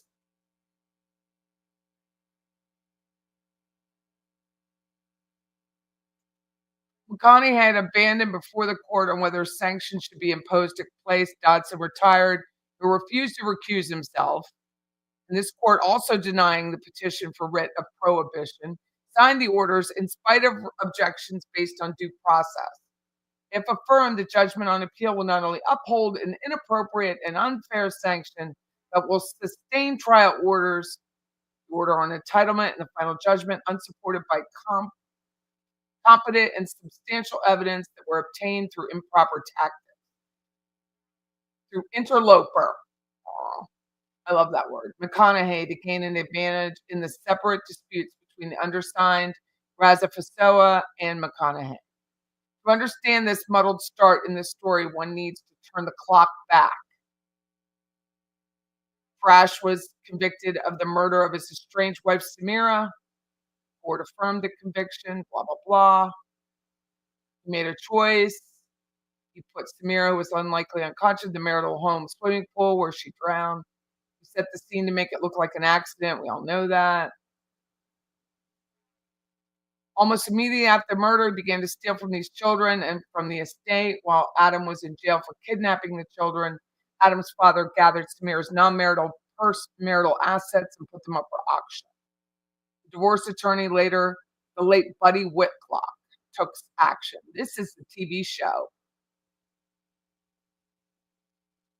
He petitioned to open an estate, had Charles McMurray appointed as the PR, and Steve Andrews then go hire after Adam and his father to stop the latter from stealing from the estate, Samira kids, as well as to sue Adam for the wrongful death. Mr. Adams succeeded in stopping the auction and sued Dr. Frash for the wrongful death. Fight back from McMurray and Adams on behalf of the estate was a major setback to the Frashes. So what did they do? Find a way to get rid of McMurray and Andrews, who were preventing the Frashes from stealing from the estate. They instead conspired with David Frank, now circuit court judge, and his partner Eric Abramson to help them. One should remember Adam Frash knew he was the intentional killer of Samira. He knew that he should not have access to either life insurance or the assets. Frash convinced David Frank before he became a judge and Abramson to help them get rid of McMurray and Andrews and for them to take over the case. Then they would all settle the wrongful death and use the $100 million life insurance policy payout from Woodman of the World, which Adam knew belonged to Hira. Hira must be the mother. For their efforts in getting the deal accomplished, Adam would agree to give Frank and Abramson $125 fees for the work. This is dirty. Furthermore, Adam would help Frank and Abramson by making strange admissions in his answer to the amended complaints filed by Frank in the civil suit. It would help Frank and Abramson, they hope, push the HOA, Golden Eagle, and Clarendon Lakes, and for the location of the murder and security company to rush into a settlement. That is what Frank and Abramson do. They use the fact that McMurray was not selected by family members as an opening. They work with counsel for the Flash, John Kennedy. John Kennedy, by the way, lost his license for a period of time. He was suspended. To have McMurray and Andrews removed. They also worked together with John Kenny, and his client Eric Frash, the temporary custodian of the two girls, to create a guardianship of the property for the girls in an effort to appoint a friendly but independent look guardian who would go along with the deal proposed by Frash. They would also bring non-lawyer in Lynn Liska. Oh my God. She's a real estate agent.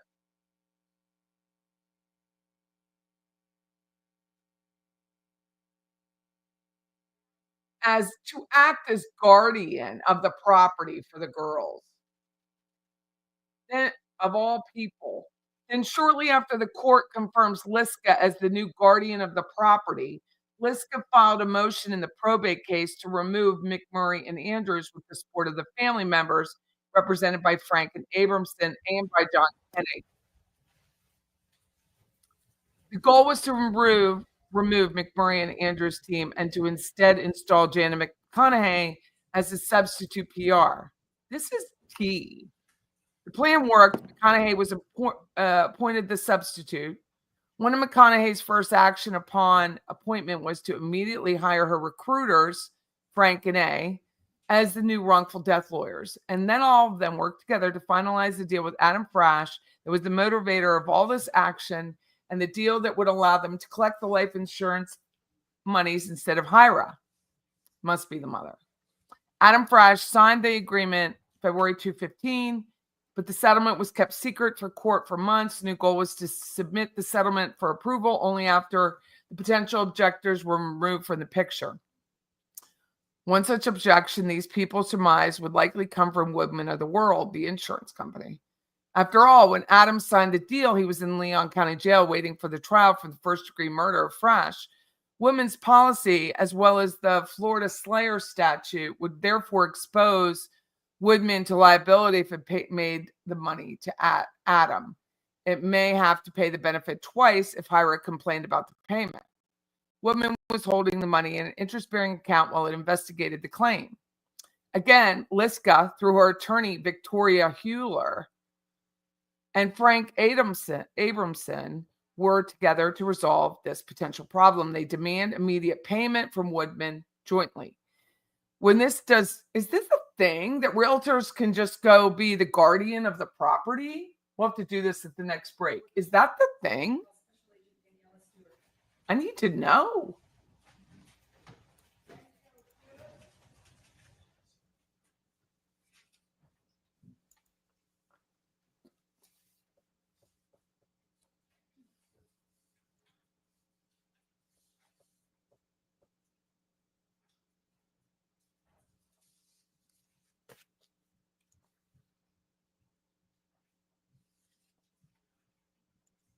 I see that. Raise your right hand, please, ma'am. Do you swear from the testimony you will give today in the matter of the state of Georgia versus José Ibarra will be the truth, the whole truth, and nothing but the true self of God? I do. Please take a seat. Spell your first and last name, please. Daniela Stewart, DanielaStuart. Where are you employed?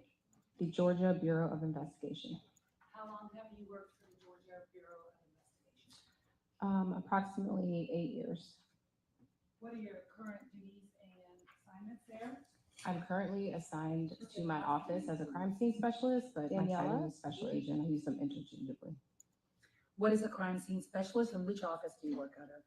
A crime scene I don't have specialist sound. is a special agent that is assigned specifically to work crime scenes. So we specialize in just crime scenes. And I'm assigned to the Regional 11 Athens office. Tell the court a little bit about your training and your education. In my office as a Tell the court a little bit So I about have over 2,000 hours of combined law enforcement and crime scene training. So I have And specifically, I'm a graduate of the National Forensic Academy. Who has sound? Specifically, I'm a graduate of the National, where we learn about Who has sound? crime processing, blood stain, shooting reconstruction. Who has sound? Crime processing techniques for crime scene. I don't have any sound from the court. Crime scene technician.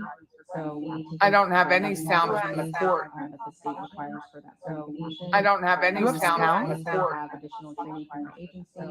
I don't have any sound from the court. 13 or 14 week academy. Where we I don't have any crime scene sound from as the well. court. And as the crime scene specialist, I don't have any sound from the we court. continually train. I'm also I don't have any president sound of from the Georgia court. IAI, which is an association I don't have any in sound Georgia from the for court. additional training, which is in forensics I don't and have crime any scene sound from the training. court. So we have immediate meetings I that don't we have any sound attend for training. So we have immediate also competencies. I don't have any sound. How many crime scenes have you had the opportunity? Gary, I don't know what's wrong. Hold on.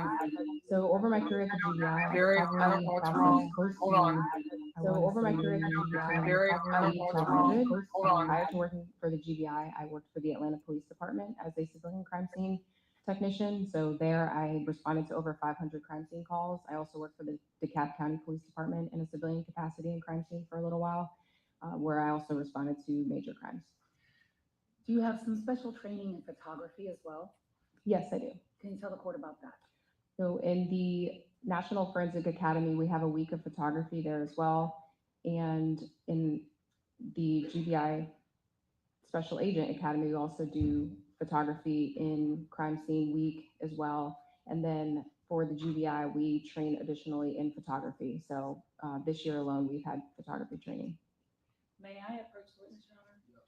I'm handing you a few items of evidence so I don't keep coming back up here at one time. The first one is states 142, and I apologize because we had pre-marked a lot of evidence, so I don't like to go out of order, but this one will be out of order. recognize states 142? I do. And there will be 18 through 141, just so that everybody knows. What is states 142? This is a copy of my CV. And that means your qualifications that you went over with us? Correct. Statement to admit states 142. Objection. 142 submitted. The next fact I am going to hand you is going to be a series of photographs and a crime scene sketch. The photographs are marked for the record as States Exhibits 18 through 84. And the crime scene sketch is States Exhibit 85. So first, starting with the photographs, I'm going to hand you States Exhibits 18 through 84. I ask that you take a look at those and I ask you a series of questions.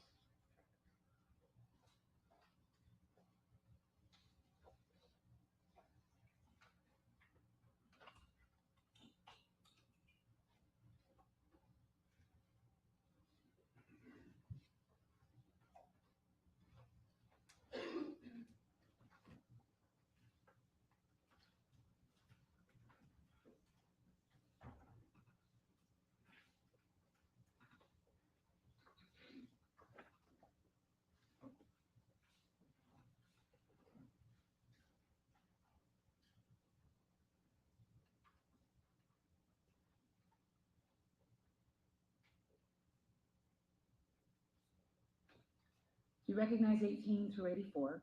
I do. What are they? They are crime scene photographs that I took. And are they the crime scene photographs that you took on the 22nd day of February, 2024? Yes. And do they fairly and accurately depict the scene as you saw it on that day? Yes, they do. State would move to admit states 18 through 84. No objection. They're admitted. States Exhibit 85, is that still in front of you? Yes. Can you tell us what that is? This is one of my crime scene sketches. And is that a fair and accurate copy of your crime scene sketch? And does that sketch adequately and accurately represent the scene as you saw it on that day? Correct. State would move to admit States Exhibit 85. No objection. 85 submitted. And before you move on to, I want to ask you a little bit, I know it's in your CV, but I would like you to tell the court a little bit about your training in latent print processing. What is latent print? What is the processing of it? And how are you trained in that regard? So as far as latent print processing, again, at the National Forensic Academy, we have a week of latent print processing there as well, which includes latent print photography. I also teach classes, crime scene classes for the University of Tennessee, and I go back and I actually teach at the Forensic Academy, so I've taught the latent print week there as well. And then with the GBI, we have additional training in latent print processing. How many items of evidence have you had the opportunity to process for the presence of latent prints over your career? Oh gosh, a lot. When I worked in the Atlanta field office, we processed a lot of vehicles, a lot of cartridge cases. Like I said, I responded to over 500 crime scene calls there, so maybe about half of those probably involved latent print processing. And Your Honor, at this time, the state would tender Special Agent Stewart as an expert in the fields of crime scene photography, latent print processing, and crime scene processing. No objection. Should be allowed to testify as an expert in those areas. May I approach to retrieve the photograph? Yes.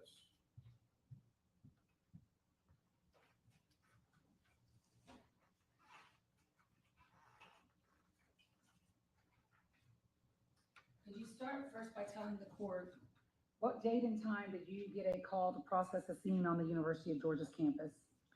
So it was February 22nd, and I responded to the crime scene at approximately 2 p.m., so I would have gotten the call maybe an hour prior to that.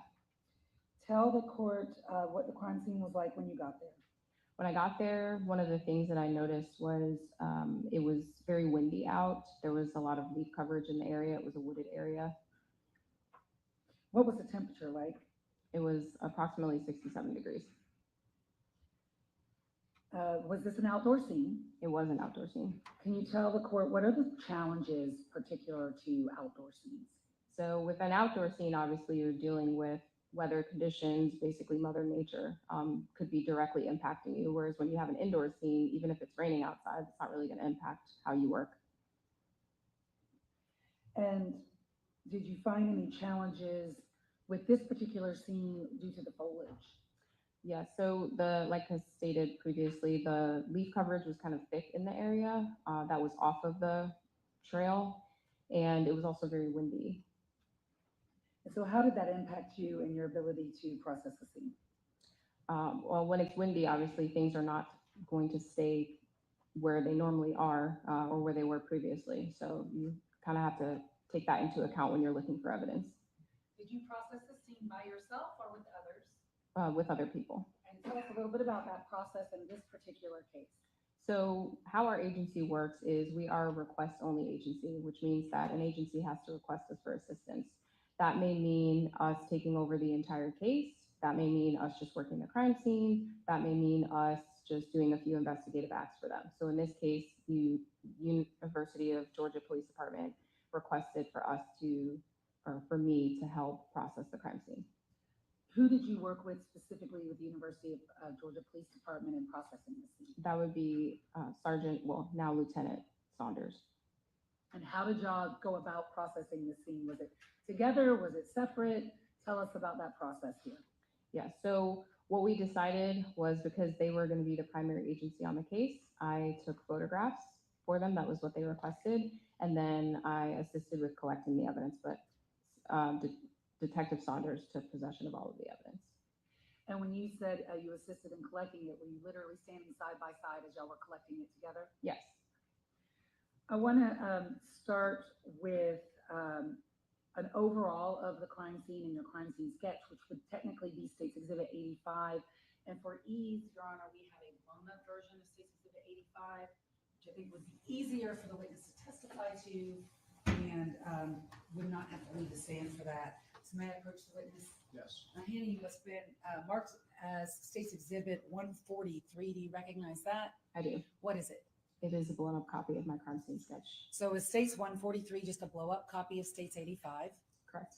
And would using State's 143 aid you in your testimony today before this judge to explain the crime scene? Yes, it would. State would move to admit 143 for demonstrative purposes only.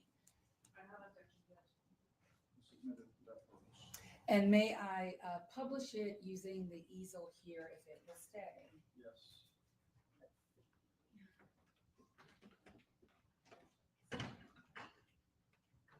No. Can you turn it and then I'll put it right here first. Get the leg. So you can put it to that board.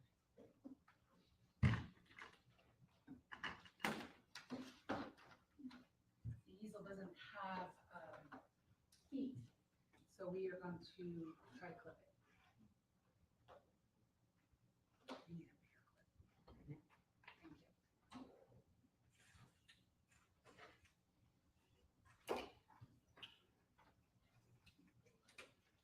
Thank you. Thank you. One thing in there here. So we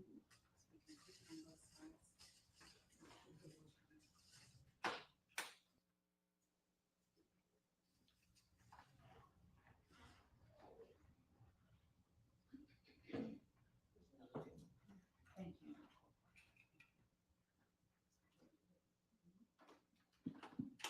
So having clipped State's Exhibit 143 to the easel, I want to make sure that defense counsel can see in the court see. Thank you. I want to start talking to you about your photos. How many evidence markers did you have on this scene, and what is the significance of the evidence markers? I used 8 evidence markers. And did you label the items of evidence by number? Yes. And just before we get started, tell the court, what is evidence item number 1 that you collected or you assigned number 1? The AirPod. And evidence item 2? Evidence item 2 was a bloodstained rock. Evidence item 3? A bloodstained rock. Evidence item 4? was a section of a tree. Evidence item 5, The jacket, evidence item 6, the sports bra, evidence item 7, a suspected blood stain, evidence item 8, the cell phone, and the cell phone belonging to who? Laken Riley.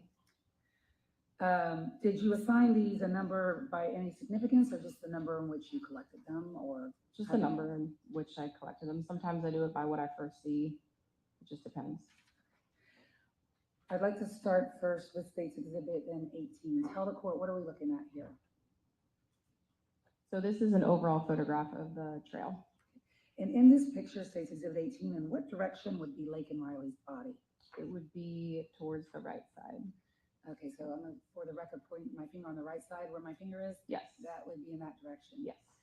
When you got there, did you observe, first of all, was Laken's body still there? Yes, it was. And did you observe any signs of medical intervention? Yes. What did you observe? So with the AED pads were actually still on her body, and the AED was actually still audible. What is an AED? It is a device that first responders use to try to revive individuals. State's Exhibit 22, what are we looking at there? This is an overall showing the area closer to her body, which was near a tree that had already fallen down. The tree that her body was near that had already fallen down, can you see that? Can you point to it for the record? Yes. The screens don't work like that. I think you have to point behind you. Okay. Thank you. She has a pointer. Right here. It's in the middle of photograph 22. Yes. Page 22. State's Exhibit 49. What does this depict? So this is an overall, once I put out my evidence markers, and the fallen tree would be on this side. To the left side of State's 49 for the record. Correct. State's Exhibit 33, what are we looking at here? This is an overall of the top half of her body.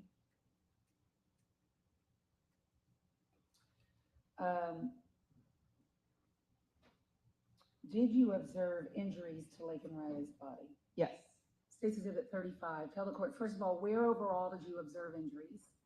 So there were injuries to the left side of her head, and then there were also these linear marks on her torso. And point to those for us. Is that, okay, thank you. Middle of State's 35. State's 38, what part of Laken Riley's body are we looking at here? So this would be the lower, like just below her left hip. I had to kind of pull down her underwear. We always try to examine the decedent to see if there are any individual injuries under the clothing that we're missing. And is that your glove then that we see in the photo? Yes, it is. All right, what injuries did you see when you pulled down her underwear? There was another linear mark that looks kind of similar to the ones that were on her torso, but a little bit wider. Can you point that out for the court? Where is her underwear line in this photo then?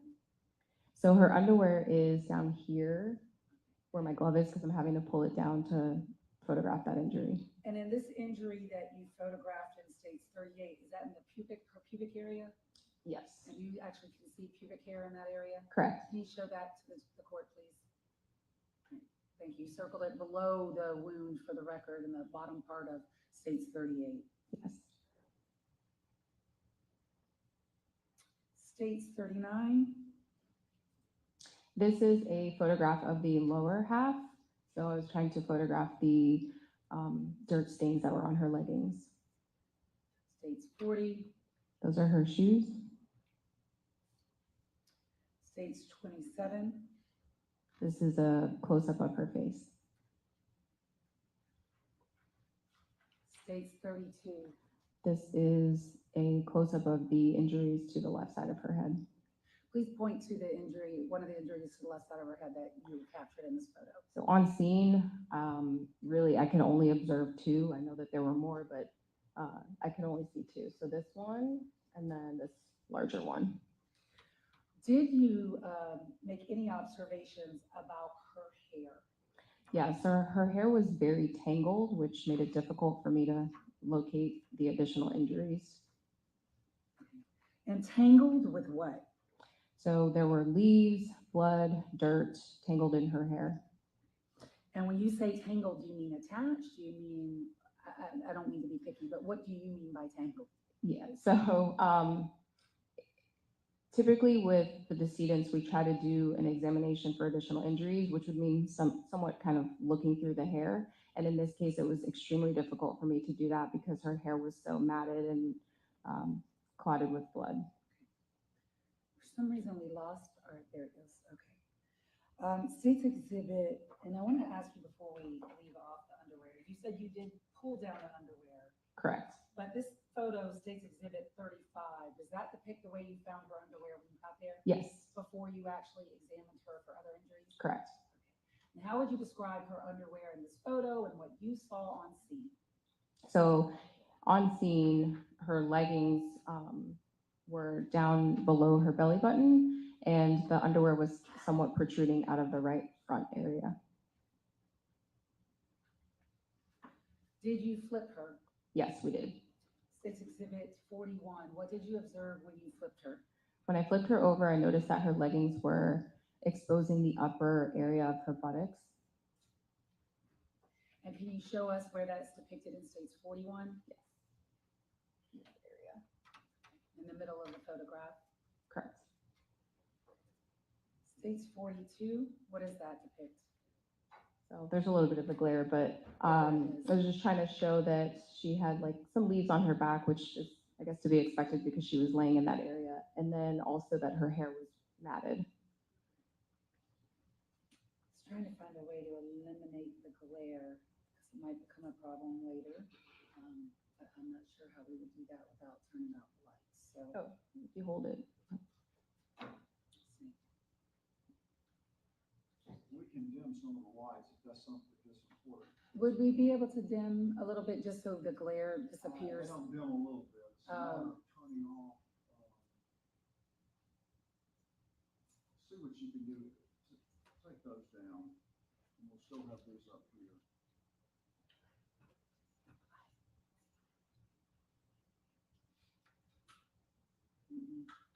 That's too cumbersome. Much better. Thank you, Your Honor. With the glare be gone, State's 42, can you show us what part of Laken's body are we looking at here, and what are you photographing? So we're looking at the back, but also we're looking at her head where her hair is, has leaves and sticks and dirt and blood in it. Where's her neck in that photograph? Okay. And was she wearing a necklace? Yeah, she was. Okay. And can you point the necklace out on State's 42 at the top of the picture? Okay. Thank you. State's 43. This is a photograph of her left hand. Was she wearing a watch? She was. And do you see that watch in this photograph? Yes. And can you please point to it? Okay. Thank you. State's 44. This is a photograph of her left hand also, just her fingernails. State's 45. Photograph of her right hand. State's 46. Another photograph of the right hand showing her fingernails.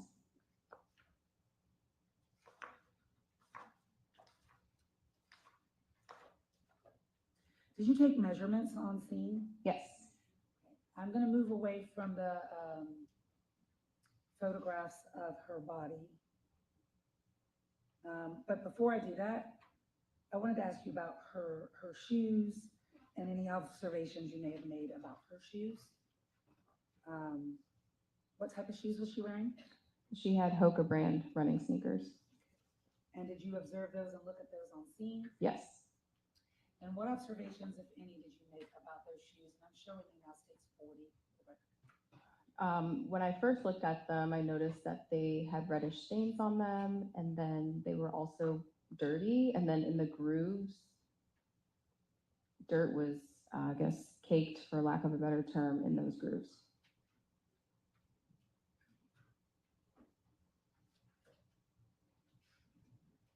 And when you say reddish brown stains, what do you mean by that? The suspected blood stains. Did you take measurements at the scene? Yes. I'm gonna ask you, first starting with what you marked on your evidence marker as your evidence marker 1, and while we're talking about evidence marker 1, I'm going to approach you with some of the evidence. Do you have gloves? Yes, I do. Would you glove up, please? Yes. And may I approach the witness, Your Honor? Yes.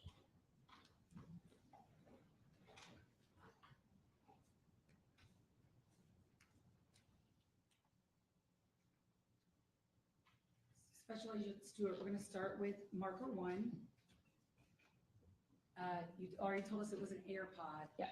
Was it on the trail or off the trail? It was off the trail. Approximately how far off the running trail was your marker 1? That was a little difficult to determine because it was hard to see where the trail actually ended and where the road started and the, I guess like the leaves, because the leaves were so thick in that area, but it wasn't far. So when we see leaves in this photograph states 55, could you also then point for the court where is the marker 1 on this chart? Yes. At the bottom of 143. And may I approach the witness, Your Honor? Yes. Handing you what's been marked for identification purposes, the state's exhibit 86. Do you recognize state's 86? Yes. What is it? It is the AirPod. And if you keep your voice up so Madam Court Reporter can hear you, and you can take it back, okay. And is the AirPod in the same or substantially same condition as it was when you collected it on the 22nd day of February 2024? Yes. State would move to admit state's exhibit 86. Request permission to publish. 86 is admitted. May I publish? Yes.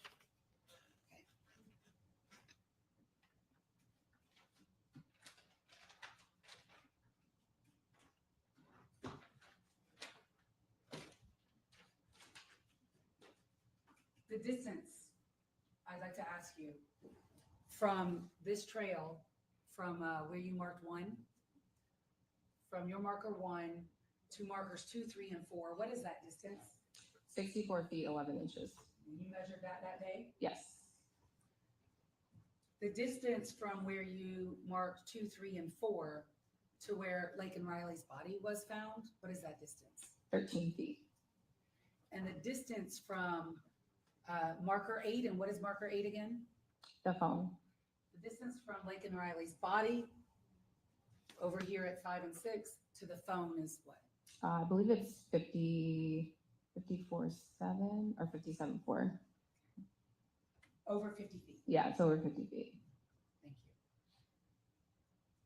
I want to go on to your evidence markers 2 and 3. What were those? This was evidence markers 2 and 3 represent rocks that were bloodstained, and then evidence marker 4 represents the tree that had bloodstains. All right, before we zoom in on 2, 3, and 4, what, if anything, did you notice about this area in your crime scene sketch that you labeled 2, 3, and 4? So in this area near evidence markers 2, 3, and 4, there was also an area where I could actually see the ground, where the leaves were significantly disturbed to the point where I could physically see the ground. And why is that significant to you? Because the leaf coverage was pretty thick throughout the entire crime scene, and there were no other areas where I could actually see the ground. So what conclusions did you draw based upon that? Based on that, and then also like her hair being very matted, some type of significant disturbance happened in that area. Did you observe blood in that area? I did. And where did you observe the blood in that area? The blood was near evidence markers 2, 3, and 4, and there was no other blood in the crime scene other than obviously where her body was resting. State's Exhibit 62, what is that?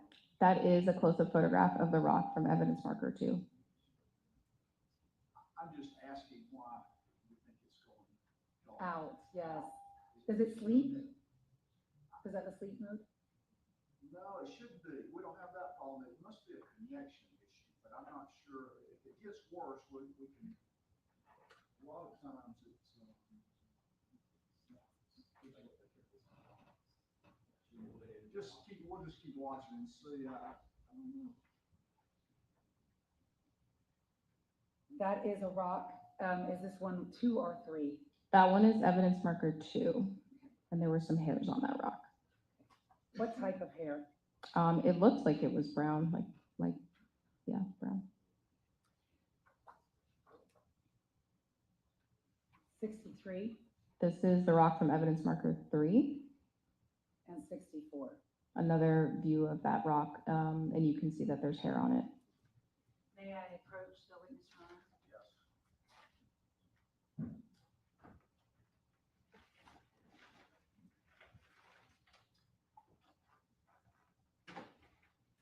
Handing you 2 bags.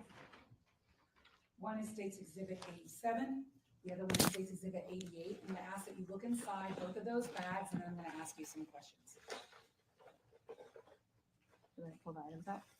Yeah, if you can see it for yourself, yes.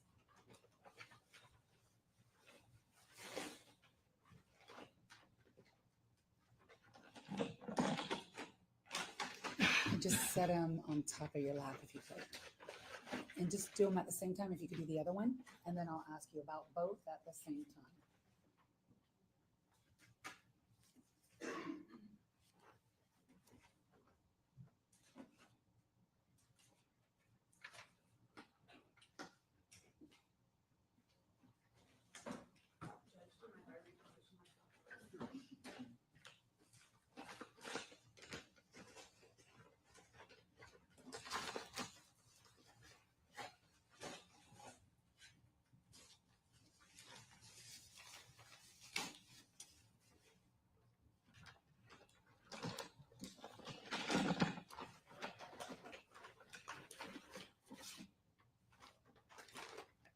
Okay, so have you had an opportunity to look at the items inside State's Exhibit 87 and 88? Yes. Yes. Do you recognize those items? I do. And what are 87 and 88? They're the rocks I collected, or that were collected from the crime scene. And are they both in the same or substantially same condition as they were on the day that you collected them, February 22nd of 2024? Yes. State would move to admit States 87 and 88, request permission to publish. 87, 88. Let's do them one at a time. I'm holding.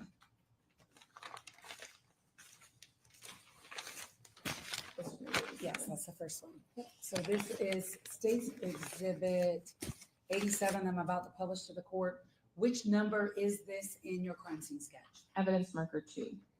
Marker 2.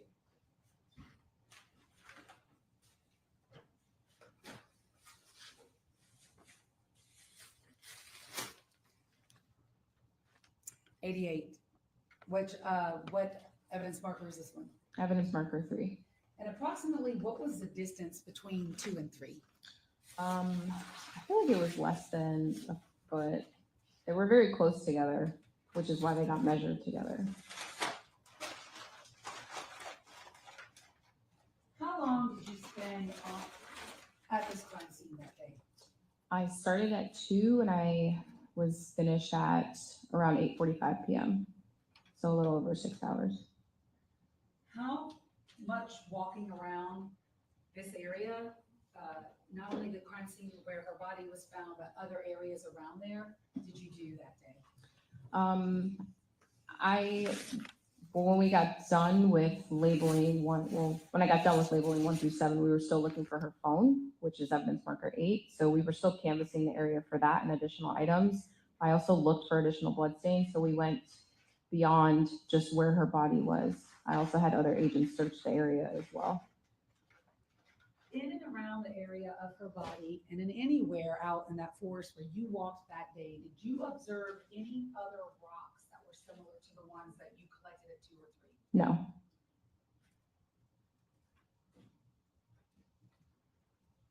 Moving on to item 4, and if you need to change gloves, you can.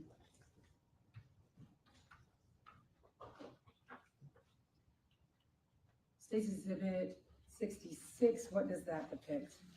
That is a photograph of the bloodstain tree. And State's Exhibit 67, what does that depict? The hairs that were attached to the tree. It's difficult to see from my perspective, but can you point out the hairs that you saw in State 67? middle of the photograph.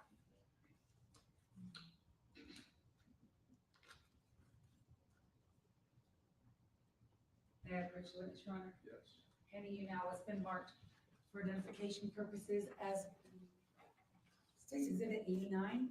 Ask that you look at that, please.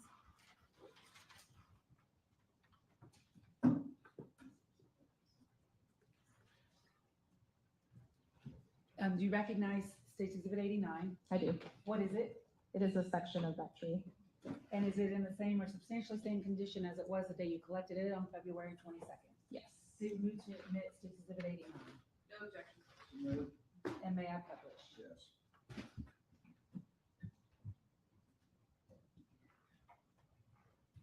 Did you guys literally cut the tree? Yes. And why did you do that? Because we wanted to make sure that we had the best evidence possible, and we felt that swabs were not going to be enough.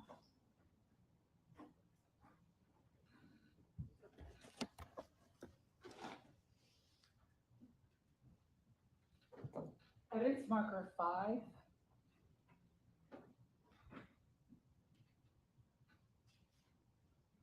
Which is State 69 and is depicted in the photograph. What is that? That's her jacket. And State Exhibit 70, what does that depict? Her sports bra. And had those items been cut prior to your arrival? Yes.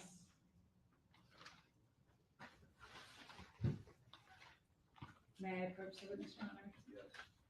Handing you now what has been marked for identification purposes of State Exhibit 90 and 91. I'll ask you to do the same thing, take a look at those items, and I'll ask you some questions. Can you start with 90?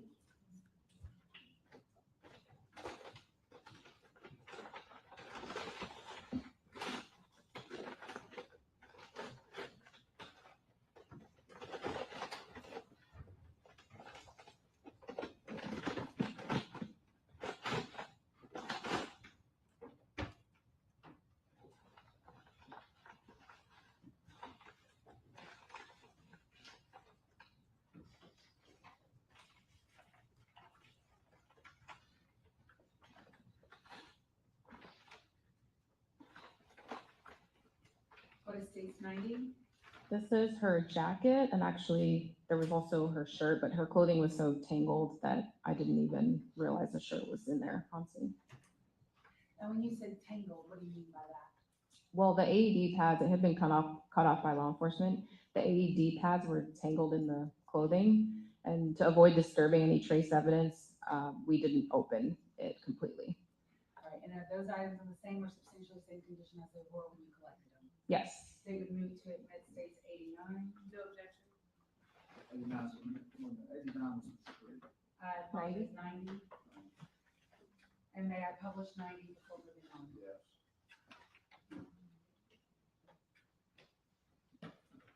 Oh, there's part of her sports bra in there too.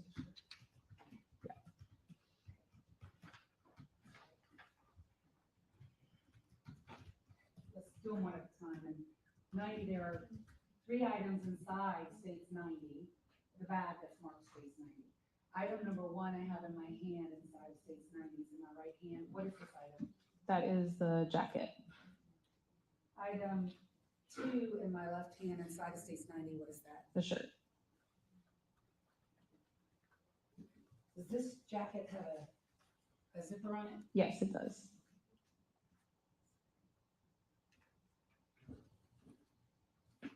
Item number 3 inside of States 90, what is this? A section of the sports bra. Moving on to States 91. Sorry, ma'am. Let me get that. Or do you want to put that here? Get that.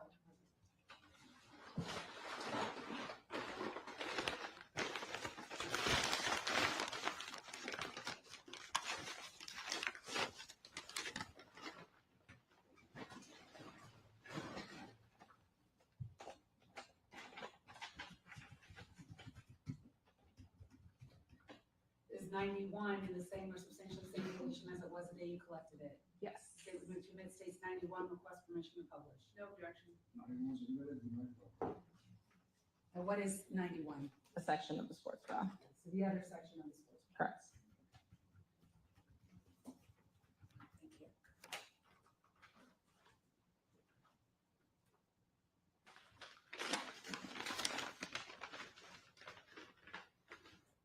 That would bring us to your item number 7. Could you tell us about item 7? So as I mentioned before, I was trying to look for additional evidence.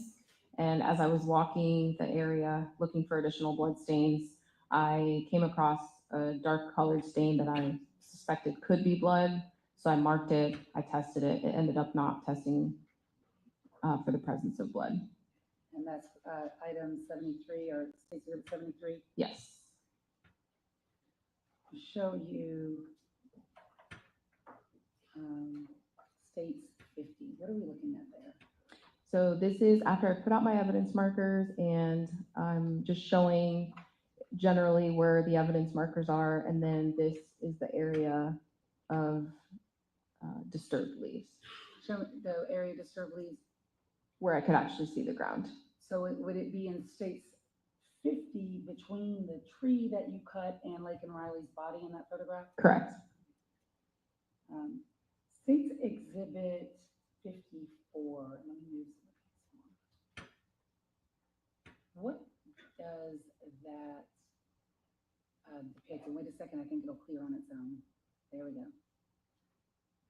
So in this photograph, I'm trying to show evidence marker number 1, which is the AirPod, and then there was also a path of disturbed leaves, not as disturbed as the area near 2, 3, and 4, that I used pin flags to kind of show the track of the disturbed leaves.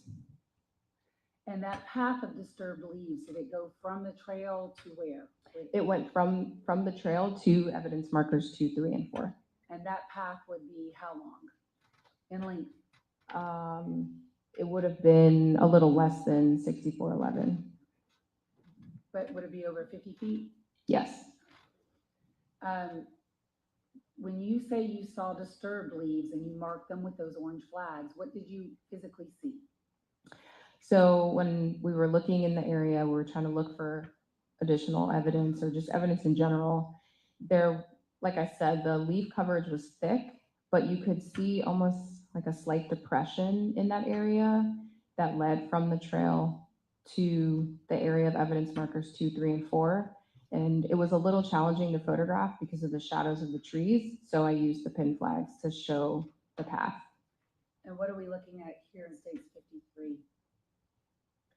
So this is a photograph from evidence markers 2, 3, and 4 back out, showing the viewpoint from the opposite direction, going from 2, 3, and 4 back to the trail, and then the pin flags are there. Can you point to the pin flags so we can see them? Yes. Up in the middle of the photograph. And when you walked that trail and you photographed and you looked at, did you look at the disturbed leaf path? Yes. Did you see any blood? No, I did not.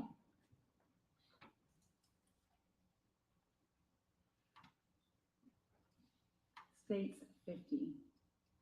I already showed you that one, I'm sorry. 1 second.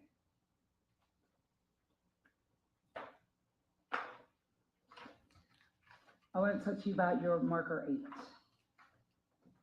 What was marker 8? The phone. At what time or how long approximately did it take y'all to find the phone? We found the phone maybe about an hour before we finished. So maybe like 5 hours. By the time you found the phone, was it daylight still or dark? It was still dark. Oh, well, sorry. It was dark. So states exhibit 80, what are we looking at there? I can't see the evidence marker. I'm sorry, hold on. I will try to move it and see if it resumes. There we go. So this is a photograph of evidence marker 8, and then in the background, those are the other evidence markers. Okay. And where, I know we see evidence marker 8, but can you see the actual cell phone in this photograph? No. Okay. But it was there where evidence marker 8 was? Yes. Okay. Did you take a close-up of this? I did. States 81, what does that depict? The cell phone. Can you please point to the cell phone in States 81? Okay, in the middle of the screen? Yes. Did you collect the cell phone? Yes, we did. Did you look at the cell phone? Yes. What, if anything, did you observe about the cell phone? We noticed that there was an area of ridge detail on the phone. When you say ridge detail, what do you mean by that? Fingerprint ridge detail. Were you able to see that without processing the phone at all? Yes, a little bit, but I had to use oblique lighting. So that's where you take your flashlight and you kind of side light it to be able to view the latent prints better. States 82, what does that depict? That's a photograph of the phone and me using the flashlight to try to highlight it. I'm gonna wait for this thing to stop moving. Hold on a second. Maybe it doesn't like the photos on top of each other. Okay. Where on the phone was this image that you saw, or this item that you saw? See, I'm not even touching it now, and it's just moving. It was at the bottom, close to the charging port area. And do you see it depicted in States 82? Yes. Please point to it with your pointer. Were you able to determine, was there any reddish brown stains on the phone? Yes. Okay, what did you see? It looked like there were reddish stains suspected to be blood. Where on the phone? Specifically the print.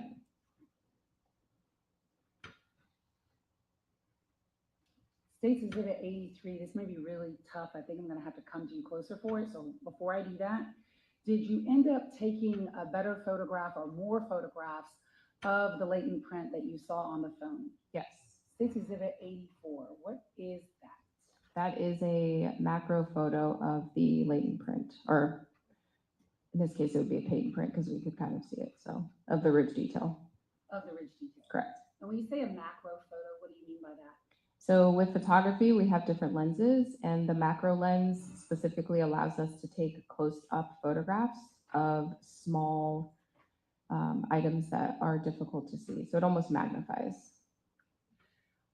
When did you take this photo? On the scene after we collected the phone immediately. Was it before or after the phone was processed for prints? This photograph, I believe this one is before. Yes, this one is before Detective Saunders used powder. Okay, and did you see Detective Saunders process the phone? I did. And was that done in your presence? Yes, And then did he lift a latent lift card from that phone? he did. But this was your photograph prior to that? Correct. Now, for States 83, I am going to have to come closer to you because I am assuring that it's not going to show. May I approach? Yes. States 83, could you tell us what we're looking at? And then I'm just going to have to show counsel in the court. This is a photograph of I was trying to show that the print was located in the area where you would swipe to unlock. And so the phone was actually still receiving notifications. And so it actually says swipe to unlock behind the print. Where do you see the swipe to unlock on this photo? At the very bottom. Yes. I'm going to show defense counsel first, and then with the court's permission, may I show the court? Yes.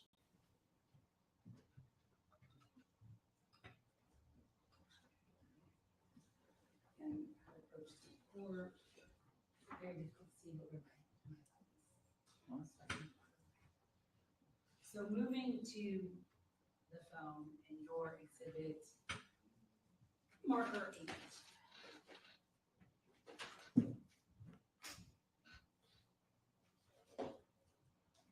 You can switch gloves if you need to. May I approach the witness, Your Honor? Yes.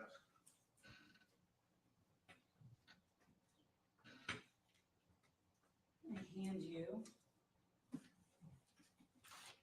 what has been marked as State's Exhibit 92. Do you want me to take your old ones? Yeah. Okay. And I'm going to ask that you look inside State's 92.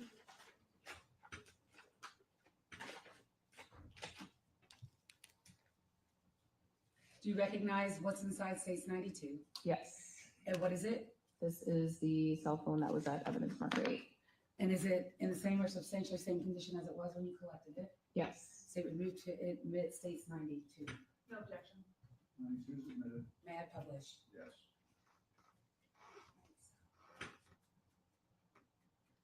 So while I'm publishing the phone, can you put, using your finger where you saw the latent or patent ridge detail that we see in states 84? It would have been right here. And do you have an iPhone? Yes, I do. Right here where you put your finger, is that where you would hang up a call? Yes. Okay. On an iPhone? Yes.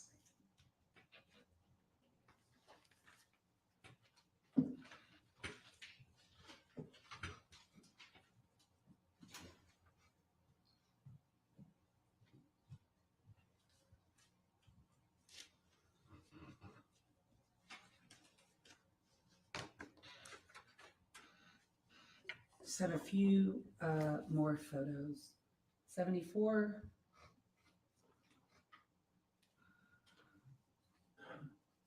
What is state 74?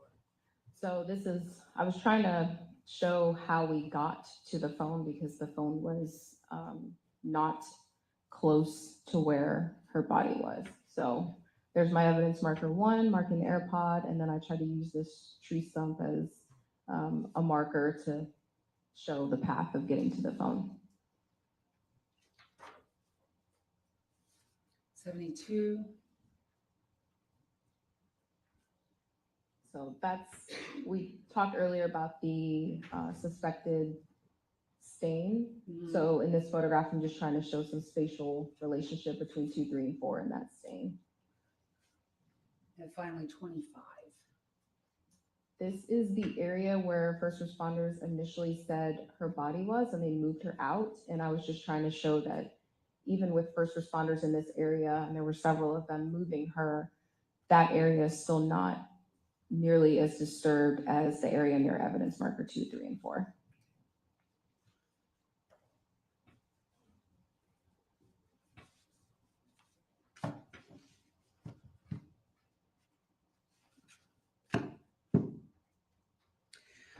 On the scene that day, were Laken Riley's hands bagged? Yes, they were. And when we say bagged, can you describe what actually happened? What we do is we put handbags over the hands to prevent the loss of any potential trace evidence or DNA. And was that done in your presence by Lieutenant Saunders? Yes.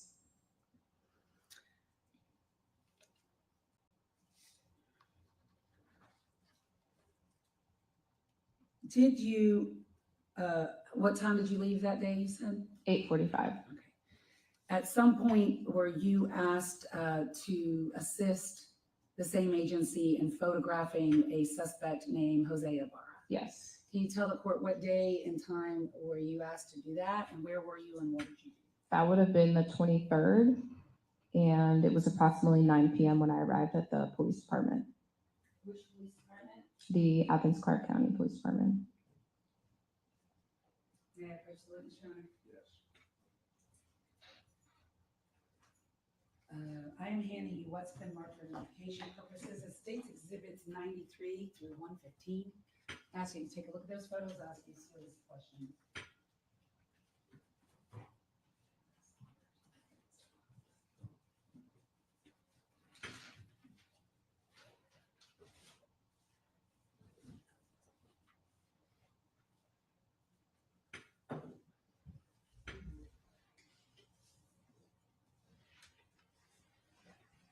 Do you recognize 93 through 115? Yes. What are they? They're photographs of Mr. Ibarra. Did those photographs fairly and accurately depict him as you saw him on February 23rd of 2024? Yes. Statement moved to admit 93 through 115. No objection. 93 through 115 are admitted. And may I request permission to publish? Aye. May I approach to retrieve? Yes. First of all, the person that you photographed that day, you see him in the courtroom today. I do. Could you please point to him and describe an article of clothing that he's wearing for the record? He's wearing a plaid shirt. May the record reflect the witnesses identified the defendant. When you photographed him that day, about how close did you get to him? Pretty close because I had to take close-up photographs of injuries that were on his body. Okay, did you observe injuries on his body? Yes, And did you photograph those injuries? I did. And the time that you saw him, excuse me, that day, is he heavier or lighter than he is today as far as weight? When I photographed him, he was heavier. Publishing States Exhibit 93, tell us what that depicts. It's an overall photograph.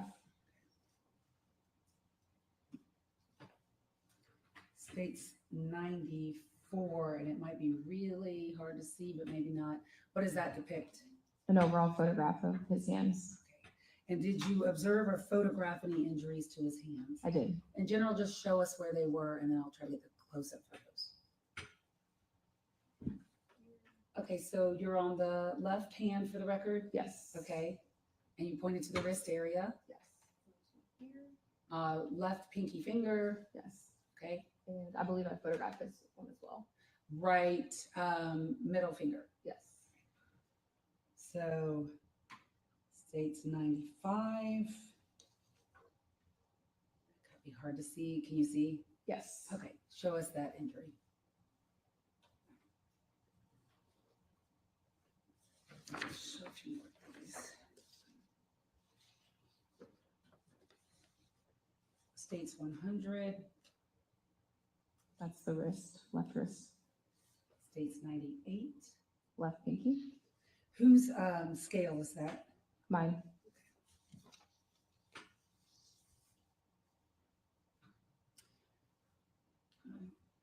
That's 96. States 96.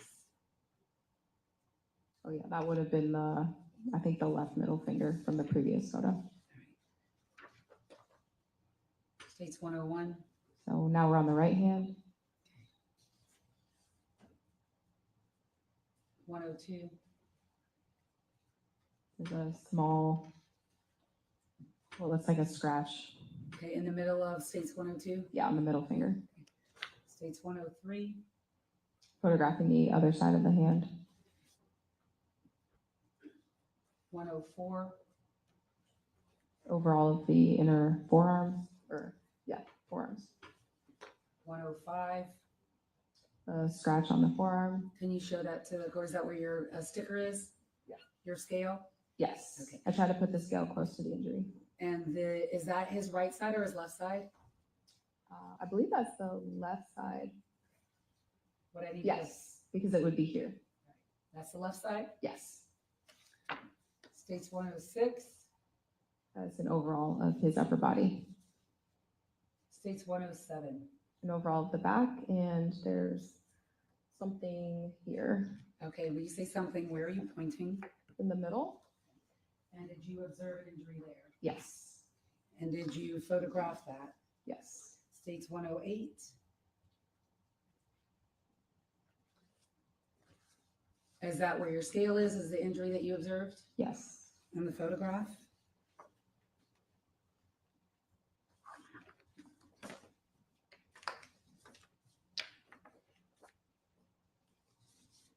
I might need to hand these back to you if you can't tell what they are. So you let me know, okay? Okay. States 114. That's the left side of the neck. And what did you observe to the left side of his neck? A scratch. All right, and is that, you just point to it for the record, above the necklace, but below the ear? Yes. States 115. That's the same injury with a scale. And what side of your scale is that injury for the record? In the middle of the photograph to the right side of the scale? Yes.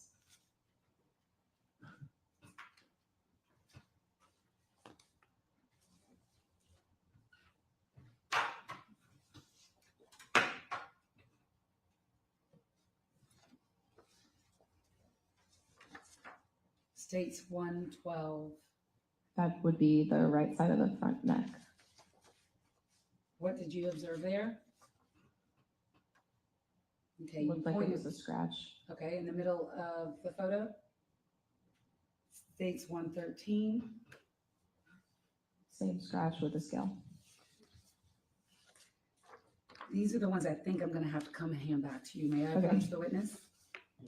I'm not sure you'll be able to tell based on what I put them up, or the way that I put them up. It's probably easier to see. What part of the body is that? This looks like it's the back. 109 looks like it's a close-up of the back, Okay, the mark that was on the back. And then 110 would be the right elbow area. And then 111 is a close-up of that. average to retrieve. Yes. I'll tell you what, going forward, both prosecution and defense can move around further if you don't. I know you're trying, that's gonna be a hard habit to break. It will, but I will do my best, Your Honor. You may I was have, just trying to. thank you, yes, I understand. I will do my best. You may have to remind me, because I used to get yelled at if I did that. So then just briefly states 110. Can you show us the scratch on that? Yes. And then 111, is that the same area with the scale? Yes. May I have one moment, Your Honor, with counselor? Pass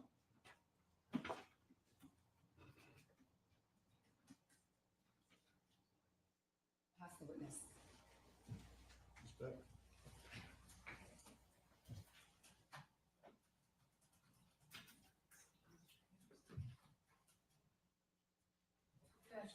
Afternoon.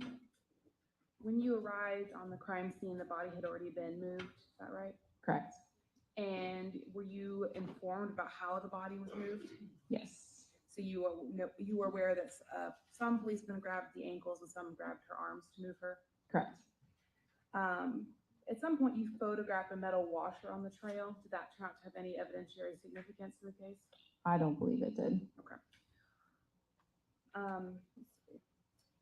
When it's hard for us to tell from the pictures, but when you photographed the rocks on scene, were they lying on top of the leaves or partially buried by the leaves? They were lying on top of the leaves. Like when I went to collect them, it wasn't like they left a depression. Like it wasn't like they'd been sitting there for a while. So they were on top of leaves and they were not in the dirt, is what you're saying? Correct. Okay. And you said that you didn't see any other rocks in the area, but to be fair, you weren't out there with a rake looking for other rocks. I did move. So it's common for us when we have outdoor scenes in the woods, we do move the leaves to search for additional evidence, especially because it was windy and I knew that the leaves could have shifted. We did kind of like rake up, not using a rake, but literally on my hands and knees, crawling through the area, trying to find additional items. Oh, sorry, I didn't mean to interrupt you. You're good. Okay. How wide of an area were you crawling through? I searched the immediate area, and then there were also other agents that went further beyond the body, like into the woods in multiple directions. Okay. And I'm not trying to pick you, but when you say immediate area, can you give us an estimate of feet? So that would be the immediate area where my evidence markers are. That is what I consider my immediate area of the crime scene. And then I will assign other agents to go beyond that area. Okay. Let's see. So you said that the markers 2, 3, and 4 were about 13 feet away from where the body was found. Is that right? Correct. Okay. And you said that the markers 4, 3, and 2 were about 64 feet from the path. Is that correct? Yes, 6411 from evidence marker 1. Okay. Yes. And for those of us that are not great with distances, is that like the length of this courtroom or a little bit more? I'm not great with distances in that aspect either, so that's why I take my measurements. All right, fair enough. Okay. So in States 45, we saw a picture close-up of Laken Riley's hand and her fingernails. Eventually, her fingernails were clipped. Is that correct? Correct. Did you do the clipping yourself? I did not. That's done at the autopsy. Okay. So these photos would have been before her fingernails were clipped. Correct. Okay. You also briefly in your report mentioned that there was an irregular shaped blood stain on her left ankle. Do you remember noting that in your report? Probably. Okay. Did you see a corresponding wound on her left ankle? No, but given the fact that she was moved by law enforcement, or things could have occurred during the incident. Sure. So I guess what I'm asking is, that it looked like the blood on her ankle was from contact with a bloody object rather than from a wound on her ankle? Yes. Okay.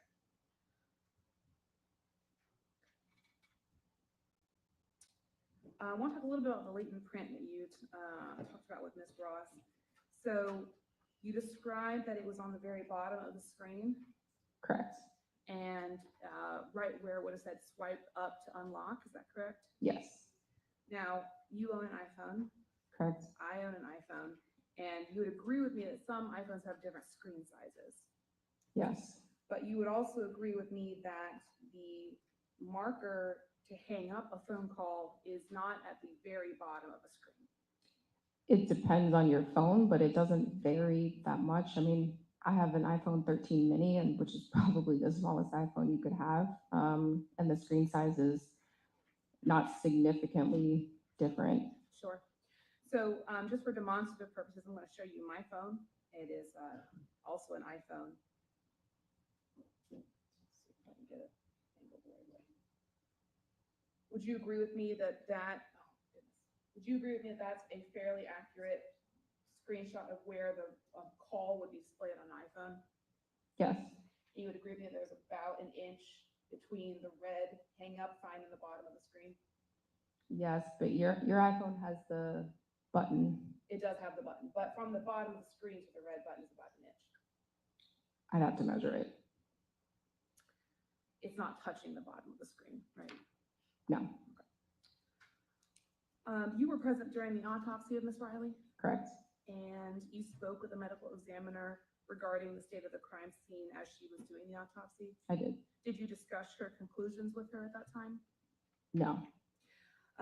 You noted in your report that you searched Ms. Riley's shoes for a house key. Yes, so at some point while we were working the crime scene, we were looking for her phone and potentially a house key.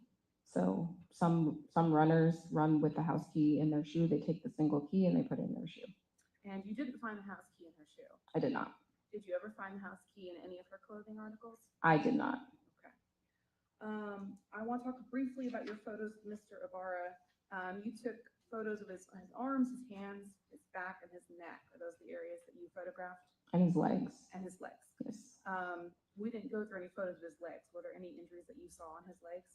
I did not observe any. Now, when you took photos of Mr. Ibarra, you were also collecting evidence for a DNA test. Is that correct? Yes. And to do that, you collected some buccal swabs. Sergeant Saunders collected those. In your presence? Correct. Okay. And buccal swabs would be on the insides of the cheeks, correct? Yeah, it's actually buccal swabs. Thank you.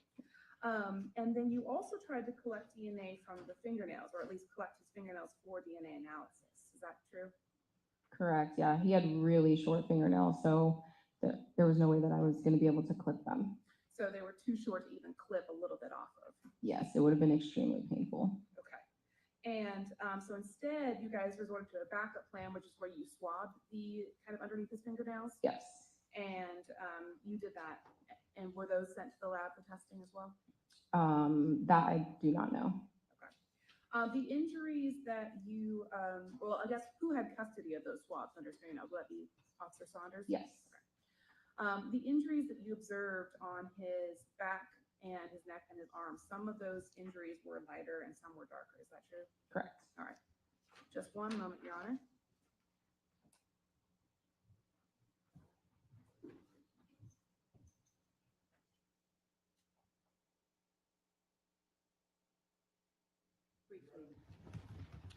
Let's measure out 64 feet and 11 inches. All right?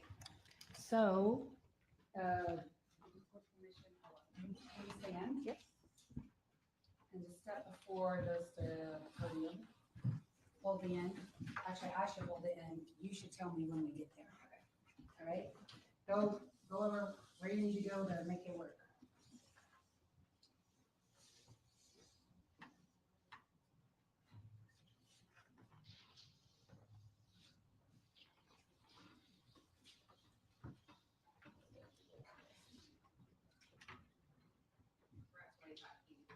All right, so this is 25 feet. So do the math. How much more of this than you would have to go? Into the hall. At least by this distance, right? Because this is only 25 feet. And then by 14 feet in addition to that. Thank you.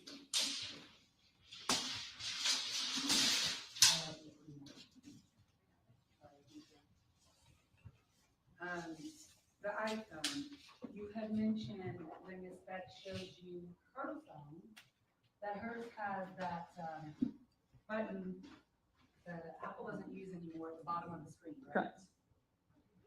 Did Laken Riley's phone have that button? No, it did not have the home button. What's the significance of the home button? And why did you point that out to Ms. Beck? Because the home button takes up space, and the whole reason the newer phones have a bigger screen, and the home button doesn't take up as much space, which provides a bigger screen. So that would change. Would it change where you would hang up a call? Yes, So Laken Riley's phone did not have a home button like the one on Ms. Beck's phone, correct? correct. So would it look more like, I'll just show you my iPhone.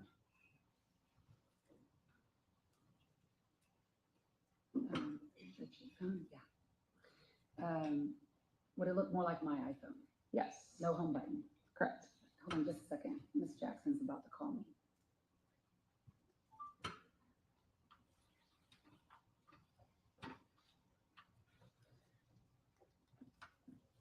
Okay, so do you see where my phone is? Yes, Would the hang up button be where the answer button is as well?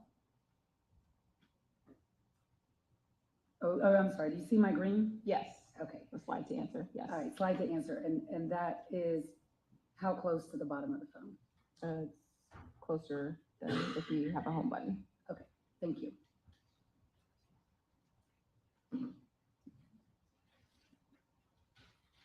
That's all I have, Your Honor. You recall some stuff?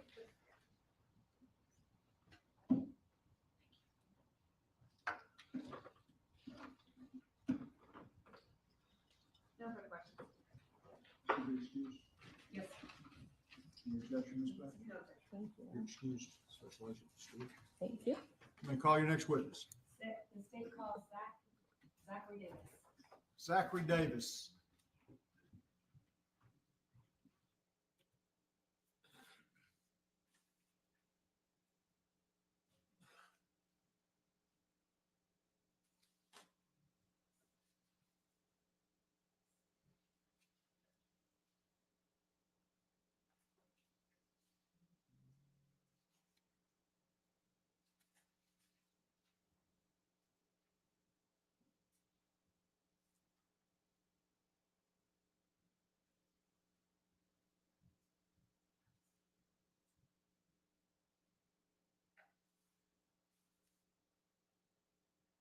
Raise your right hand, please, sir. Do you swear or affirm the testimony you will give today will be the truth, the whole truth, and nothing but the truth, so help you God in the matter of the state of Georgia versus José Ibarra? I do. Thank you. Please take a seat. Spell your first and last name for Madam Court Reporter. I am Zachary Davis, Zachary, last name Davis. Where do you work? I'm a police officer with the Athens Clark County Police Department. How long have you worked for the Athens Clark County Police Department? I have been employed with Athens Clark County since March 7th of 2022. What are your duties with Athens Clark County Police Department? I am a patrol officer. I'm assigned to the West Side Division, work night shift between 6 p.m. and 6 a.m.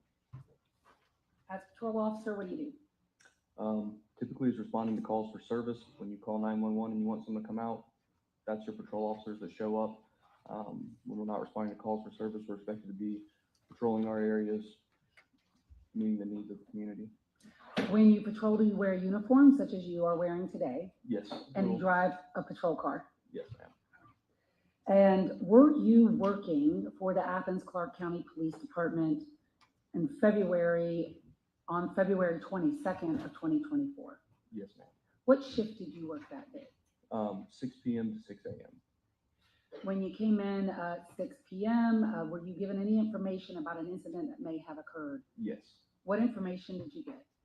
At the time, it was very little information, but I was made aware that a female had been murdered in the IM fields, the intramural fields located on UGA's property, just across the village from my zone. And when you say just across from my zone, what do you mean by that? So we divide the county along millage. Everything on the east side of millage, like the downtown area, is east side. I work the west side, so everything on the west side, closer to Oconee County and the mall, that's typically assigned to our side of town. So millage is basically smack in between the east side and the west side. Yes, Are you familiar with the IM fields in that area of the University of Georgia? I am. And how are you familiar with that area? Prior to being a police officer with Athens Clark County, I was employed by the University of Georgia Police Department and served on their patrol division for 5 years and some change. So when you came to work that evening and were given this information, what, if anything, did you do? My shift, we assigned more units down towards that millage area, just hoping to assist in any way that we could. I immediately started talking to some of the locals, asking if anybody had heard of anything. Nobody really knew anything and could point me in any sort of direction to start working.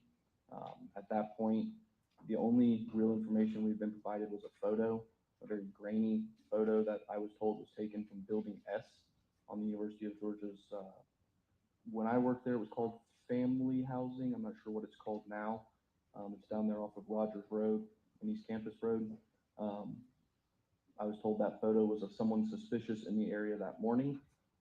I knew the proximity of Building S to the IM fields and the location that I work for the county down in South Millage. And I began checking in those areas for anything to go off of.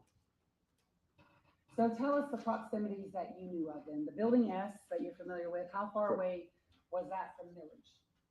From Millage, if it's just a straight line, it's maybe 100, 150 yards, I guess. And you were made aware of where the woman had been killed. How far away was that from Building S? Maybe another 100 yards. I still don't know the exact location, but I knew it was within that proximity of walking distance. And I'm going to approach and show you a few things all at once so that I don't have to keep coming up to you. The first thing I'm going to show you is States 144. Do you recognize 144? Yes. What is that? That is the grainy photo that was taken from Building S that I was provided. And I would move to admit States 44. 144, I apologize. Any objection to 144? No. 144 is admitted. States 140, we're eventually going to get to that, but since I'm up here, I gotta go ahead and do it. You recognize States 140? I do. What is States 140? That is a photo I took of a jacket that was located inside of a trash can on the property of either 291 or 295 South Millage Avenue, what used to be Raintree Apartments. Is it also called Celiac at Azul at one point? Yes. And Argo Apartments? Yes. Yeah, about how many times has that apartment changed? Since I've been living in Athens, 4 times. I believe now it is currently the Grove at 5 Points. So no matter what the name is of that apartment complex, what are the addresses associated? I believe it's 291 and 295 or 285. I'd have to check my CAD system mapping. Okay, of Millage Avenue. Yes. Are both of those addresses, 285, 291 Millage Avenue, are they both located in Athens, Clark County, Georgia? Yes. This photograph that you took, which is States 140, does it fairly and accurately depict what you saw in the dumpster on the 22nd day of February 2024? It does. State move to admit States 140. No, no objection. 140 is admitted. And States 141, while I'm up here, what is that? This is a flash drive that I have signed, and when I signed it, it contained my body cam footage involving collection of that jacket. And is it a fair and accurate recording of your body cam footage? It is. State would move to admit 141. Any objection to 141? No, sir. 141 is admitted. And may I publish? Yes. So starting first with 144, is that the image that you were talking about that you had received? Yes, ma'am. And you said you got to work about 6 p.m. that day? Yes, that's when my shift starts. Okay. And you had that image, you said you started asking people, millaging around. What else did you do in relation to trying to assist the officers with the crime that had just occurred? So given the university's location to Millage, I recalled an incident from 6 years ago where I pursued a subject from Building S, behind Building S, to, at the time, what was Argo Apartments at that 291, 295 address. And there's a perfect cut through that walks through those two. So I figured the ease of access for someone to easily cut over to Millage. I began checking dumpsters just because people tend to try and get rid of property in dumpsters that they don't want to be in possession of. I checked several dumpsters. We'd also been called to, people were starting to call in about everything at this point, not really knowing what's going on, trying to be helpful. During that time, I found myself at the Raintree Apartments, wherever it was called, Started going through those dumpsters. There's one immediately behind the Italian restaurant that's there, that's still on the Raintree property. Looked in there, didn't see anything that really appeared to be evident that it was, pertinent to what was going on. I then made my way around. I noticed that the trash had been picked up recently. It's a rather large complex, and Sorry, we had the lights off before you got no, here. you're fine. And then, so the trash had been picked up either earlier that day or relatively recently, just due to the lack of trash that was in there. I made my way further into the complex, and I noticed there were 3 dumpsters, 2 of which were trash receptacles and one that was clearly marked for recycling. I checked the 2 trash ones. They have the sliding doors on the side. Looked in there, didn't notice anything. Again, nothing that really stuck out to me as pertinent. Finally went to the one that was strictly labeled for recycling. The sides of it were welded shut, but the top was open, so I climbed up onto it and looked down into it, and that's why I noticed the blue jacket. And what, if anything, did you notice about the blue jacket? And is it the blue jacket that is depicted here in States 140? It is. All right, there's a pointer right next to you. Can you point out the jacket? Oh, it should be, oh, no, there's your pointer. Perfect. So that is the jacket. The photo of the suspicious individual, they were wearing a darker colored jacket, appeared to have some shinier zippers or buttons on the front. Again, super grainy, but something to go on. The zipper, as well as it appeared as though there were leaves, and upon further examination, there was a little bit more. Could you see anything else on the jacket at some point? Not from this height. At this point, we didn't want to just be chasing down clothes in dumpsters, but given this proximity to the scene, as well as the photo that was taken, I immediately notified my supervisor so that he could contact the University of Georgia Police Department, since they were working the case. Detectives from UGA came out to look at it. They decided they would like to collect the evidence. I volunteered to climb into a dumpster, and upon picking up the jacket, I noticed that there were leaves on it. There were tears on the front as well, and what appeared to be some darker red or brown stains on the sleeves near the wrist. Okay. And did you notice anything else on the jacket? There was, I believe in my video, I stated it's a button. The front has 2 pockets up here that fold down, and on the bottom has 2 pockets that fold out, that the buttons are used to close those pockets. Wrapped around one of the pocket buttons appeared to be dark hair. So you jumped into the dumpster. Yes, ma'am. I'm going to show you or publish for you. Your Honor, can we toggle back over?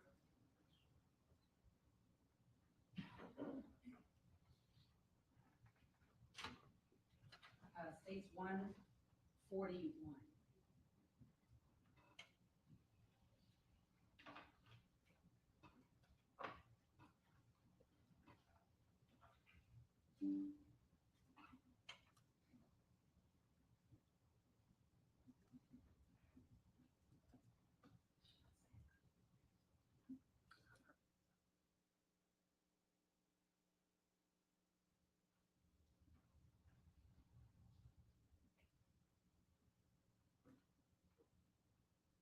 Do you see the screen in front of you? Do you see that address, 2091 South Milledge Avenue? Yes.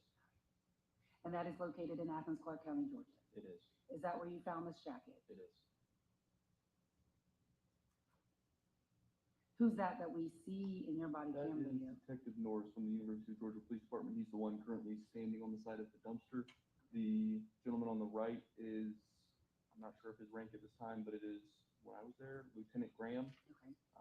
So are those ACC PD officers or UGA PD officers? University of Georgia Police Department. Thank you.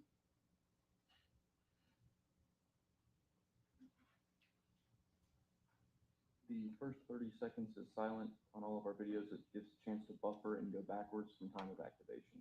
Okay. So we'll hear volume in a second. Yes, All right. about 10 seconds.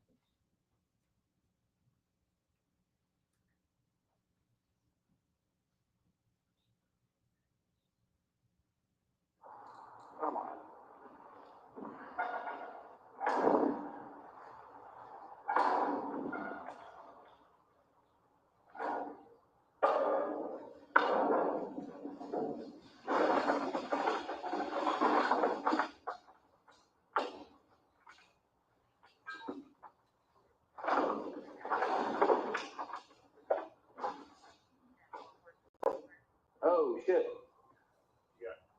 There's hair on the buttons, ripped up sleeves.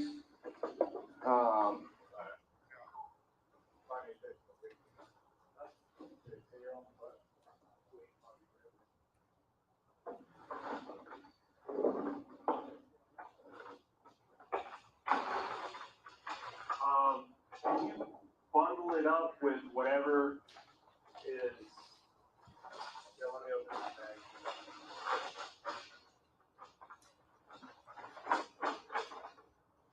All right.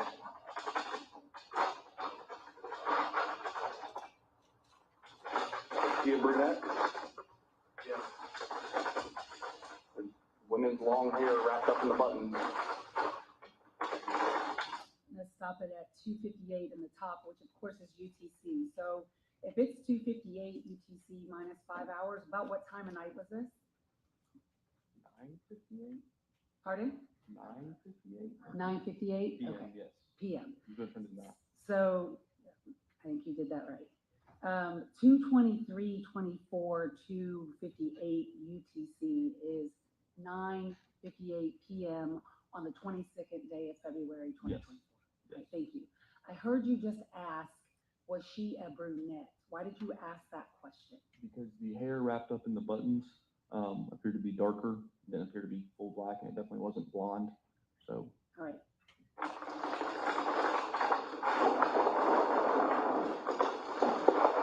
While I'm in here, stand by.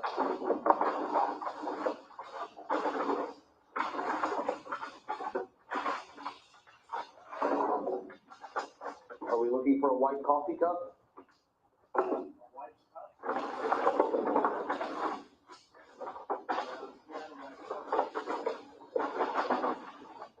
It's not the same. It's part of some other trash.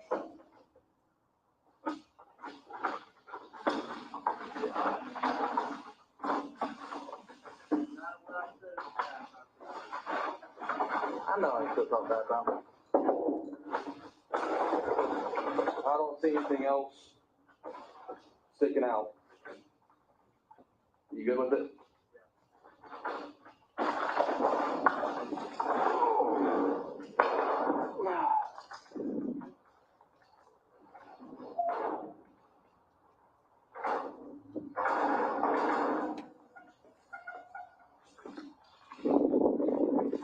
What? Been called dumb before. No one satisfied. A report.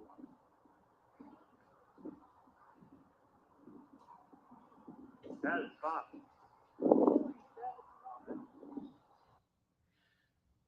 How many dumpsters had you looked at that evening before you got to this one? Before to this one, I believe there's one dumpster area located behind the Tall Boy Liquor Store, which is at the intersection of Millage and the Inner Loop exit ramp. So that would be one or two dumpsters there, the other one on that property, and then including the two more, so that puts us at 5, and this dumpster makes 6, somewhere in that area. All right. And we heard you say something about a coffee cup, a white coffee cup. Correct. What was that all about? What were you looking for? In the, what are we calling it? The grainy photo? Sure. In the grainy photo, it appears that the subject's carrying a coffee cup. Okay, well, hold on just a second, maybe toggle back over. In states 144, do you see the cup you were talking about? I do. Okay, is that in the person's right or left hand? Their left hand. All right. Is that what you were looking for in the dumpster? Yes, I just remembered seeing the photo and seeing a white coffee cup, but it didn't appear large enough, and I picked it up. And so you didn't find that, but you looked. Correct. And anything else in the dumpster that was suspicious to you? No. Did you notice, and the dumpster seemed kind of high, I mean, how high was it for you to get out? You stood in it, so how tall are you? My license says 6 foot, it's like 5'11". Okay. But in boots, I'm 6 foot, and it's a hair taller than me, so probably 6'3", 6'4". The slit for the opening is, I believe I have to get on my tippy toes to look into it. Okay. So that's probably in the area of 6 feet. All right. And when you hopped out of the dumpster, did you see a camera? Yes. Let me back up a little bit, and I want you to show us the camera. that you saw when you got out. I'm gonna go back to where you hop out, and I want you to tell me to stop when you see the camera. Video back. Oh, sorry. So for the record now, I have states 141, and I'm at, I'm just using the UTC time at this point at 2:59.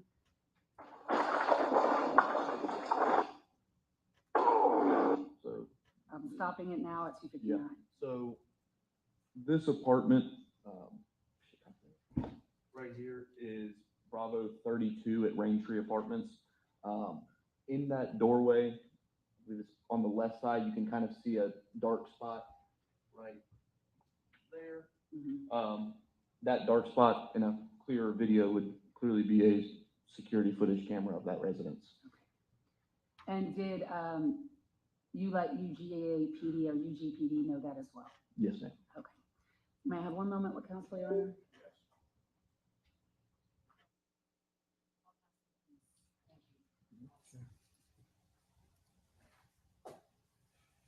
Officer Davis? Yes. So we obviously see you get the jacket, take custody of the jacket, and before you put it into that paper bag, you were sort of talking to the other officers who were outside of the dumpster, right? Describing a little bit. Correct.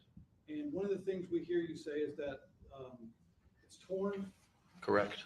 And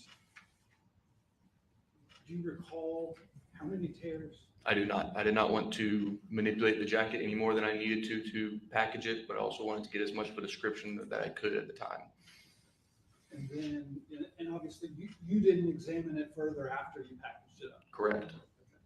That's all. No, sir. Be excused. Yes, sir. Objection, Mr. Brown. You're excused. Thank you. Our next witness is going to be a little lengthy, so we take our afternoon break second. Oh, yeah, that. Okay. Do you guys? Probably the time break. All right, 10-minute recess.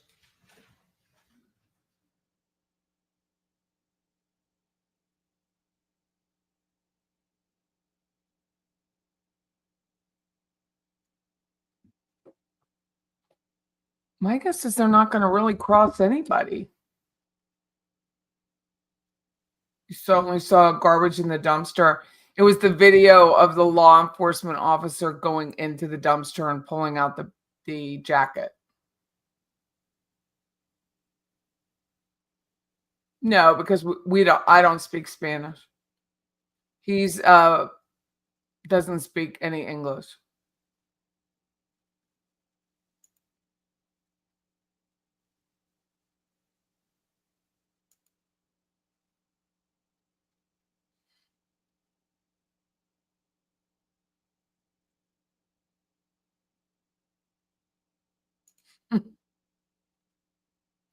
I know his driver's license says one thing, but he knows he's not. That's funny.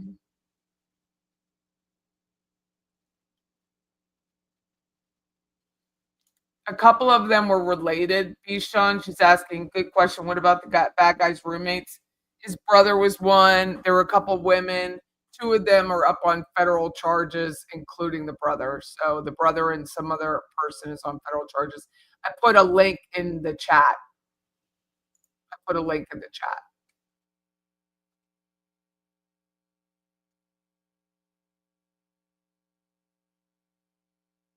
He was lucky it was full, and he volunteered to do it. Volunteered to get in there. It's hard. Kind of a moron, but I still don't think it's his first time. I just don't.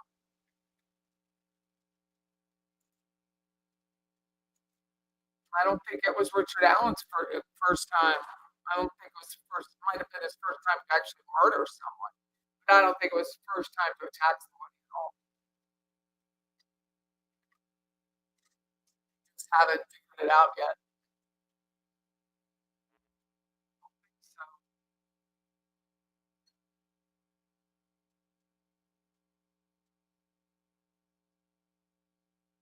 Does anyone read lips in Spanish?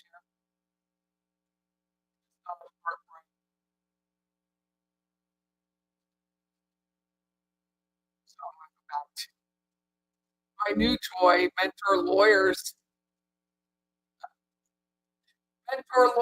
brief here. Oh my God.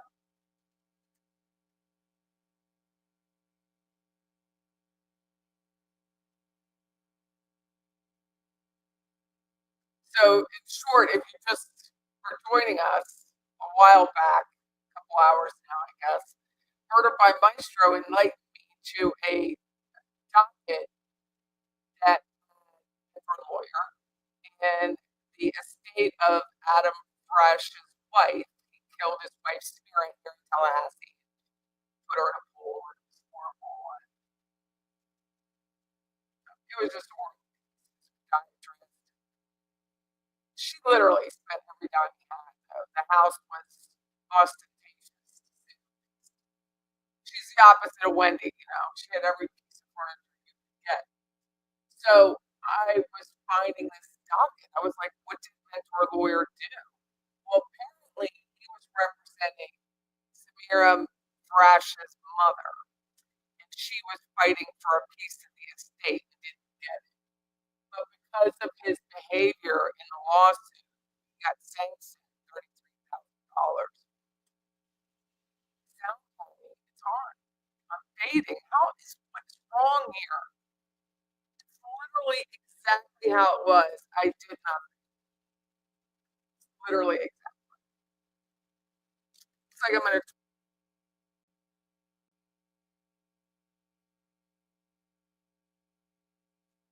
Now I am. I'm gonna toss it. Like,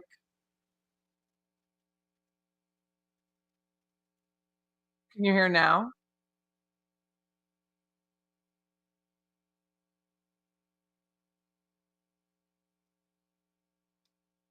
I am. I'm getting a new one. I'm just gonna go buy a new one.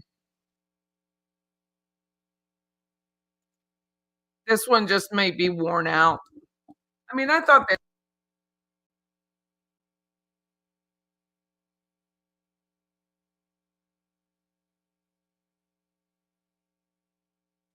Time to get rid of it. Anyway, mentor lawyer was telling me through the chat about this case that Murder by Maestro was telling me about mentor lawyer on the docket for this case. And he was representing the murder victim's mother to try and get a piece of the estate. Her name is Hyra. And I know a lot of the other players in this docket, John Kenny, who I did an appraisal 4 years ago, and he didn't like it, trust me. And he didn't like it at all. He tried to get me thrown off a panel. Anyway, then after that, it was his license got suspended. True story. So he went after this chick, and even when he writes this, so he's representing himself in this petition and to this the appellate court, and he is caustic in this petition. Like, he is pissed, and you could tell it. The fight back, like just the words he uses, he was pissed. They find a way to get rid of McMurray and Andrews, and they hire this realtor, Lynn Liska, of all people. I mean, I don't know how old she was here, but she's not a young woman at all. And she was going to be the guardian of the property in Golden Eagle. And he thinks everyone in here is conspiring against Ira. And he's explaining it. How these two attorneys, Frank, who is now a circuit court judge, and now you can't hear again. I'm not muted though. I'm sorry, it's my microphone. I might have to just use the mic on the webcam to try and do it.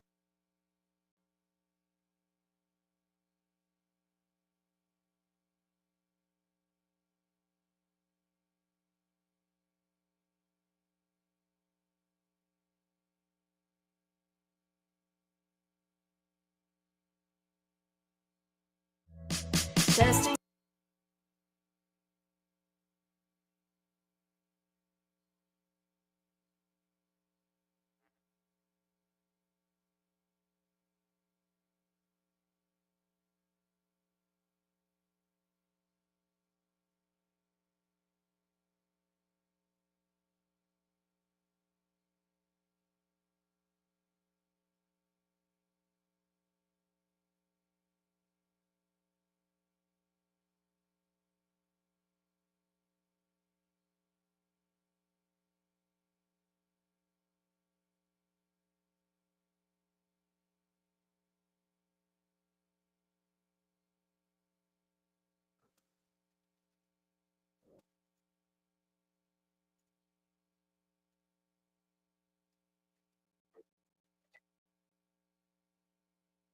test. It's working. It's working here. It's working in the StreamYard,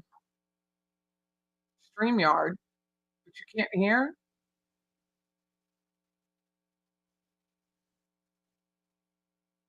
Oh, it is excellent. Okay, thank you. Somebody could have been behind.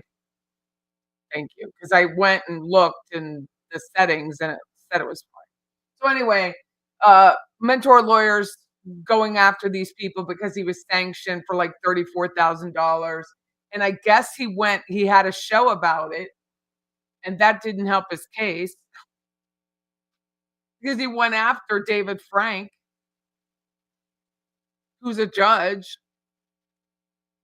Here you go. When all this happening, Lynn Liska, a realtor, he writes her as non-lawyer,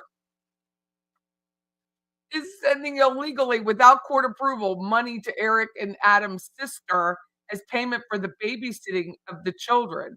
Later, Liska finally seeks court approval without disclosing the illegal payments it's babysitting by proposing a budget that would send thousands of dollars to Eric Frash, the brother of Adam, every month so that the girls contribute to their own expenses, and that would keep Liska busy with billable work every month because she's supposed to go over that last $1,000 of permissible money to be sent to Eric, how it would be planned to use.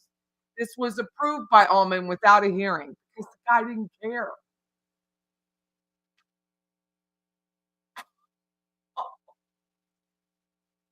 They're they're not going to fight over $25 for babysitting in a probate case. The plan depended upon no one complaining about the unfairness of any of this to the courts. Woodmen of the world folded quickly, so long as it got a tight release. Listen to this. And an order from the court precluding further suits against it. It did not care where the money went. It's not Woodman's job to carry. I'm not an attorney. I'm not a judge. But why would Woodmen of the world give a ding dong? They have to pay for life insurance policy. Why would they care where it went as long as it wasn't to Adam Frisch? It got a tight release and an order from the court in precluding further suits. Why would they care beyond that? Samira's mother, who would obviously have objected, was easily kept away. I hate to bring it to anyone. I don't know how it is in your state, but in Florida, parents of an adult are entitled to nothing. We're not entitled to anything. It only goes backwards if they have no heirs. I'm not offering legal advice. I'm telling you, it's just the way it is. Samira's mother, who would obviously objected, Frank and A were her lawyers too, in addition to representing the estate. She did not speak English and she had no clue. With a bit of misfortune, the victim's mother became a non-problem.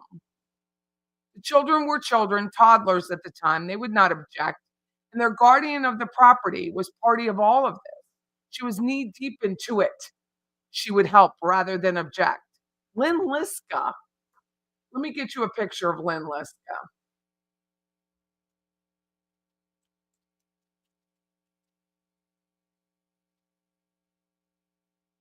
Lynn Liska would be pro Maduro. That's how Lynn Liska's. We're not friends, but she's not a bad person. This is Lynn Liska in her youthful days, okay? This is her very young Lynn Liska.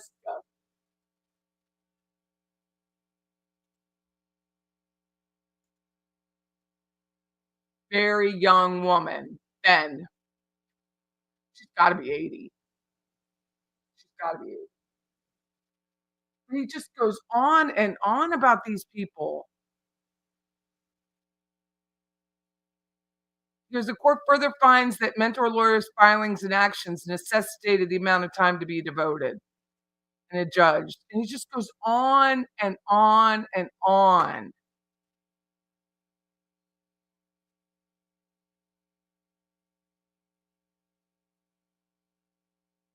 So that's where we're at. Very interesting. Adam got his deal and was allowed to steal from the kids. He is putting that in a court filing. Not allegedly steal, but stating steal. With extra bonus of receiving a full relief. He collected the life insurance benefit. Although initially he also promised to sell everything off and give a portion to the kid, he later worked to change to the deal to keep all of the voluminous assets, homes, vehicles, boats, in exchange for $75,000. As a result, Adam hugely profited from the murder. Furthermore, shortly after the money was paid out, attorney John Kenney lied under oath at an Arthur hearing, claiming that Adam did not receive any money in the settlement, and Adam was then able to secure release on bond while he awaited trial. The children received some money from the life insurance payment, but in exchange for the full release of the lawsuit against Adam. And the little Samira's daughter was being wasted by Liska. Some was sent to Eric Frosch, some was being used to pay her billing against the children's property, and her lawyer's billing against the property. Many lawyers benefited financially. This is unbelievable. How did I not know this?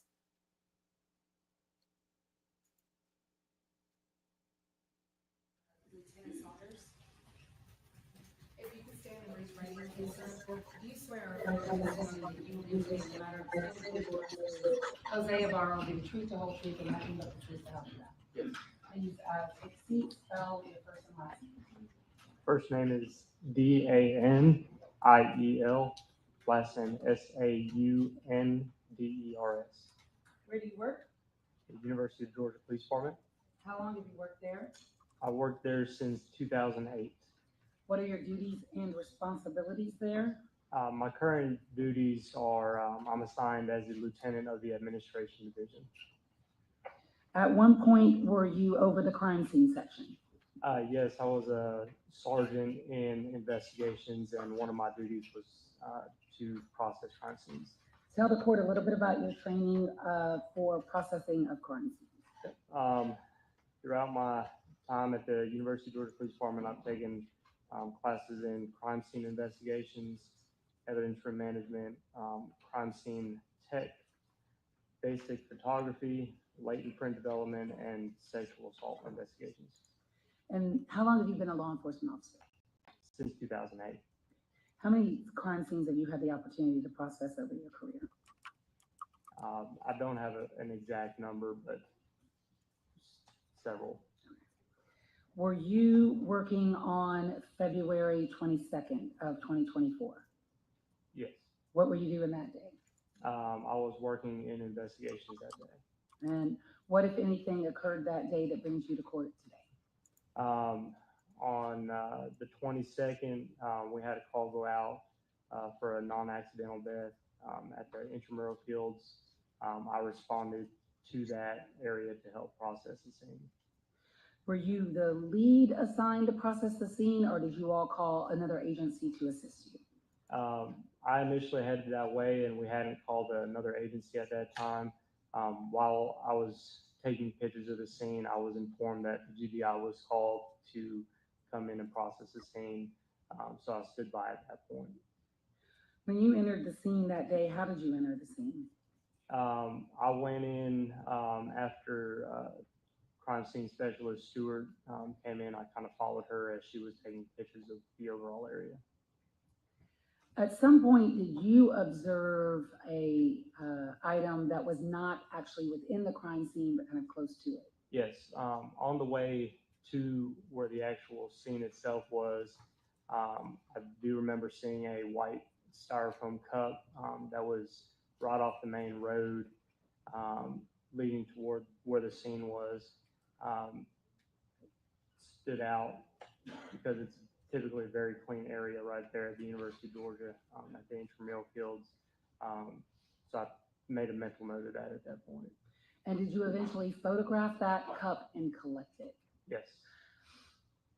I'm going to show you what has been marked as State's Exhibits 116 through 120. That you look at those for me.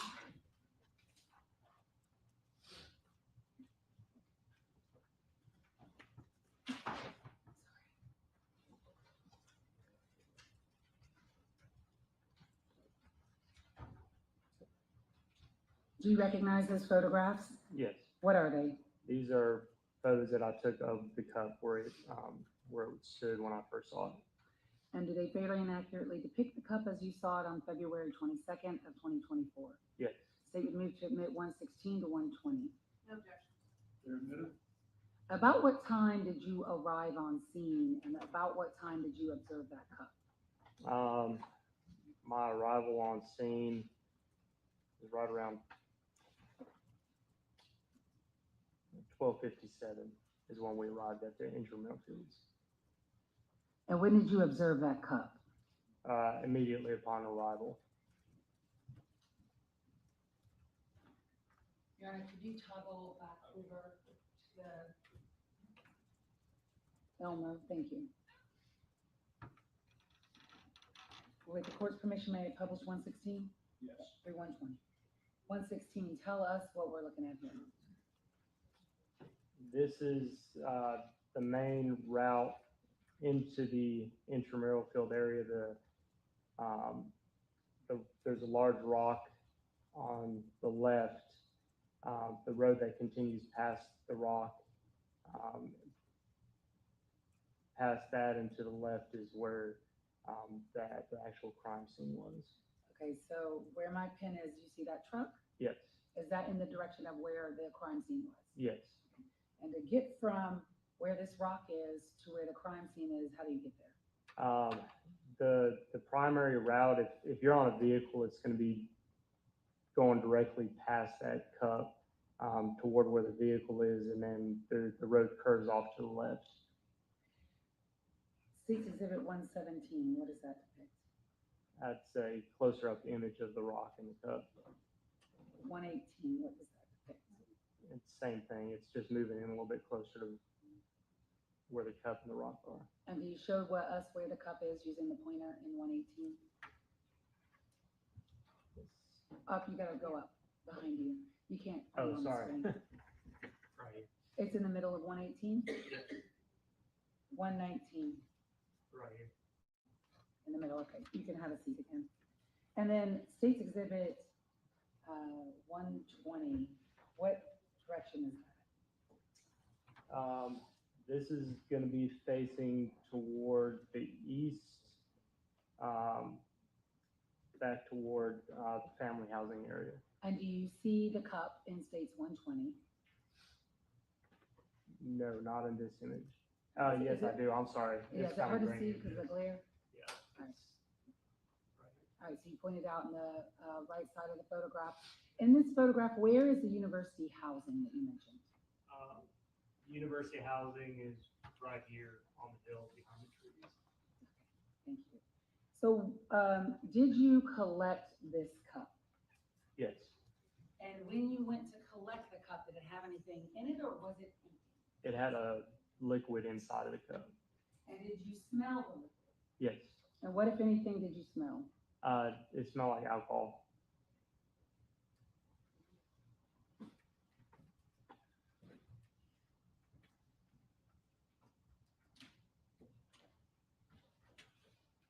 You have gloves? Yes. You could put those on, please.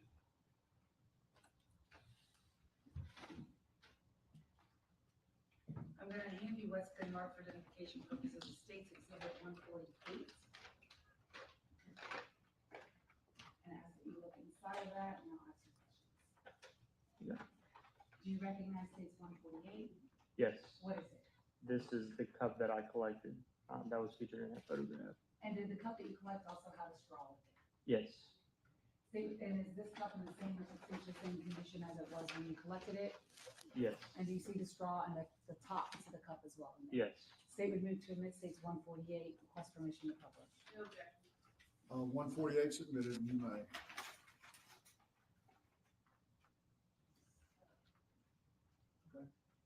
Prior to collecting the cup, what did you do with the liquid? I poured it in a separate container and sealed that, separate from the cup.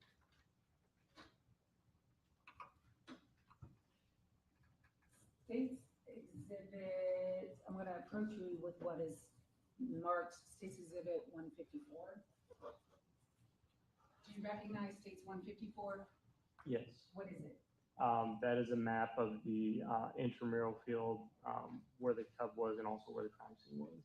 And with using states 154, AG testimony before the court today to show him the relationship between the cup and the crime scene. Yes. And this is an accurate overhead image of the crime scene from that day. I mean, as it was depicted that day. Yes. Statement to make 154, request permission to publish. And have objection being committed for demonstrative purpose.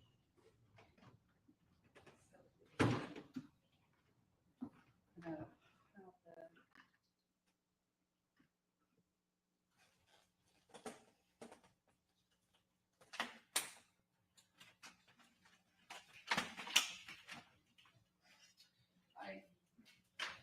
Lieutenant, if you could use your pointer again and show us here what we're looking at. Can the court and counsel see? Okay. This is the location of where that cub was, right here next to the rock. And this road is the main road that I took to the crime scene, which then loops around and comes back through here. And this is where the scene itself was. And in states 154, do you also see building S? Yes, right here. And is it marked building S? Yes. And then also, did you respond to a call later that evening to an apartment complex named Argo, sometimes called Rain Tree, but it's at 2084 Millage Avenue? I did, yes. And do you see that also in States Exhibit 154? Yes, right. Right here. At the bottom? Yes. Okay. All right, thank you. All right, you can have a seat. In addition to collecting that cup, did you assist Special Agent Stewart in processing the scene? Yes. Tell us how you assisted her. I assisted her by collecting the actual items that were on the scene, by helping her physically put them in the bags, the collection bags. Also, when I collected the cup, and when we found the victim's cell phone, I collected, or Agent Stewart collected that, and then I processed it. Also, the items that were collected by yourself and Special Agent Stewart that day, were they sealed by you? Yes. And were they dropped off at the Georgia Bureau of Investigation Crime Lab for processing sealed? Yes. Did you collect the Garmin watch off of Laken Riley's body? I did. And did you also bag her hands on the scene? I did. How did you bag her hands on scene? Using CSS Stewart provided me with the handbags that she had, and I placed it on the victim's hands. I'm going to hand you two items. The first one is States Exhibit 146.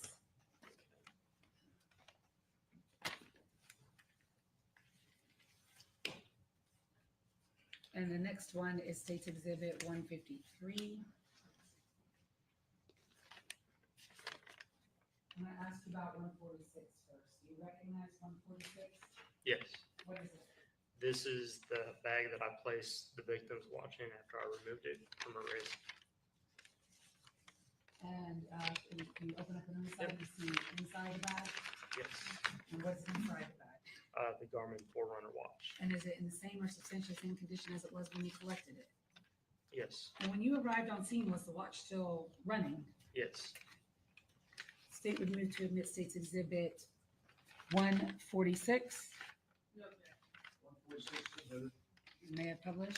Yes.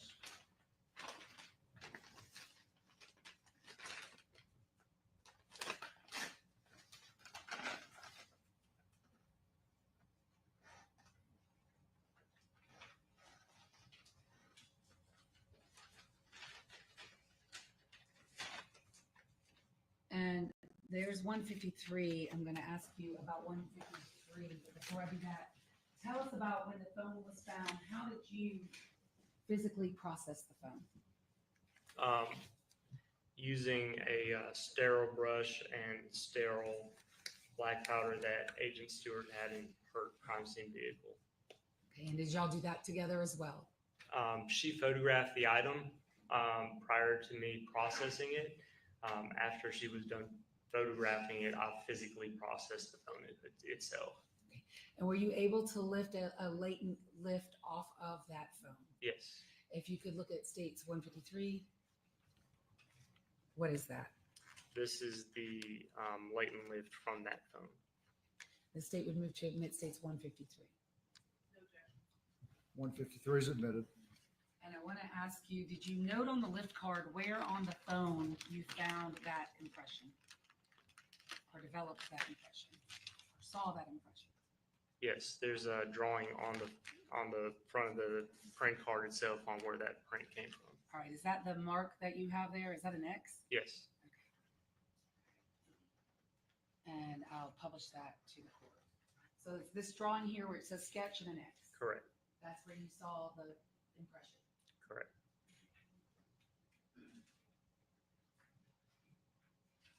And this latent lift card and Special Agent Stewart's photographs of the latent lift that you all saw on Laken Riley's phone on the 22nd day of February 2024. What did you do with those items? What happened to the photographs and the latent lift card itself? Those were provided to Tim Stewart with Athens Clark County Police Department. And what was the purpose of providing those items to him? He is the local APHIS fingerprint examiner. So those were provided for him for comparison purposes and to run on APHIS.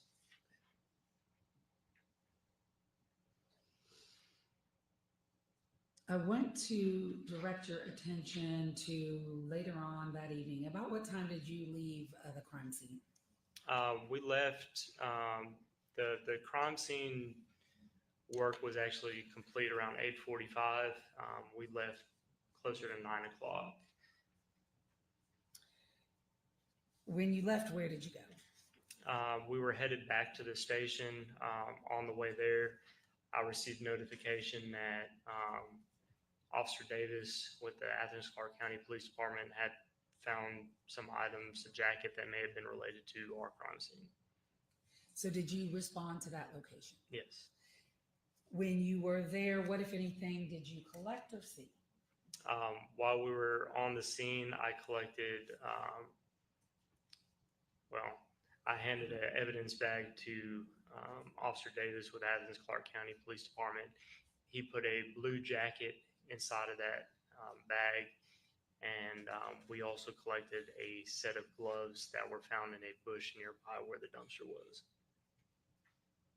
I am going to hand you what has been marked for identification purposes as State's Exhibits 121 and 130, through 130, not and, but through 121 through 130. Ask that you look at those photographs.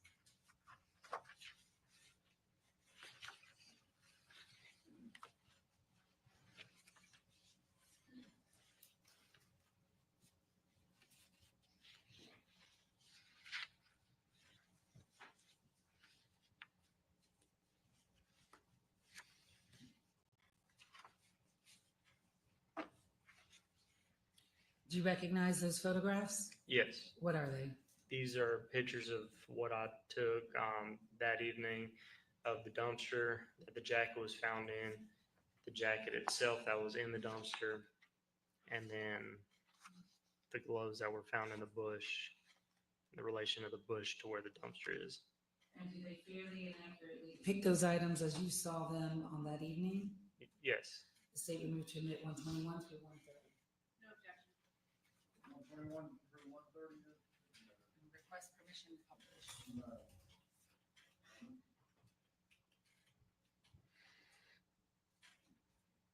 121, what are we looking at there?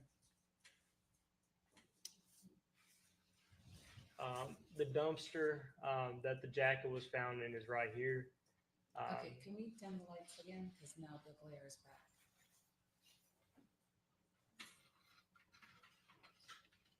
Thank you. This dumpster right here is where the jacket was found in. And that's the one closest to the patrol car? Correct. And whose patrol car is that? I mean, as far as what agency? Athens Clark County Police Department. Thank you. 122, what are we looking at there? It's another image of the dumpster just from another angle. 123, A closer up image of the dumpster itself. 124, This is an overhead view inside the dumpster. You can see the edge of the dumpster where I held the camera up and photographed the jacket that was found inside. 125, And it's a closer up image of the jacket itself, just with a little bit better lighting. all right, and do you see a button on that jacket? Yes. Can you point that out? And on your photograph, do you see anything around the button? Yes, there was hair around this button. 126, It's the jacket itself again. and so you said there were some bushes, Correct. and you went and looked there and recovered some gloves. What brought you to do that? How did you go to go look in some bushes? As we were searching the area around where the jacket was found, we had noticed that there was a security camera in one of the apartments nearby. We spoke with a resident of that apartment, and he allowed us to view his camera footage from that security camera that was pointed at the dumpster. After watching that security footage, we noticed that somebody had put an item in that dumpster. And then after they put the item in the dumpster, they walked toward the bush and appeared to put something in the bush as well. So we checked that specific area of the bush where you could see somebody put something in there. And what, if anything, did you see in the bush when you checked it? Some gloves that were wrapped up together. What kind of gloves? They were black, black gloves. Cloth or not cloth? No, not cloth. States 130, what does that depict? That is a picture of the bush in relation to where the dumpster itself was. Can you tell us which bush you went into? Because I see two in States 130. Yes, I believe it was this one, but one of the other pictures should show it from a different angle as well. Okay, States 127. Yeah, it was this bush right here. And when you say this one, is that the one in the middle? Or Correct, the one in the middle. It was found right here in these branches. States 129. That's how the gloves were situated. We hadn't touched them or anything at this point. This is how they were found in the bush. And 128. That's a little bit closer up or further off image of where the gloves were found in the bush. And how many gloves were there? I did not unravel the gloves on scene. Okay, so what did you do with them? They were turned into the GBI crime lab afterwards. And did you package them before you did that? Yes, How did you package them? I packaged them in a paper bag. And same question with the jacket. When the jacket was collected, did you package it? Yes, And did you seal it? yes, Did you seal the gloves also? I did. And were those items delivered to the crime lab sealed? Yes. I'm handing you what's been marked for identification purposes as States Exhibits 147 and 149. I'm going to leave them both up here if you're going to ask them to look at 147. Yes.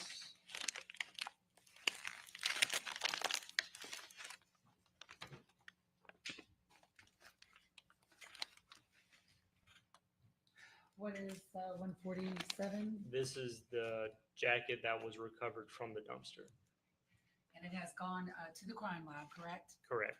For testing. Yes. The state will move to admit state 149. 147.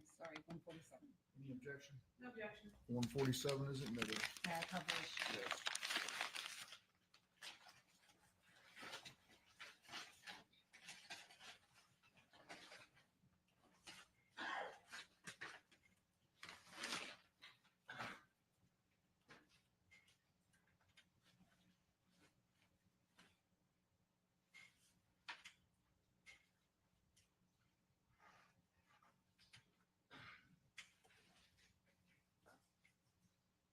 Is there a hood on this jacket that I'm holding? Yes.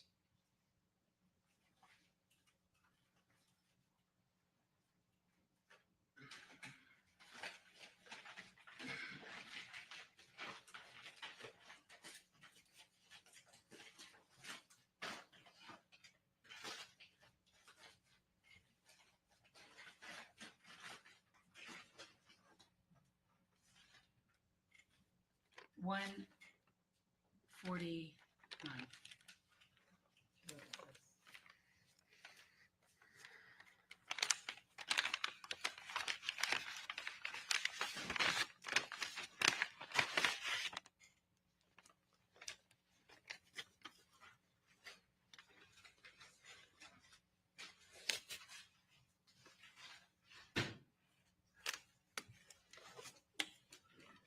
First of all, do you recognize the outer packaging, which is in marked 149? Yes. And inside 149 is what? Just describe what it is. Yep. 3 individual envelopes inside there. And do you see a crime lab number associated with those? Yes. Okay. And could you just read that out for the record? It's 2024-1005-107. And those 3 items, go ahead and look inside.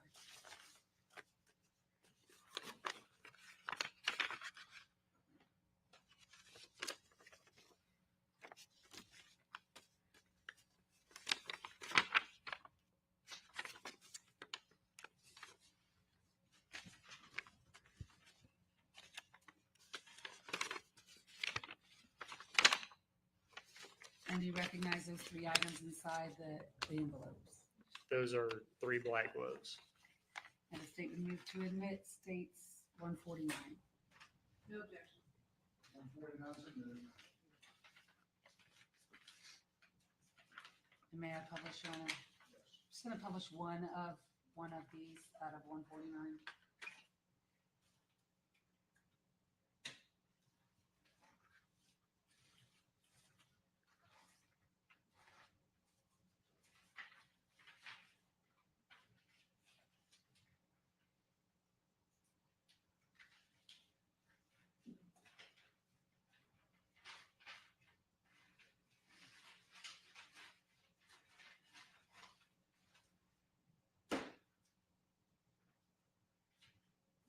In front of you also is 145. So I'm going to ask you, after the collection of the gloves and the jacket, did you have the opportunity to also assist Special Agent Stewart in processing of the defendant in this case and collecting a sample of his DNA and photographing him?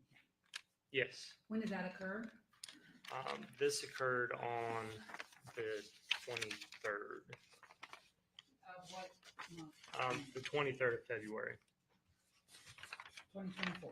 Yes. And where did that occur? At the Athens Clark County East Precinct. And were you the person that actually physically swabbed the defendant to get a sample of his DNA? Yes. And was that done after obtaining first a search warrant? Yes. The sample of his DNA, tell the court how exactly you went about collecting it. I collected buccal swabs using 2 sterile cotton swabs on the inside of his cheek. Okay, and then did you label them? Yes. Did you seal them? Yes. And were they delivered to the crime lab sealed? Yes. The person that you swabbed that day, on the 23rd day of February, do you see him in the courtroom today? Yes. Could you please point to him and describe an article of clothing he's wearing? He's wearing a blue and white checkered shirt. May the record reflect the witnesses identified the defendant. States, can you give me that evidence number again? Is it 145? 145. Okay. Are those the swabs that you collected? Yes. And this time the argument is that you moved to admit states 145.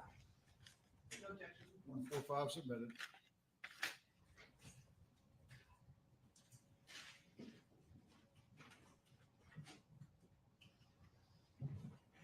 Moving on to other matters that you did in this case, I want to hand you what has been marked for identification purposes as States Exhibits 131 through 139. If you could look at those for me.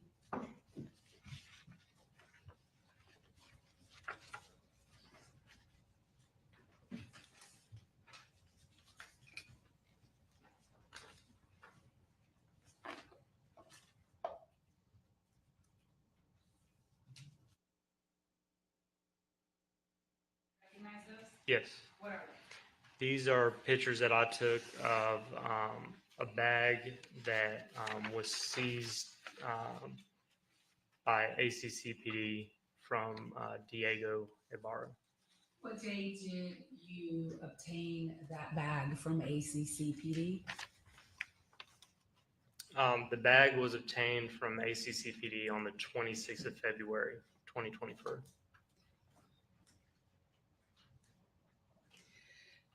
When you obtained from ACCPD a bag that belonged to Diego Ibarra, did you search the bag? Yes. And did you look at the items inside the bag? Yes. And did you photograph the items inside the bag? Yes. And do states exhibits 131 through 139 depict the photographs that you took? Yes. And do they fairly and accurately depict the items of Diego's bag and items inside the bag as you saw them on February 26th of 2024? Yes. The state would move to admit 131 through 139. And may I publish? Yes. And in looking through the items that belonged to Diego Ibarra, did you see any items that had any blood on it? No. States 131, what's that? That's a picture of the bag. States 134, what are those? Those are 2 gloves that were found inside of the bag. States 135. The other side of those gloves that were found in the bag. Now, are those cloth gloves or plastic gloves? Those are cloth gloves. One of them is kind of a mix of leather type material and cloth. And were there any blood on these items? No. Or was there any blood on those items? No. 137. That's a picture of the inside of the bag itself. 138. That is the shoes that were inside the bag. I took those out and photographed them. And these are just other items. Let's see, 136. Those were found inside the bag as well. 139. Those also found inside the bag. 133. That was inside the bag. 132. And that was in the bag as well.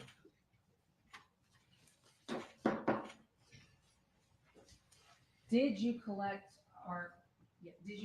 from the Athens Her County Police Department a black Adidas style hat? Yes.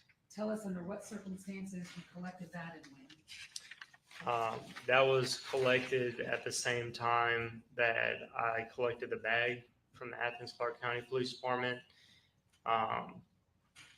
There was a search warrant that Sergeant Rabu had obtained for those items that had been taken off Diego Ibarra when he was taken into custody by ACCPD. The black Adidas style hat, did you look at it? When I collected it, I did not. It was already sealed in a bag from the Athens Her County Police Department. And that sealed bag, did you take that sealed bag to the Georgia Bureau of Investigation? I did. And I'm handing you a spin mark for identification purposes as States Exhibit 151. Do you recognize your handwriting on States 151? Yes. What is States 151? This is the evidence bag that I placed the Athens Clark County evidence bag inside of. Okay, and what was inside the Athens Clark County bag? A black Adidas hat. And was that all delivered to the crime lab sealed? Yes. I'm going to move to admit States 151 and link it up with another witness, Your Honor. No objection. It's submitted. And States 151, do you also see that same crime lab number on States 151? Yes. All right, thank you.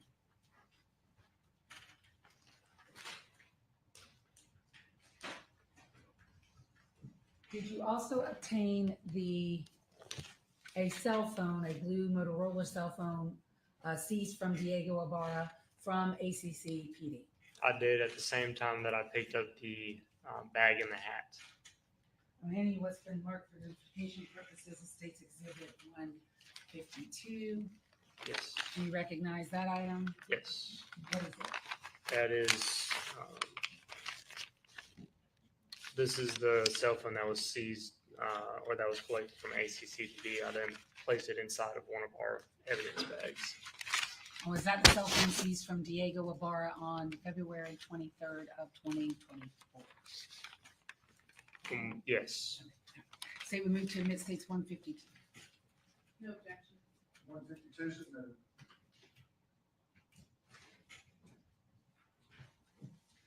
Of all the items, just globally, so I want to make sure that this was clear for the record. Of all the items that you collected from the scene of Laken Riley's murder, so that would be Daniela Stewart's numbers 1 through 8, you know what I'm talking about?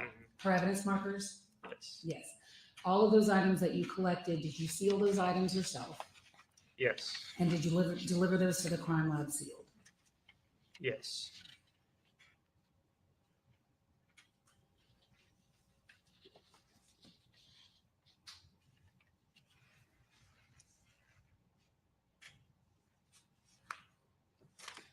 May I have one moment, Your Honor? Yes.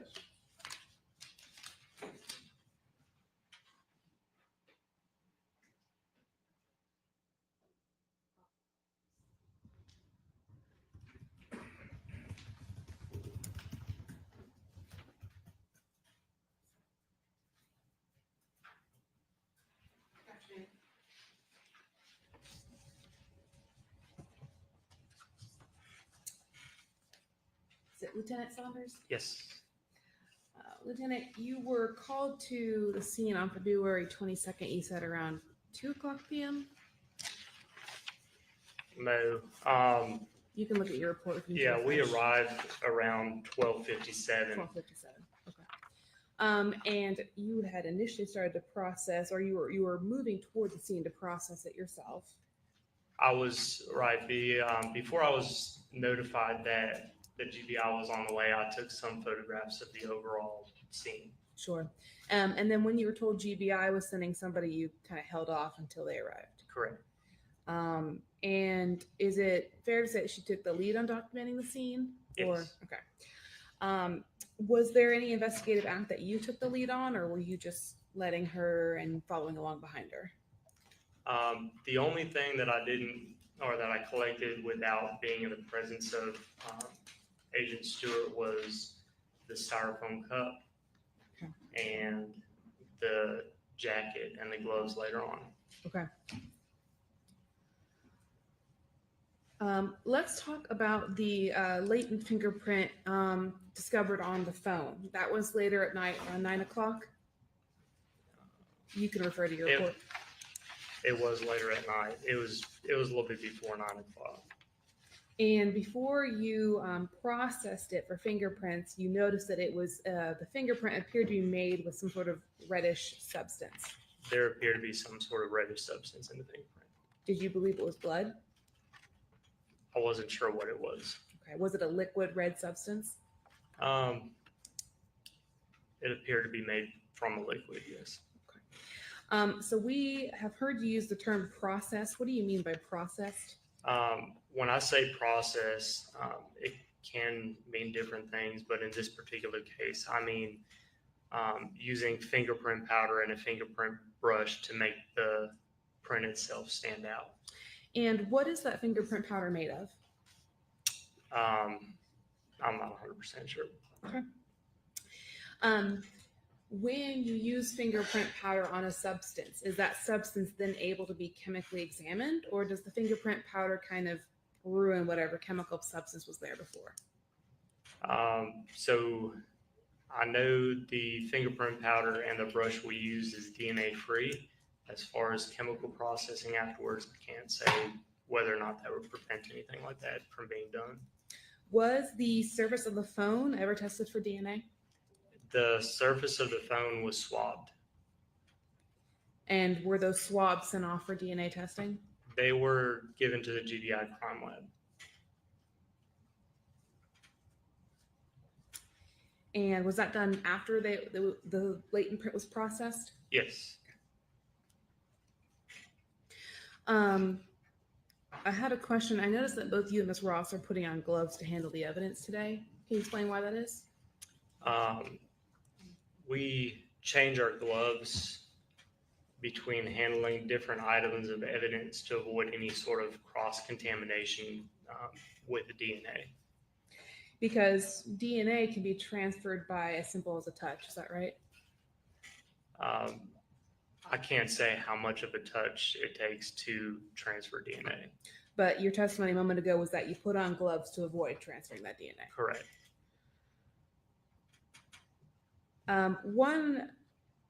When we looked at States 147, the blue jacket, part of the jacket was actually kind of missing. You could see the white lining inside the jacket. Correct. That was a cutting that wasn't there when you photographed the jacket in the dumpster. Is that true? Correct. Okay, so that was done later at the crime lab. Correct. And so I just wanted to clarify that's not the tear you guys are talking about when you see the dumpster in the video. The large cutting is not the tear that we saw in the dumpster. Okay. So one thing that it was hard for us to see in here was the condition of the gloves.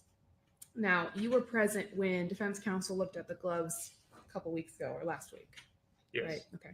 And we actually kind of like spread them out on the table. And the gloves, they're not latex gloves, right? I'm not sure what material they are. What I mean by that is they're not the stretchy, rubbery consistence of the gloves that you and Miss Ross are They're wearing. not. No, they're not like stretchy material. They're more like, I don't know, papery, thin material. They are thinner gloves. Would it be consistent to say they look like food service gloves? I've never worked in the food service industry, so I can't. When you pull them out of the bag now, they've been kind of cut along the entire seam so that they're almost like a butterfly effect spread out. Correct. But in your report, you document, or you and a detective or Miss Stewart document, there are some tears in the gloves.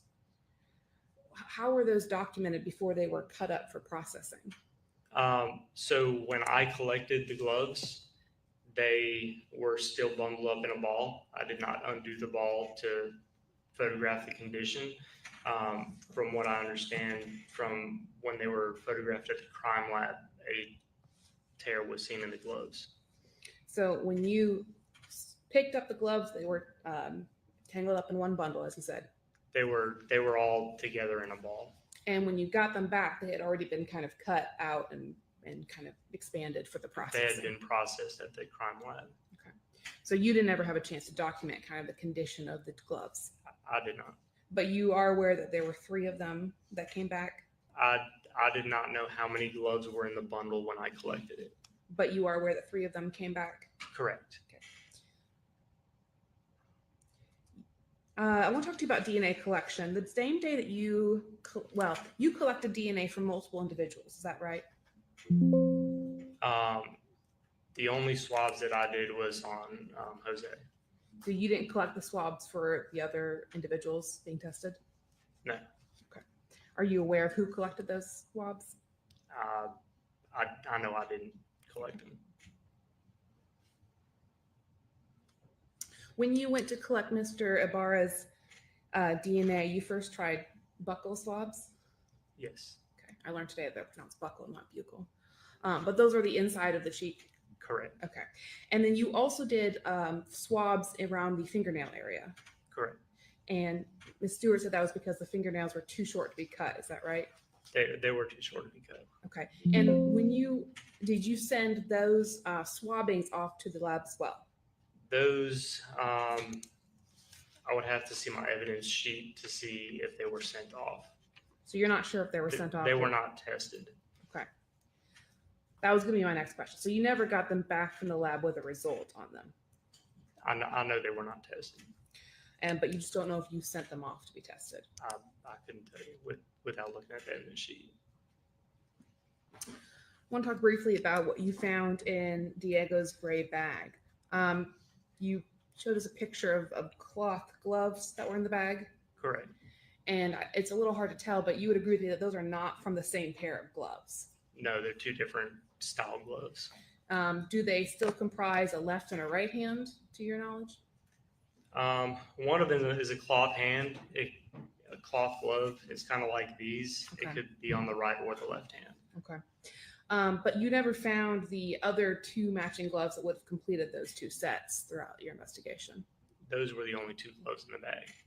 And when you're looking at items for blood, how do you do that? Visual inspection. Did you use any sort of, I don't know, infrared lighting to see if blood was apparent on these gloves? No, it was just visual inspection. It was just visual inspection.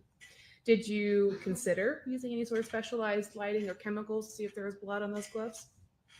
I can just tell you I didn't. Okay. I just looked at the gloves. And those gloves were not sent off to the lab? No. Just a moment.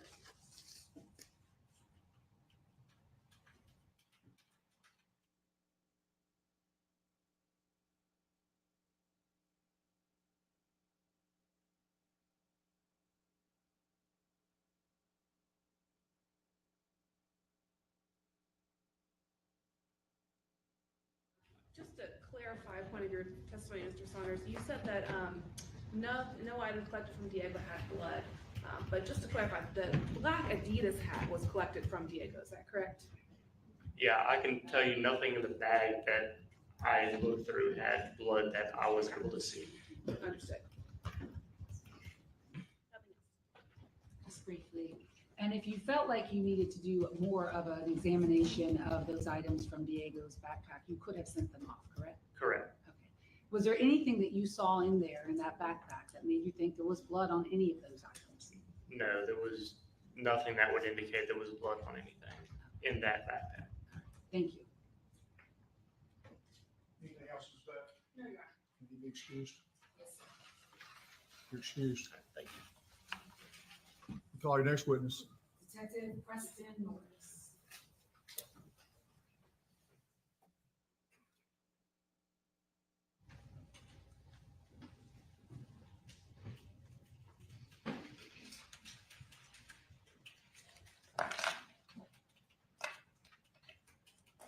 Can I have 175?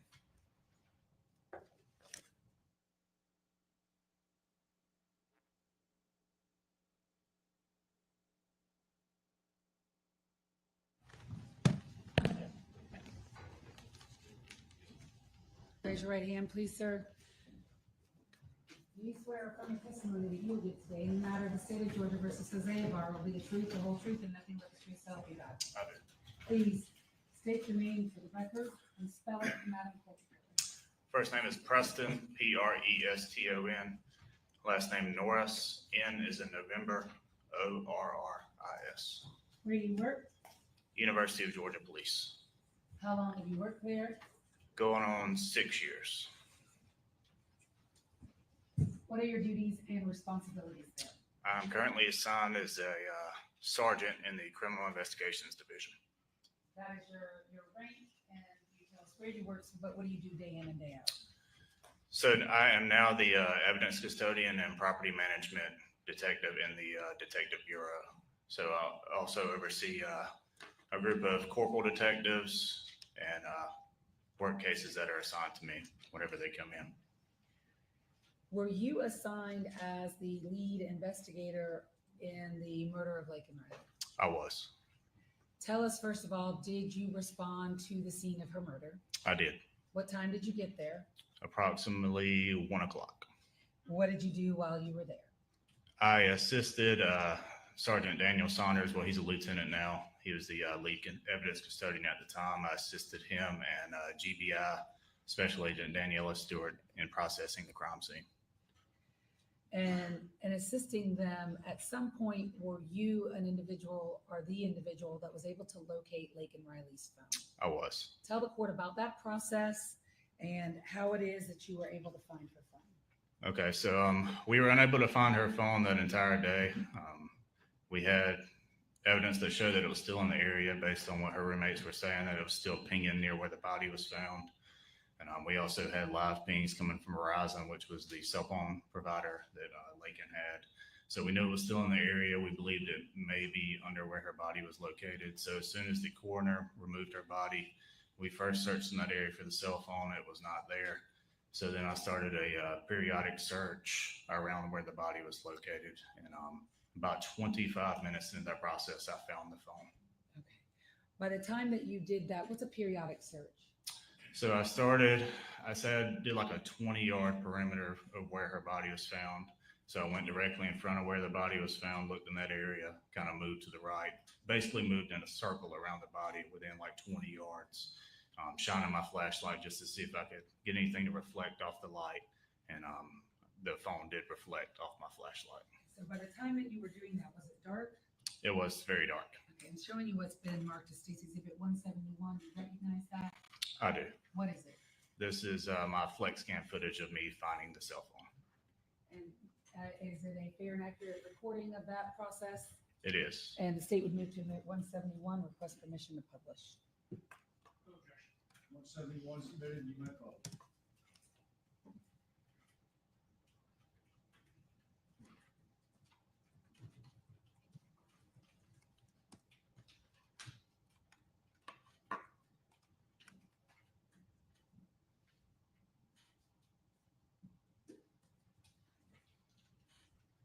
Can we toggle back over, Your Honor?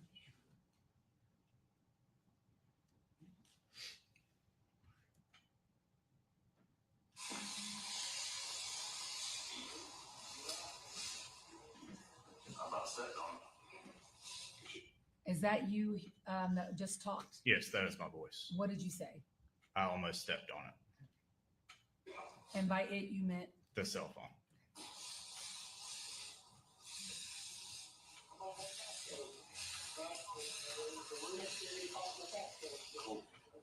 All right, so you see your flashlight. What time was this now, if you look at the time on your flex cam? In Eastern Standard Time, this is 6:56 in the evening. And what are the white things that we see in your reflection off your light? Dust, bugs, just stuff. Things that are in the woods? Yes. So you locate the phone, and then who ends up collecting that? Daniela Stewart with the GBI and Sergeant Saunders. So how long were you at the scene the day Laken Riley was murdered? Roughly 8.5 hours, I'd say. And at some point, when you left, where did you go? We were on the way back to the police station when Captain Graham received a call. In the vehicle was Captain Graham, Sergeant Saunders, and myself. He received a call from someone at ACCPD in reference to one of their officers locating a jacket at the I refer to it as the Argo Apartments, located at 2085 South Millage Avenue. One of their officers had found a jacket that they wanted us to look at. The Argo Apartments located there off Millage Avenue, are those located in Clark County, Georgia? Yes, they are. I'm sorry, Athens, Clark County, Georgia. Yes. And is that on UGA property, or is that, how close is that to UGA? It abuts UGA property, roughly 50 yards from UGA property. So you went over there, and what happened once you got there? So first things first, we met with Officer Zach Davis, who was the one that located the jacket. We kind of got a brief from him, what he had noticed inside the recycling dumpster. I tried to look in through the slit. I could not see anything inside the dumpster, so I climbed over the side of the dumpster to get a look at the jacket. And after I made those observations, I agreed that we needed to collect it. And once I jumped back off of the dumpster, I was kind of looking in the area for anything else that stood out to me. And when I turned to my right, I saw a video camera that was looking at me at one of the neighboring apartments. What did you do after you saw the video camera? I went and talked to the resident who lived in that apartment. Did the resident allow you in? Yes. And what's his name for the record? Edwin Edelinsky. Could you spell his last name for Madam Court Reporter, please? Edelinsky. When he allowed you in, what did you ask, and what did you do while you were in his apartment? I asked him if it was his apartment and if he knew if the video camera was working that was facing towards the dumpster. He said that it was. Yeah. Don't tell me what he said, but did he allow you to look at his video? Yes, he did. And did you look at his video? I did. From apartment B32? Yes. And did you collect video from apartment B32? I did. And I'm going to then show you what's been marked for identification purposes as State's Exhibit 173. Do you recognize that? I do. What is it? It is a video clip that I collected from the owner of that residence. And it is a fair and accurate recording of the video that you collected from B32. That is correct. State would move to admit 173. Objection to 173. Can I have just a second, please, counsel? Yes.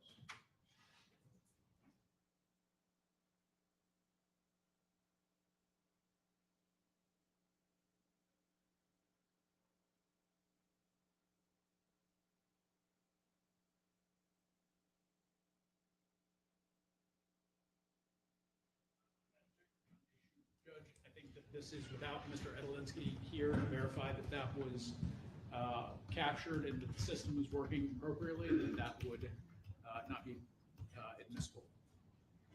That's not required. It's just a matter of what he saw that day and he reported himself that evening. So I think we have created the appropriate foundation for that. I'll admit no objection. Thank you, Judge. So states 173, I'm going to request permission to publish. When you viewed that evening in his apartment. Yes. And you got a recording of it from him, correct? Yes, he emailed it to me. And you also saw it yourself from his device, right? Yes, yes. What type of camera did he have? It was a UV camera, EUFI. And the thing that he emailed you was exactly the identical video that you had seen with your own eyes from his UV camera when you were standing inside his apartment. Yes.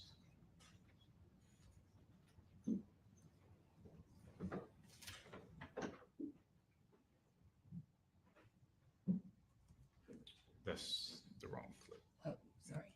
Hold on. Let me look at the date.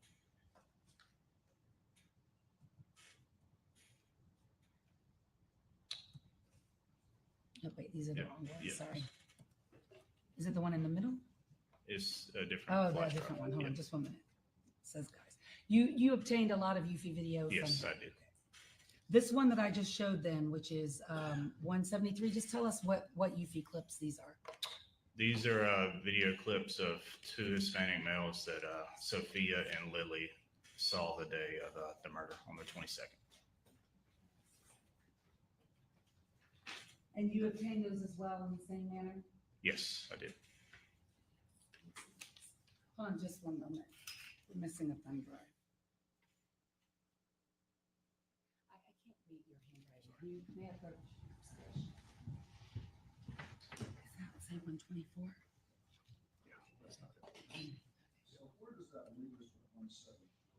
We're Not still sure. going to, with that, and maybe come around with a little bit. Okay, so you're withdrawing 173. No, I still want the 173 in that part of 173. There were several UV clips, so I'll get him to explain which clips these are. Okay. And may we have, Let me make sure I understand. All of 173 came from that apartment camera that was focused on. that's correct. All of 173 came from apartment UV camera from B32. Okay. It's just that he got several different days and different clips from that day from B32, and this one is just a different one than the one that I am looking for with the thumb drive that we cannot find right now. So 1 moment, Your Honor. This has got to be here somewhere. Judge, while we're here, I know that the state's looking to admit this. We have the same objection to this, which is that Officer Norris cannot independently verify that the system that was capturing these videos was working appropriately, and thus it's all hearsay. He doesn't know. He's not able to lay that foundation.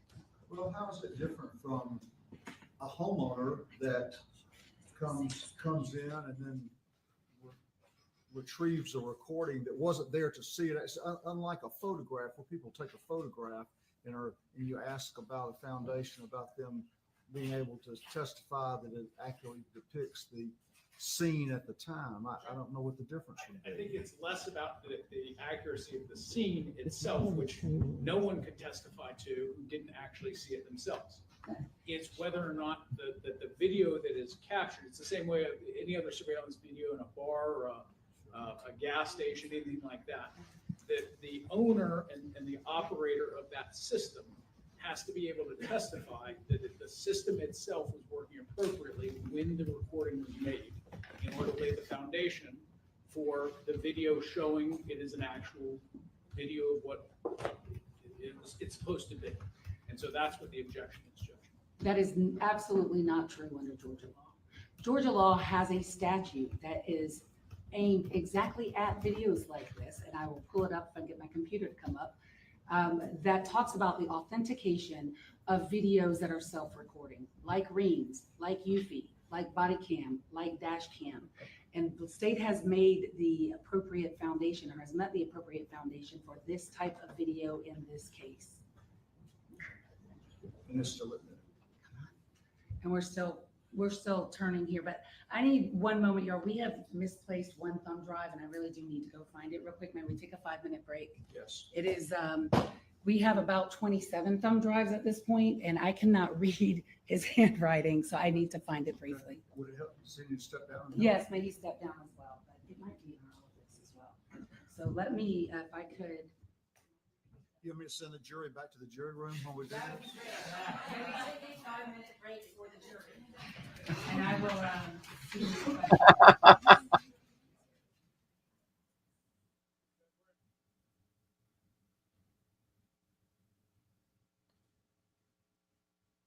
That was funny. Cute guy. Cute guy. Glad it's not Judge Cannon who would go into a diabetic coma by now. You could play objection bingo. There was an objection prior to you ringing in, though. There was a hearsay objection murder with that officer describing something that the other officer said. So there was one. Fascinating case. I mean, to me, it's obviously he's going to be found guilty. I mean, there's nothing. But it's fascinating because it's a bench trial, and I've never watched a bench trial. I wish it wasn't such a easy pickings bench trial. You know what I mean? Like one that the defense might have a shot.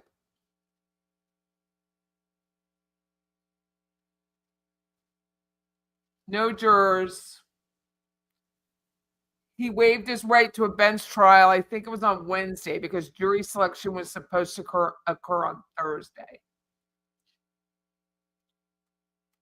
On the 14th, there was supposed to be jury selection. They go over her iPhone recording in the very beginning of the trial. Debbie, they went over her 911 call and the SOS that went out on the 911 call, but they didn't go over a recording.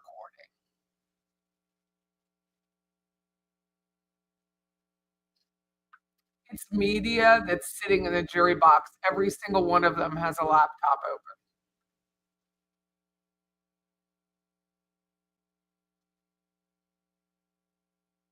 So hopefully she finds that USB port. I mean, the USB file. Sorry, I'm nodding off. Really not. It's been 7 hours. I'm not used to just sitting in one space.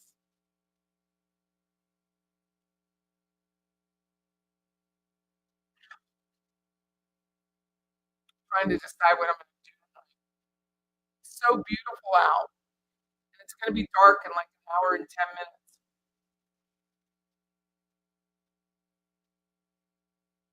They went over, Norma, they went over the fingerprint a little bit ago. They haven't had the expert on to define the fingerprint, but they did go over it was that female technician. They went over the fingerprint being on the phone, and she called it latent. She called it latent and then said it wasn't latent because it was obvious you could see the ridges. Yeah, I'm going to get a new mic. I'm going to order one like right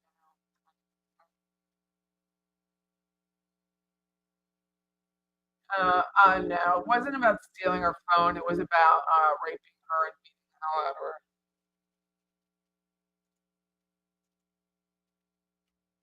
unfortunately. Or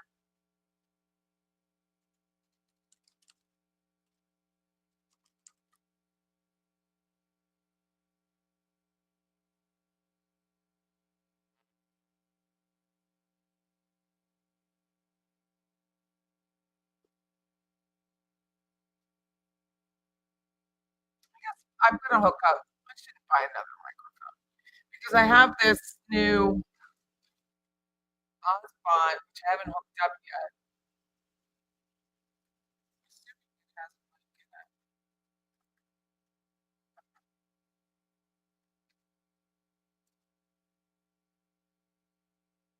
Four times digital Zoom. That's a scary thought.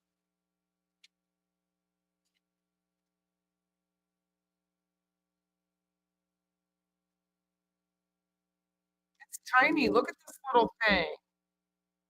This little webcam. So cute. Little tiny thing. Comes with a little tripod too. Little tripod. Oops. Super tiny.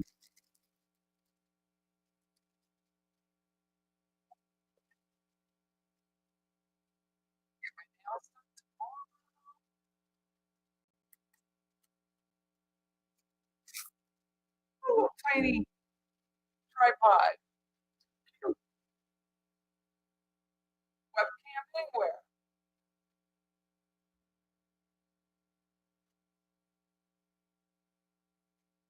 I don't know if Murder's still on here. He's the one that suggested this.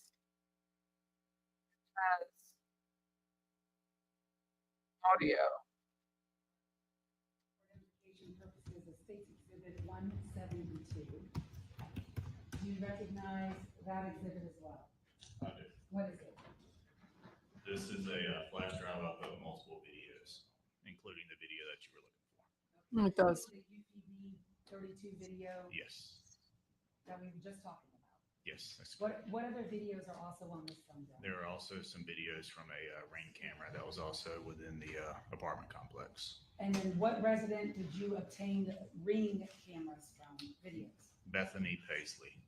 What is her apartment number? Delta 124. How did you obtain those videos from Bethany Paisley? We had one initial video that was collected from Bethany on the 23rd by one of our captains. I went back a few days later and obtained the rest of the videos that her Ring camera captured during the time period. All right. And did you obtain those videos in the same way that you did the B-32? When you showed up at her residence, you had access to her camera, and you looked at it yourself, and then you recorded them? That's correct. And can you testify that all the videos on State's Exhibit 174, whether it's from B-32 or D-124, are fair and accurate recordings of what you yourself saw on both B-32 UFI and D-124 Ring? That's correct. Say we move to Exhibit 174. Thank you. Let me ask, is it 174 or 172? Now let me go see. I need to see at this point. It is 172. Objection to 172. That gives you one, okay. There is, and it's because Officer Morris is not, I have no doubt that that's what he saw on this, because I think it's what we're gonna see. But the problem is whether or not he can competently testify as to where that came from, what it was recording, whether that system was operating correctly. I think under 24.9.923C, that's addressed. Thank you. That was a statute number I was looking for. Thank you. So I'm going to now, with the court's permission, publish at least one of the videos off of 172. And we're going to talk about the others from D-124 a little later. But the video that I'm going to publish off of States 172 would be the UFI video from apartment B-32.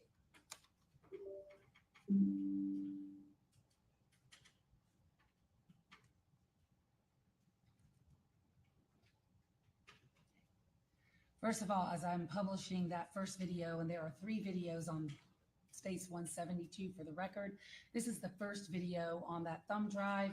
Do you see the dumpster that you were at that night in States Exhibit 172 in this video? I do. Can you please point to it for the court using a pointer? There's a pointer right in front of you. This? It's old school. Okay.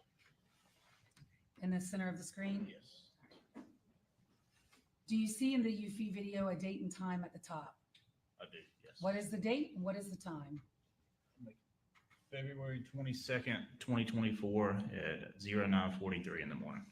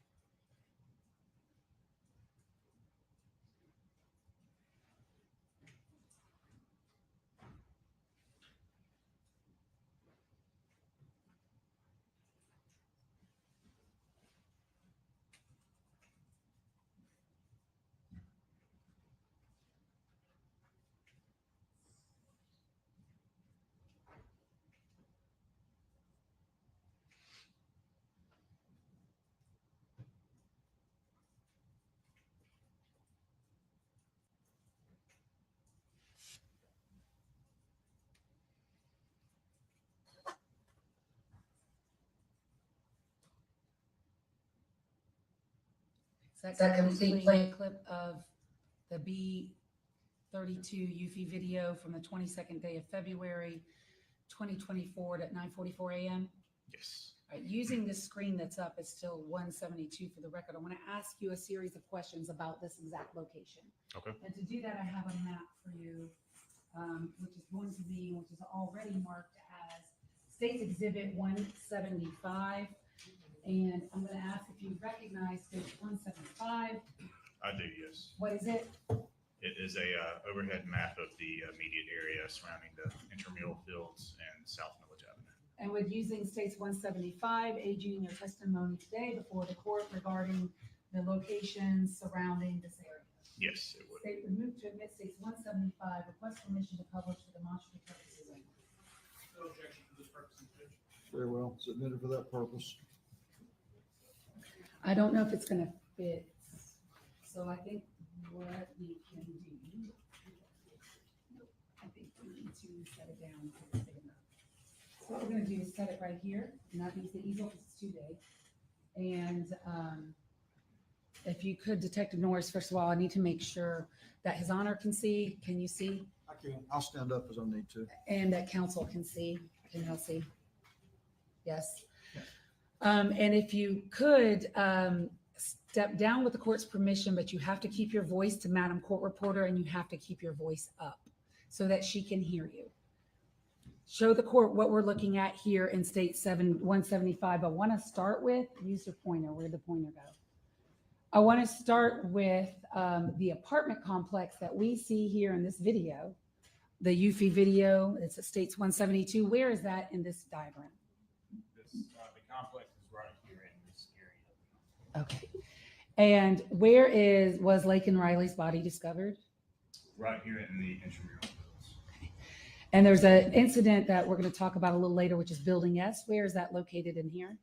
This building right here. Okay, with an S on it for the record. And then is Laken Riley's residence also depicted in here? Could you show us that? 1686 Village Avenue Extension. All right. So distance-wise, did you measure all of these distances? Okay. So I'd like you to tell us for the record, the distance between Laken Riley's body and that dumpster that we see in this UFI video, what is that distance? Roughly 400, 450 yards. The distance between Building S and Laken Riley's body, what is that distance? I believe it was roughly 400 yards. The distance between Building S and that dumpster is what? 150 yards. Okay. Roughly. All right. Is there a camera, a trail cam, or was there at the time? Did the University of Georgia Police Department have a trail cam up near Building S? Yes, we had a trailer cam set up in front of Building S at the time, around this area. Okay, right next to where the pedestrian is depicted in this Yes, there's exhibit. a bus stop that was here, and it was right in front of the bus stop in that area. What is a trailer cam? And you can go ahead and resume your seat so Madam Court Reporter can hear you really well. What is a trailer cam? So we have two of them in our department. You've probably seen them at department stores like Lowe's or Walmart. It's basically a set of cameras that are attached to a trailer that you can. It's a portable trailer that has cameras attached to the top of it. They usually have them at Lowe's or Walmart to prevent shoplifting. I'm going to show you a few other state exhibits. These are 156, 155, and 157. Ask if you recognize those. I do, yes. Let's take them one at a time. Let's first go with 156. What is states 156? This is a overhead of the Argo apartment complex. The apartment complex that we see in this UFI video? That's correct. All right. The state would move to admit states 156.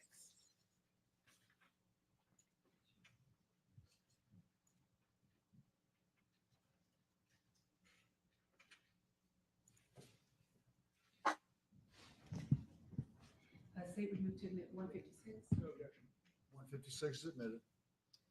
While I'm up here, 155, what is that? This is an overhead of the intramural fields, specifically the Oconee Forest Park area. State would move to admit 155. All right, and then the state would move to admit 157 as well. All right, they're admitted. Without objection. I want to first start with 155 or 156. Would the court be able to toggle back over?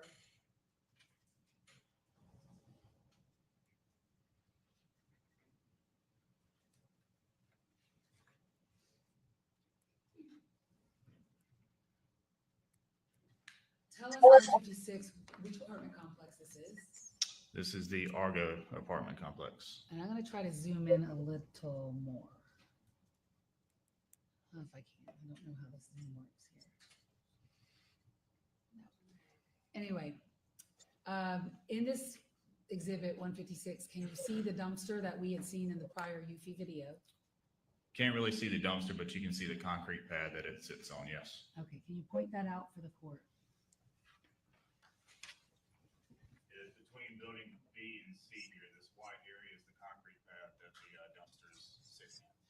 How many different buildings are in this apartment complex? 5. Okay. And what are their numbers or letters? Excuse me. It is A through E. Do you, did you eventually learn in this case where José Ibarra was living at this time? Yes. Where was he living? Delta 126. So show us building D in this video or in this photograph. It is the one labeled D right near the top of the picture. Okay, and before I go back to the UFI video, well, in the UFI video, we see the individual dump the jacket and then walk towards the bushes and then walk away. Yes. In what direction was that person walking? Walking towards building E in the northeast area of the dumpster. Would that be towards building D? Yes. Building D is also in that direction. All right. Are there cut-throughs, or sometimes called cuts, between the apartment complex and the road that we see on the edge of 156? Yes, there are 2 main cut-throughs. Tell us, first of all, what is the road that we see? Millage Avenue extension. Okay. Is that the same road that Laken Riley lived on? Yes. How do you get from the apartment complex onto Millage Avenue extension?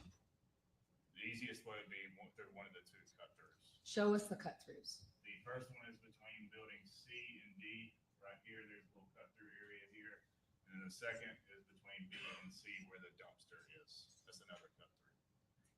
Where's building S in this photograph and what direction? It's up here.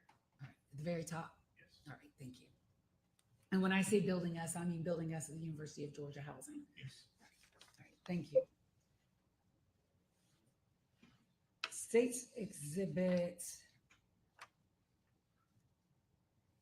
Oh, I'm going to go on here for a minute. I want to go to building D. So you said that he lived in D 126. Yes. Did you meet the neighbors, his neighbors at D-125 and 124? I did, Will yes. will you tell the court when you met them, how you met them? I met them on February 26th.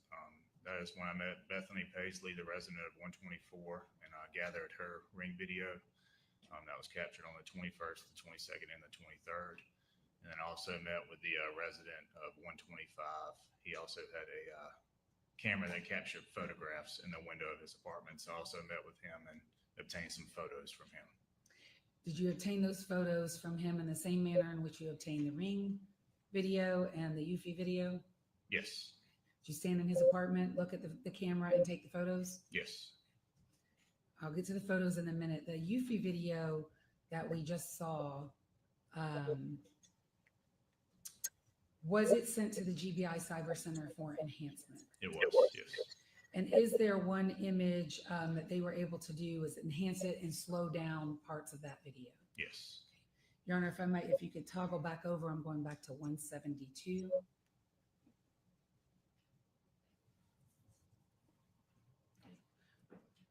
One minute, it started too fast. I'm backing up.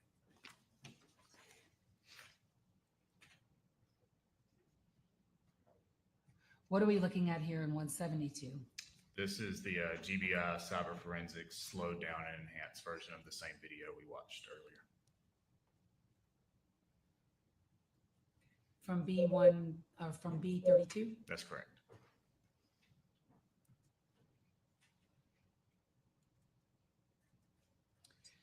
So going back to states 172, you had a folder in there, ring videos from D124. Yes. That would be the neighbor, Bethany, that you've already told us about. I'm going to publish some of her videos, but I'm going to do it one at a time. So this ring.com video, do you see the date and time in the corner of it? I do, yes. And could you please tell us that for the record? February 22nd, 2024 at 10:21 a.m. And that is Eastern Standard Time.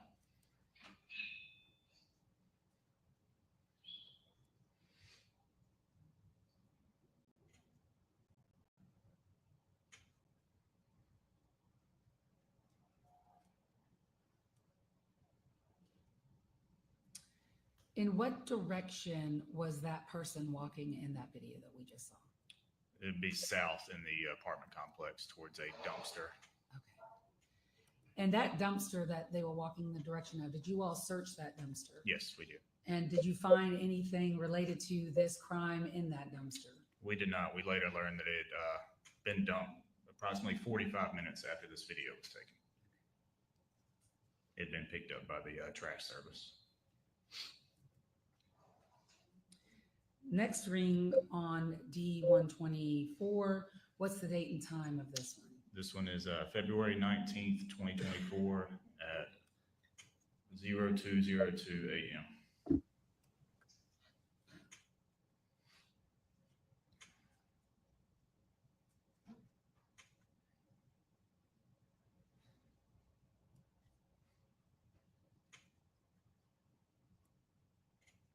And this is what, the next video, what is this date? This is February 21st, 2024, around midnight 21. Okay, do you recognize the person in this video, this clip? Yes, that is Diego Ibarra.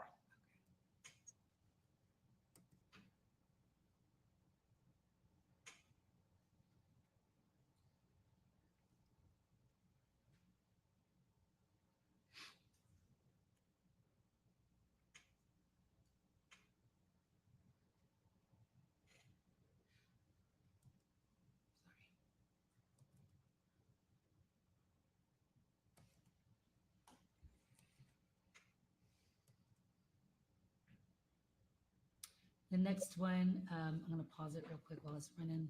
What is the date and time of this one? February 21st, 2024 at midnight 31. And do you recognize the person in this video? That is José Ibarra.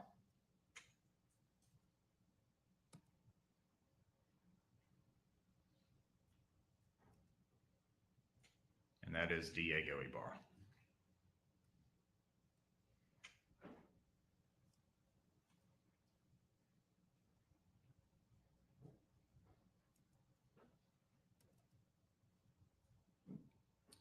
right, now stop. This one is with the 5th video. What's the date and time of this one? February 21st, 2024 at 7:02 p.m. All right, do you see the shirt in that video? I do, yes. And have you seen that shirt before? Yes, I have. And where did you see that shirt? This is the shirt that José Ibarra was wearing in the B-32 video that captured him discarding the jacket in the dumpster. Is he also wearing a hat in this video? Yes, he is. And what type of hat is it? It is a flat bill style hat. And stopping the next video, what's the date and time of this one? February 21st, 2024 at 9:04 p.m. What is in his hand? I believe it's a cell phone. And does he have a bag on in this video? Yes, a crossbody sling bag. Okay, can you point that bag out for the court, please? This bag is right here across his body. And in your investigation into this case and the searches that you all conducted, did you ever find that bag? We did not. The shirt that he's wearing in this video, did you ever find that shirt? We did not.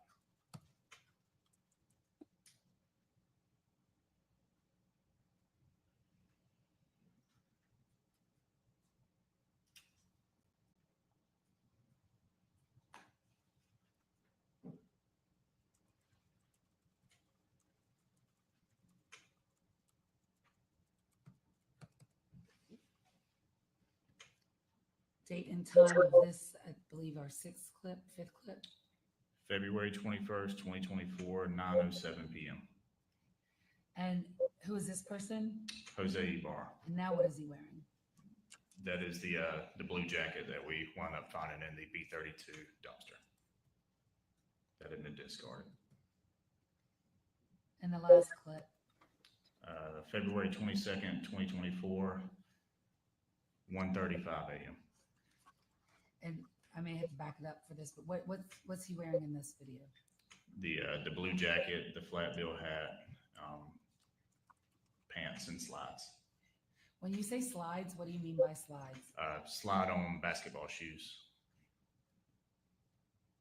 Open toe. How much video did you look at from D124?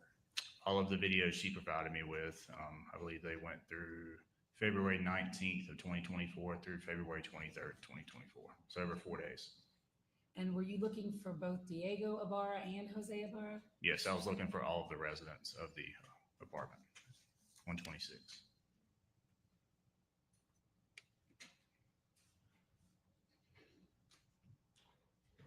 You said that also the neighbors at 125 had a camera as well. Yes, that's correct.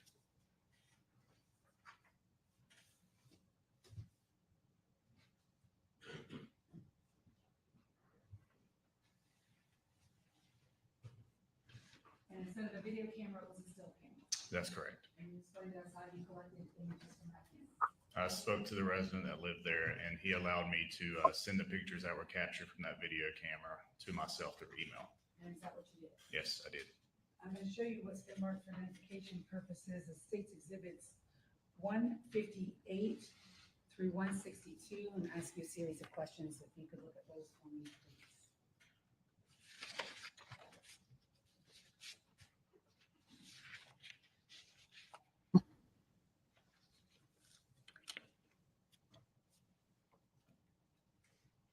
Do you recognize those items? I do, yes. What are they? These are the some of the photos that I gathered from the resident of 125. And are they fair and accurate depictions of the photos that you collected that day from the resident? Yes. State would move to admit 158 through 165. 62. Subject to the same objection, but I think there's a foundational problem here. I'll admit it over objection. And may I publish? Yes. Could you please toggle back over, Your Honor?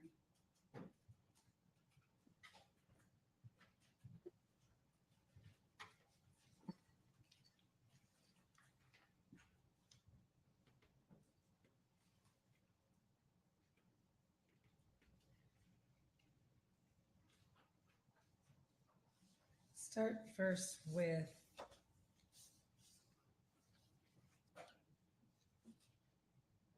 162. It's stuck. Why is it stuck?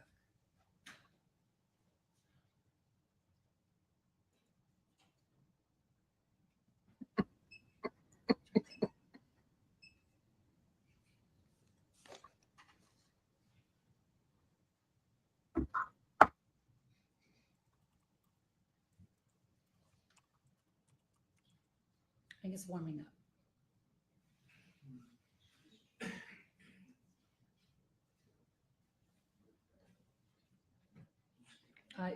It should be up again. Okay, if we toggle back over, it's up. It should be working. Great. What is 162? This is a picture that depicts José Ibarra without the bag that I saw him with 3 minutes prior in the ring video.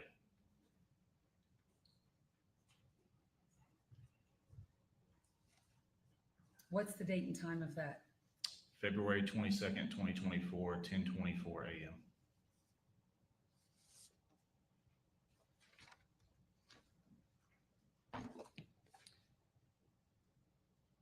$159. Does this depict and what's the date and time? The date and time is February 21st, 2024 at 9:35 p.m. And that is José Ibarra with the blue jacket and the black and white Adidas cap. So unlike the ring footage from D124, the still photos are actually in color. Yes, you can actually see the colors of the images. And do these color images line up timestamp wise with the ring doorbell video or the ring video? Yes, they do. So State's Exhibit 160, date and time? February 21st, 2024, 11:44 p.m. What is depicted in that photo? That is José Ibarra wearing the gray and black t-shirt with the crossbody sling bag. 161. February 22nd, 2024, 1:34 a.m. And that is José Ibarra with the sling bag and the blue jacket, which you can't see his face in this one, but it lines up with the ring video that was captured at 1:35. Okay, so if you look at the ring video at the same time and compare this image, Yes, they because he is walking in that direction. And 158. February 21st, 2024, 7:08 p.m. And that is José Ibarra carrying the blue jacket the same way he was carrying it in the B-32 video.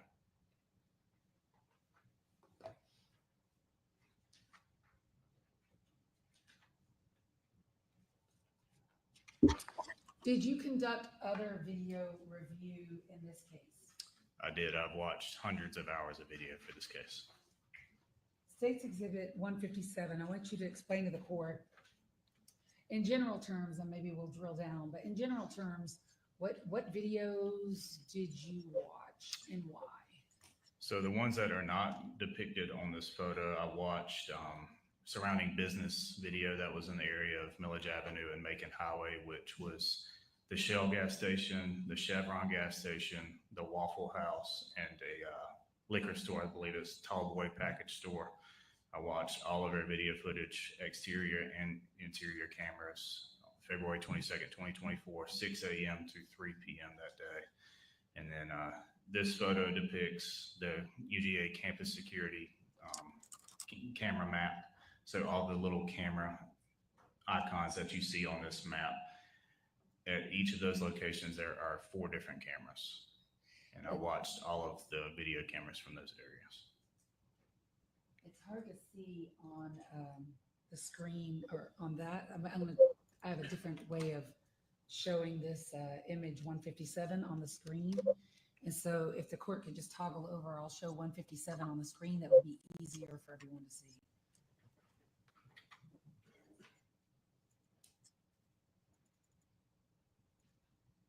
There we go. Is that also 157, just a little easier to see? Yes, it's just the digital file. All right, so if you could use the digital file of 157, it's easier to see, and show the court where are all the cameras in and around the intramural fields that you looked at. This first camera here is Millage Avenue Extension by University Village. We have 3 buildings here, T, U, and V. So it kind of watches these buildings as well as the crossing this intersection here. Okay, hold on a second. I'll have to do this in phases because it's, the whole image can't be picked up. Go ahead.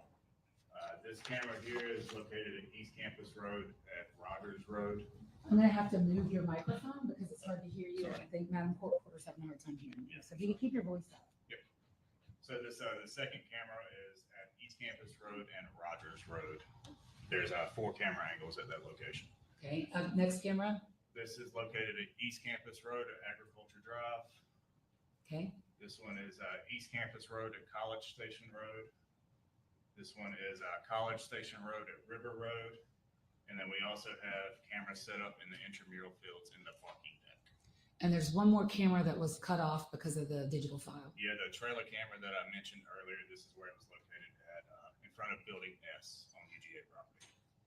So you watched how much video from all of these cameras that we see in States 157? All of these cameras we downloaded that morning, 6 a.m. to 1 p.m. I've watched the majority of these cameras. One other detective helped me watch 2 or 3 of them, but I watched most of the video from these cameras. Okay, and the other detective that watched the other ones is named? Sergeant Rabu. Okay, Sophie Rabu? Yes. All right, so between the two of you, you watched from 6 a.m. to 1 p.m. on what day? February 22nd, 2024. Okay, if you could have a seat, please. And in watching and looking at all of the cameras that you saw that day, we'll talk about the trailer cam separately with Detective Rabu. But did you ever see Diego Ibarra? I did not. And other than the trailer cam that we're going to talk about with Detective Rabu, did you see José Ibarra beyond that camera? Yes. Okay. We have a.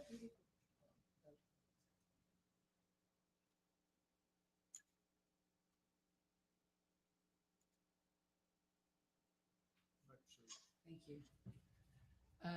Besides the trailer cam that I will talk about separately with Detective Rabu, did you see José Ibarra? I did not. And did you also look between 6 a.m. and 1 p.m. for any other people who might have been suspicious, may have been up to no good? Yes, that was the main point of the. And did you investigate and follow up any of the things of interest for you from all of that camera review? Yes.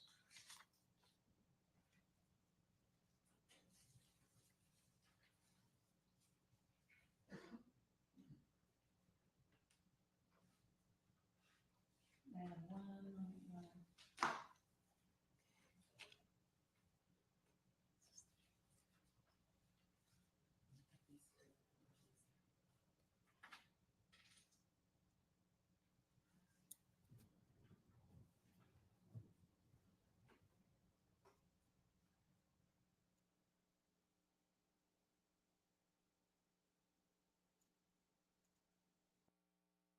Thank you.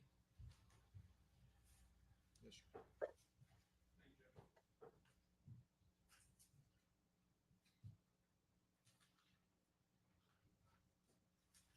Good afternoon, Detective Hey, Mr. Morris. Yes, sir. Okay.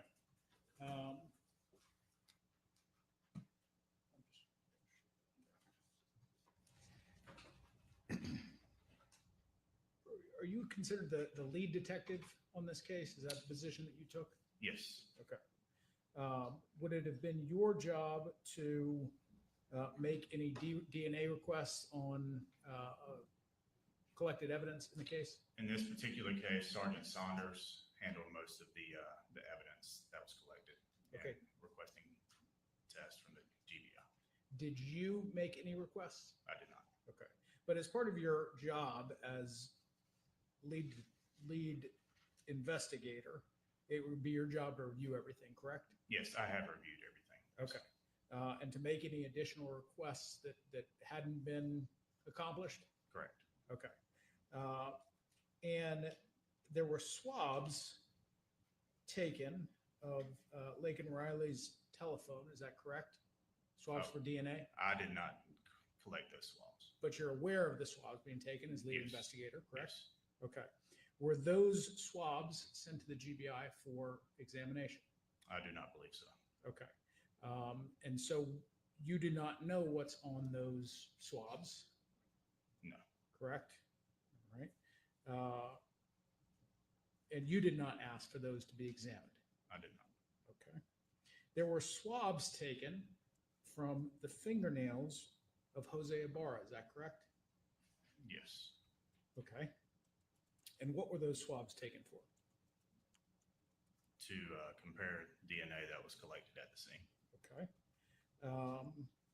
And were those swabs tested by the GBI as part of this case? I believe so. They were? I'm not 100% certain at this moment, no, sir. Okay. But you testified that you had reviewed everything. And so is it just a matter of looking back at your report, or is it just a matter of? This is a very weird scenario. I am the lead investigator, but there were many moving parts here. Sure. I did review everything at one point in time, and everything that was pertinent to the case, I was made aware of at that time. Okay. I can't recall every single test that was done by the GBI and what those tests, what the results of those tests were. Okay. You don't personally recall ever requesting or reviewing any results from the swabbings of the fingernails of José Ibarra? I have reviewed them at one point in time, yes, sir. Okay. All right. Do you know who did those swabbings? No, sir, I do not. Okay. And do you know who tested those swabbings? No, sir, I do not. And do you know what those results were? No, sir. So you don't know if they were positive for Laken Riley's DNA or not? I do not know, sir. That would certainly be an important fact to remember, wouldn't it? Yes. Okay. And that would certainly be something as lead investigator that you would remember, correct? That's correct. Is it possible that these weren't tested? It is possible. Okay. I do not recall all of the tests that were done. There were a magnitude of tests that were done in this case. Certainly it would be something to remember, right? Sure. Okay. As to these videos,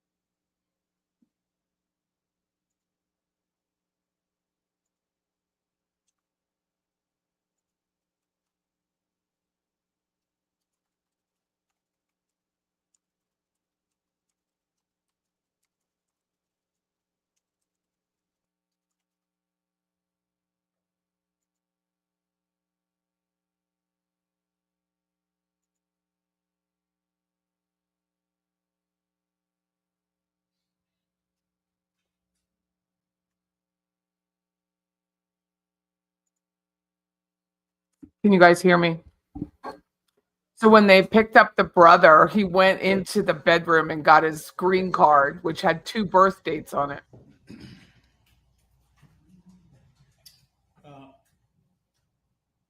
the videos that were introduced on your direct examination, those were not your videos, correct? Correct. You didn't own the cameras that were No, sir, used to I take did those? not own any of Okay. those cameras. They're not UGA videos? No, sir. Okay. So aside from what you were told by these 2 individuals, is it Mr. Edelinsky? Yes. And Miss Paisley. Paisley. Okay. So aside from what you were told by them, do you have any independent knowledge about how these cameras work? I've met with Mr. Edelinsky and Miss Paisley. I cannot explain to you exactly how those cameras work. Okay. That would have to be something that they would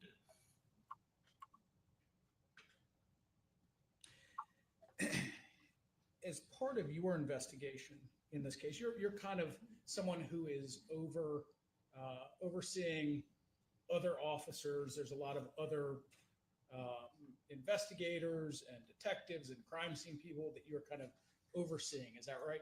Yes, sir. Okay. Reviewing things and making sure that everything gets done correctly. Is that right? Yes, sir. Okay. And so a lot of the actual, you're not doing a lot of the actual investigation in this case, but you're helping out where you can and you're doing your part, but there's a lot of things that are, that you're kind of overseeing. Correct. There were a lot of moving parts in this investigation. Okay. You did do some investigation into the use of José Ibarra's phone, did you not? Yes, I did. Okay. And as part of that investigation, you came to learn that it was not just Mr. Ibarra who was using that phone. Is that right? I learned that in October of 2023, it was possible that someone else was using that phone. That's correct. Okay. And in fact, 2 or 3 other individuals, is that right? 2 that I know of, yes. 2 other individuals? Yes, besides Jose, yes. Okay. And that was for,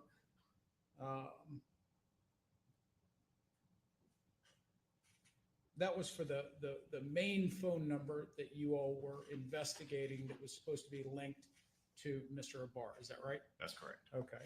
And that number began with 347-358? Yes, that sounds correct. Okay.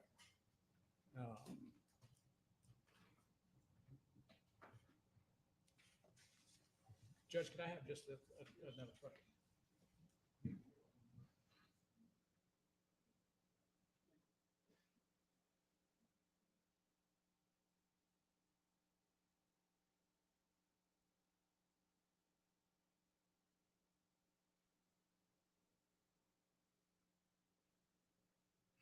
And so just to clarify that number, the number that you all were looking at the time was 347-358-3978.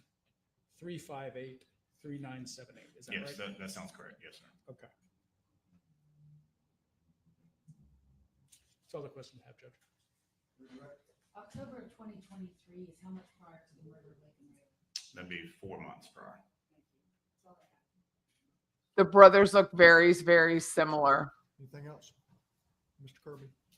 Judge, nothing right now. Okay. Can he be excused? Potentially, actually, I'd just to hold him for a potential rebuttal for just whatever comes down the road. So I'm just going to ask that he still abide by, I don't want to invoke the rule, but I have told all my witnesses to abide by the rule of sequestration. Okay.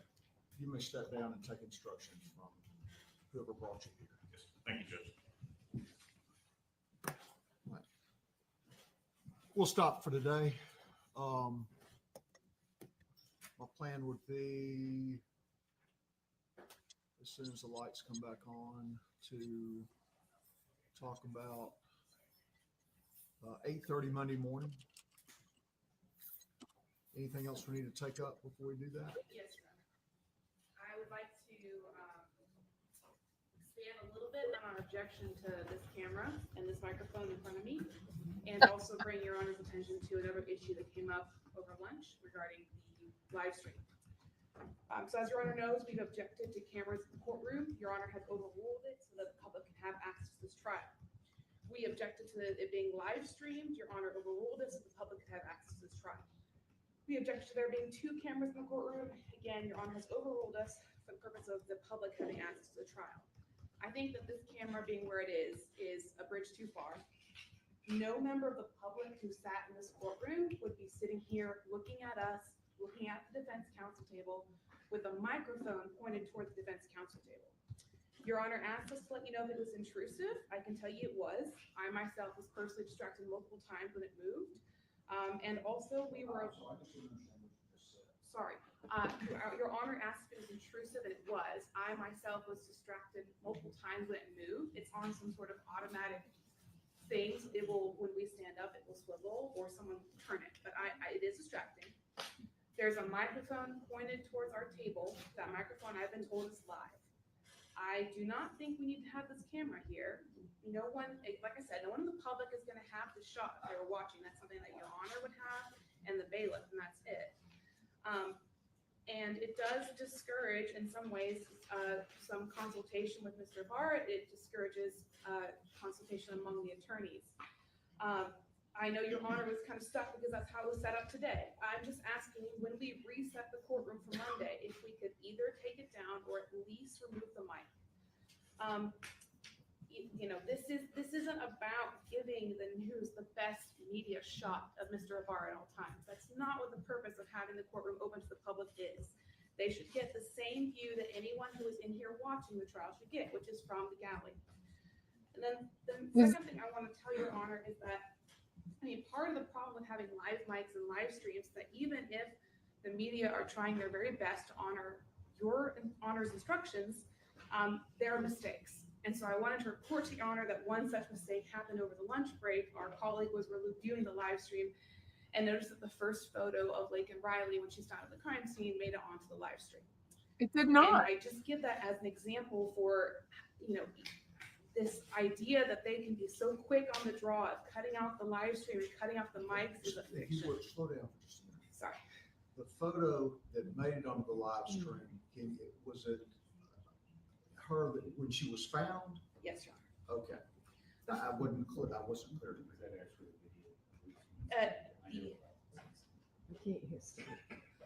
I didn't hear Mr. Wilson's questions. All I can tell you is that our colleague said the very first photo of Miss Riley that they showed at the crime scene made it onto the live stream such that she was able to watch it. Can I ask, do you know if it was a photograph or a video?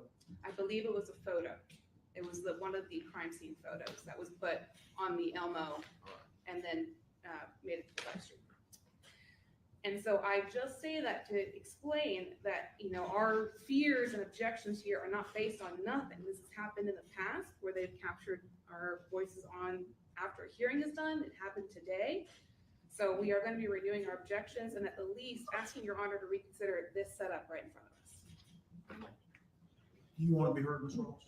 Your Honor, I have been working all day, so I've not had the chance to review the live stream. I'll investigate that over the weekend and let Your Honor know if we believe that it happened and is an issue. We can address it at that time. But I support defense counsel and their position on that particular camera. So I want to think about it over the weekend too, but I'll go ahead and tell you what my thought is right now. And that is removing the direct camera and microphone that is right here. I say that because I take Ms. Beck's point that if the purpose is to allow people to be in, like if they were in the gallery, they wouldn't be right here. I think that's an excellent point and a valid point. Someone would have to convince me, and I'm not asking anybody to stand up and try to convince me. I would have to be convinced some way that that is necessary over and above what you have, the one camera that takes everybody in. But I'll give some thought to that. I may ask some questions between now and then, but I'll give some thought to that. Yes, sir. And certainly I will try to figure out if there was an error made. I'll try to figure that out too. Yes, Your Honor. But can I ask, I assume we're going to have some more, there's going to be some medical examiner photos. Is that going to be, can you say at this point, is that going to be the extent of that sort of evidence? There are probably just a few more stray photos regarding her clothing, the positioning of her clothing. There are still shots that were made from Maxwell's body cam, but other than that, in the medical examiner, that should be it. Yes, sir. Anything else? Only to say that the state has submitted a list of witnesses who don't want to be filmed. We have not yet consulted with the defense witnesses, so we'd like to have the opportunity to send that list if we have any, but no objection to the state's request on those witnesses. All right. 8:30 Monday. Thank you. Ladies and gentlemen, if y'all can wait just a moment.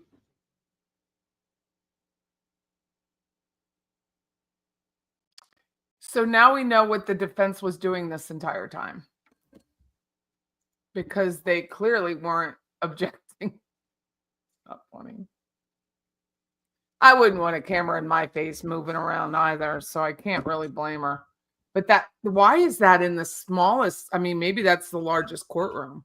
It seems quite small. I didn't see it. I didn't notice it.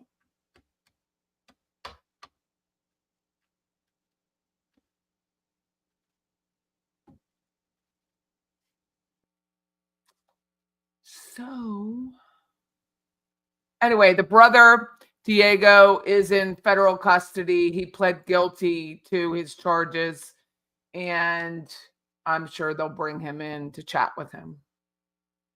That's all the defense had. Oh, there's tons of orders. If you go on the docket, let's see, I have it.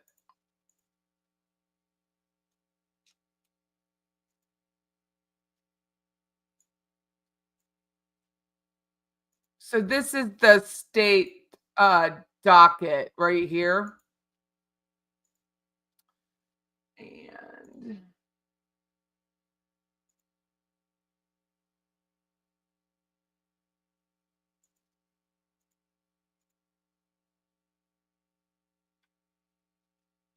oh, it's tons about the camera. Tons of issues. So look, it's like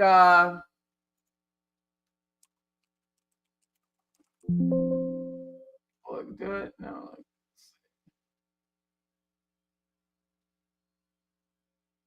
Recording. Let me put in recording. 80 references to a recording. So most of those are twice. So 40 docket lines on recording.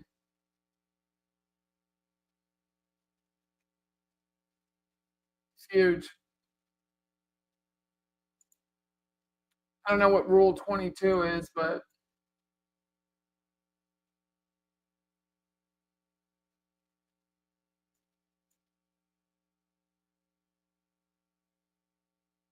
the device to be used in location of operation, such device will be in conformity with Rule 22. So whatever Rule 22 is that, assignment editor.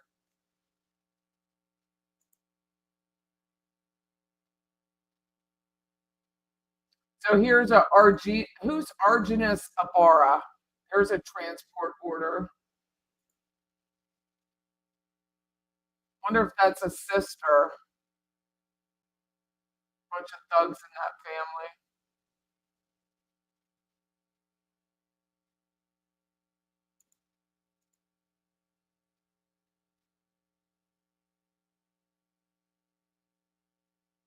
Look at it, says, look at it. Can you read it? It says, order for transport, procure the body of Argenis, I don't speak Spanish, Ibarra, from the Middle District of Georgia, Macon, where he's presently incarcerated, and lodge him in the Clark County Jail. Procure his body.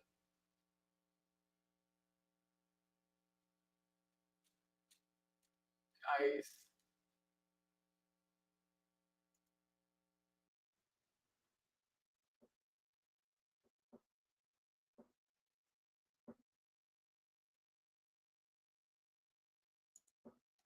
I put a link in the chat to what he did.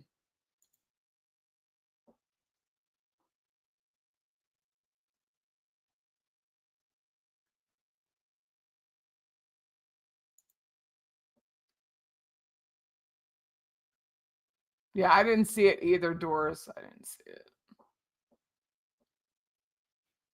There's tons of orders for the media. And here's the order about her body.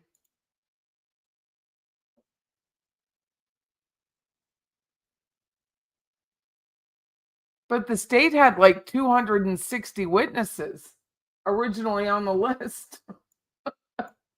That alone doesn't make you want to go, I need to. See, there already is an order for restricting it.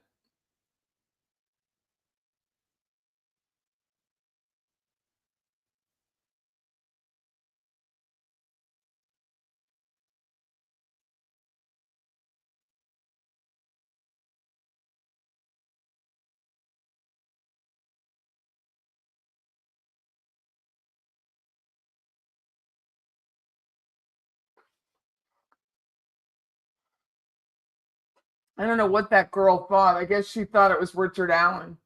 They weren't going to have cameras in the courtroom. She was wrong.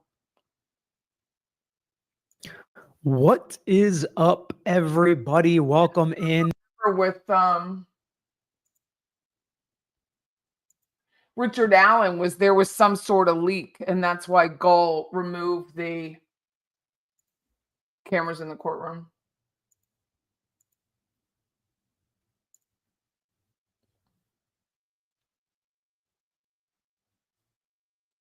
I have absolutely no idea, Red. I have no idea why they're not seeking a death penalty. Because no one ever puts them to death, maybe. That could be one reason. Cost to house, I don't know. I mean, what's the point? They're just going to keep them alive for another 20 years. Cost to get the jury in place. Cost to get 12 people to agree. It's a mess.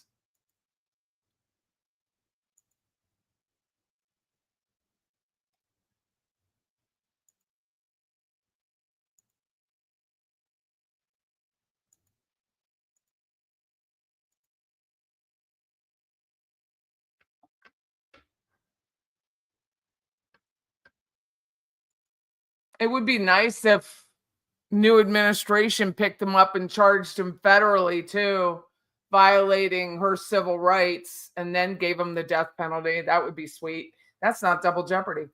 That's easy. You can do that. You can have him found guilty in the state and then do it again in the feds.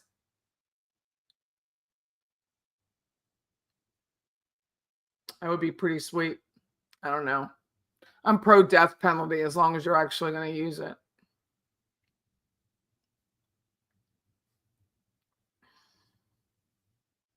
I mean, you shouldn't, after 30 years of being on death row, then decide that you have a missing chromosome or something, and now it has to all start over. I mean, that's a little much. It is, because they are. I mean, they have automatic appeals. That's what they were saying about Charlie to assuade me when I thought Charlie should have had the death penalty and the rest of them was the automatic appeals. Because 40 years of not following the law. That's why Rosemary. 40 years of not following the law. Death penalty is by jury trial only. You're not running for I mean, even here, Leon County, it's just not happening. It's just not happening. I mean, I bet you could mow over 45 people like happened in China yesterday or the day before and still not get the death penalty in Leon County. It's not going to happen. This town is so fixated on being virtuous that not happening.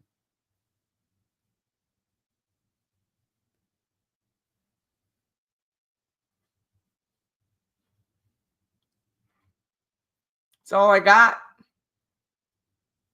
Well, this was interesting. I certainly learned a lot. I hope you guys did too. I learned that I need a new microphone. I don't know if it's my microphone or StreamYard. StreamYard's really been struggling, probably the amount of people using it. It's hard to say. I'll have to look at it over the weekend. But StreamYard keeps putting notices up on their screen that they're having issues in studio.